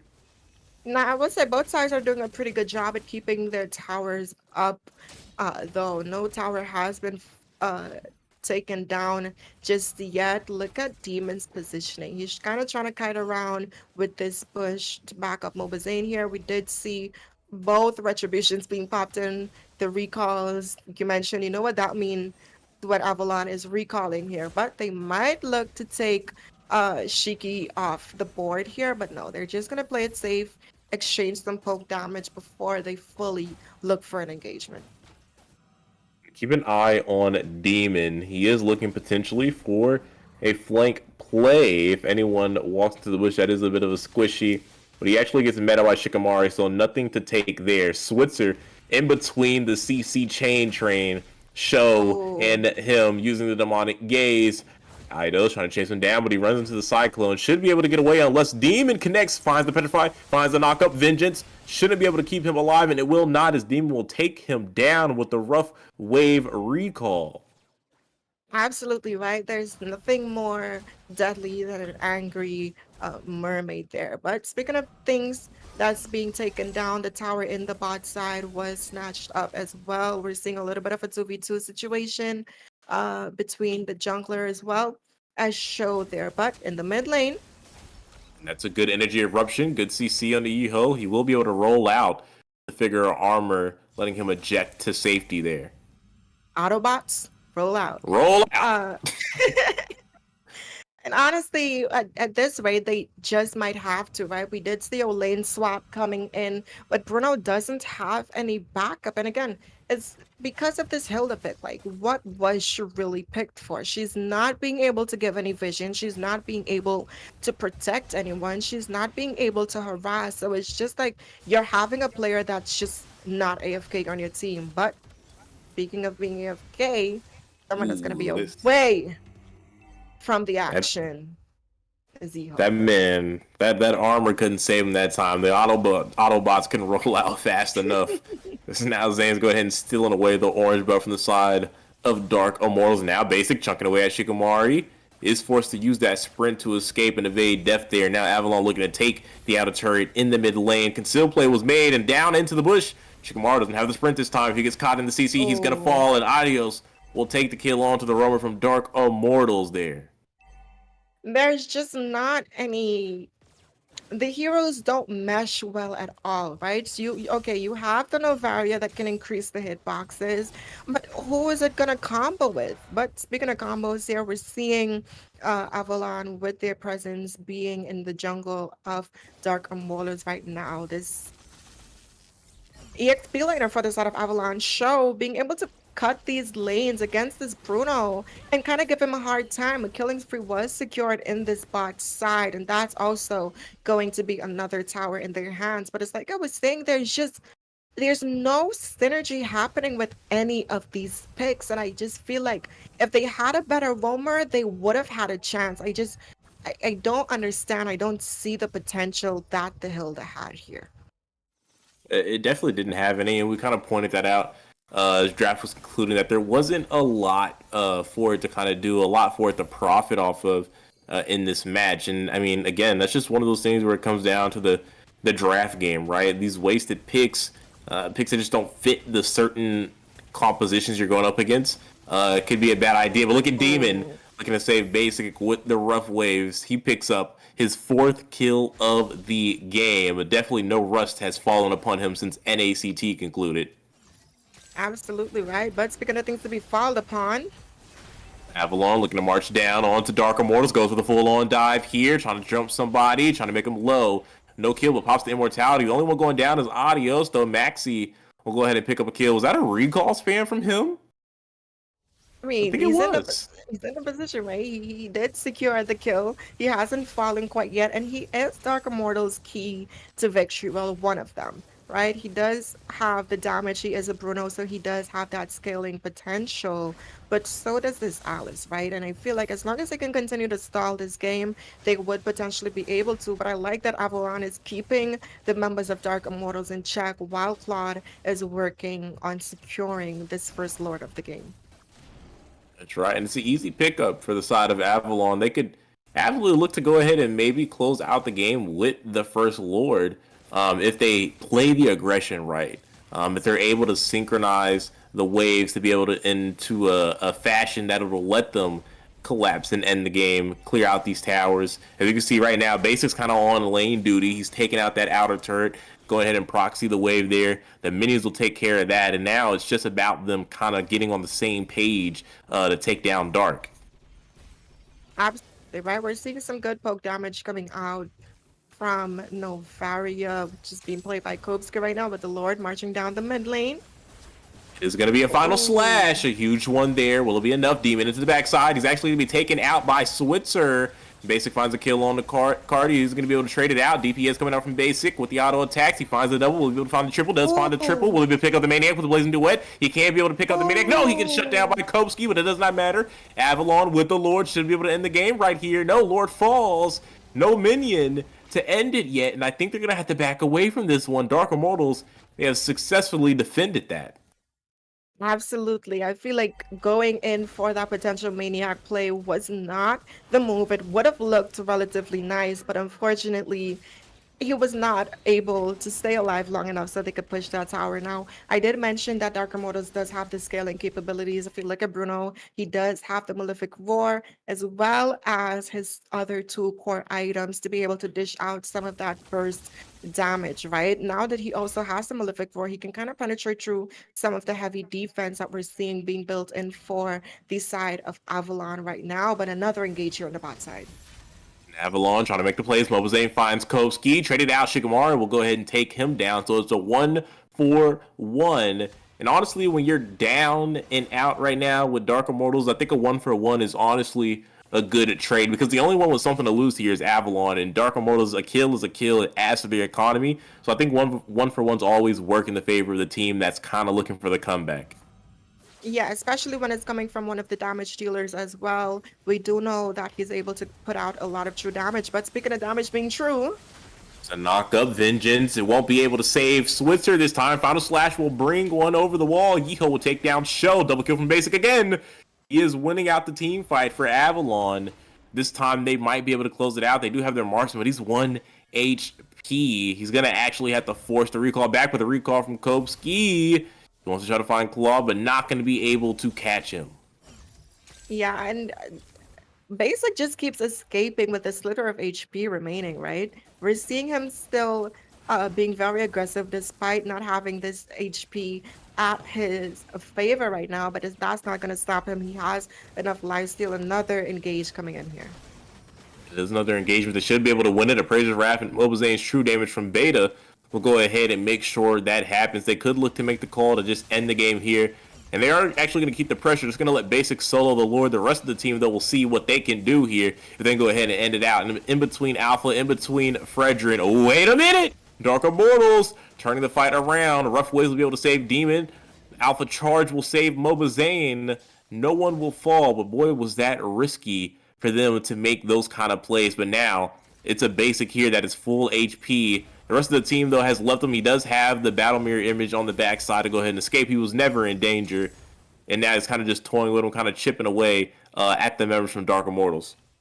And that's kind of the downsides to the export, right? It's either they bait out the last insanity, or they just chunk his shield HP down just enough so he doesn't even have the affordability to do so. But Avalon heavy on this poke. They're trying to keep these waves in check so that they can get the most out of this Lord. It's going to be crashing down the mid side as minions are on the bot side, but Dark Immortal is doing a good job to kind of keep the Lord off of the inhibitor.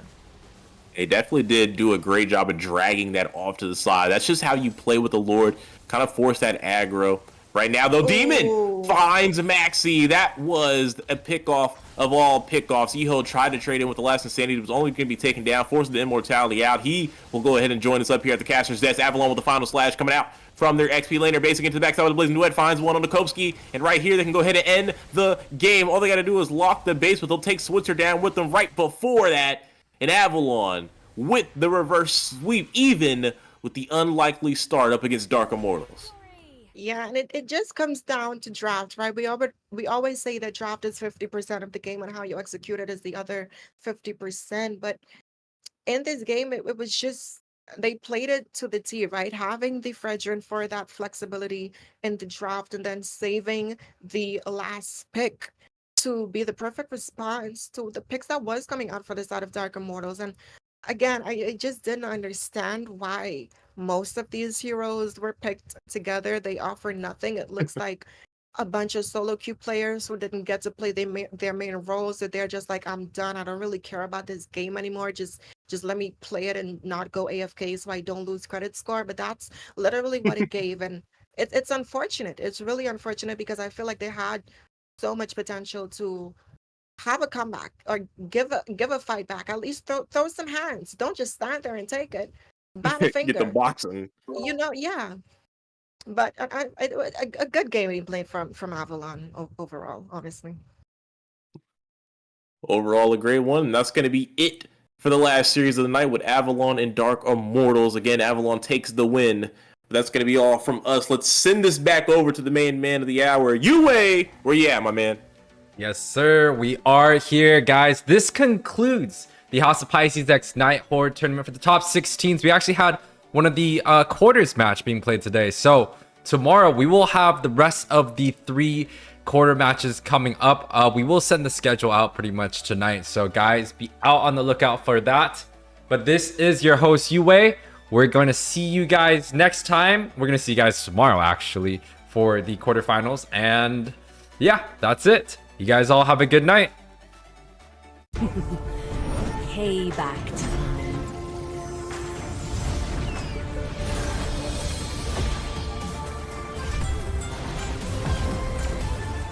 My world is the sky.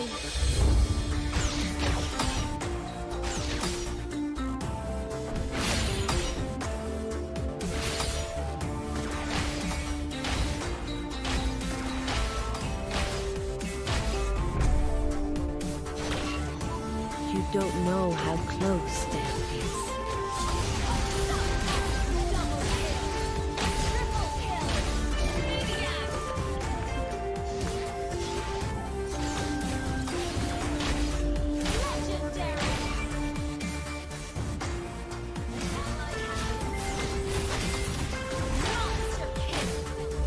Feel my pain.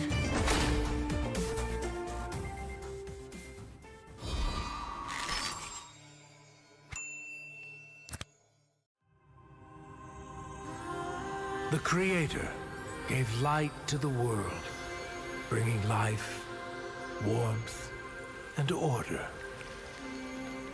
But from that act, darkness was born, and with it came death and chaos. These cosmic forces, 2 sides of the same coin, would shape the history of the Land of Dawn for millennia. With prosperity and enlightenment came suffering and brutality. Led by the God of light and the God of darkness, the 2 opposing forces dragged the fate of all living things into their eternal conflict. But through the sacrifices of countless forgotten heroes, the era of strife finally came to an end. The gods were banished from this world, and peace was restored. Life flourished soon after, and great civilizations sprung up across the world. Eruditio among them. This would be known as the Golden Age. Of course, this is our history that every scholar in Eruditio knows by heart. But when I was swept into the infinite gateway, I looked back and saw something different. I saw the North consumed by the blight of war. I saw the Great Plains ravaged and soaked in blood. I saw the forests and mountains turned against each other. I saw a broken world engulfed in flames. We were foolish to think the gods had been vanquished. Even now, their influence drives us toward destruction. And their return will bring about the great calamity. I can no longer afford to be a bystander, and neither can you. Or anyone else who calls this world home. Now is the time to take our stand. So, where do we start?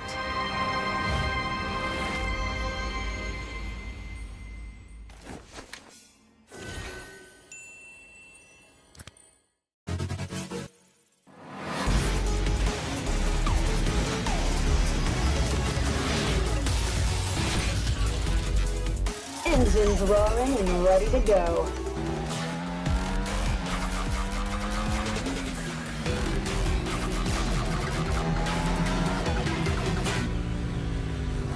Nothing beats the adrenaline.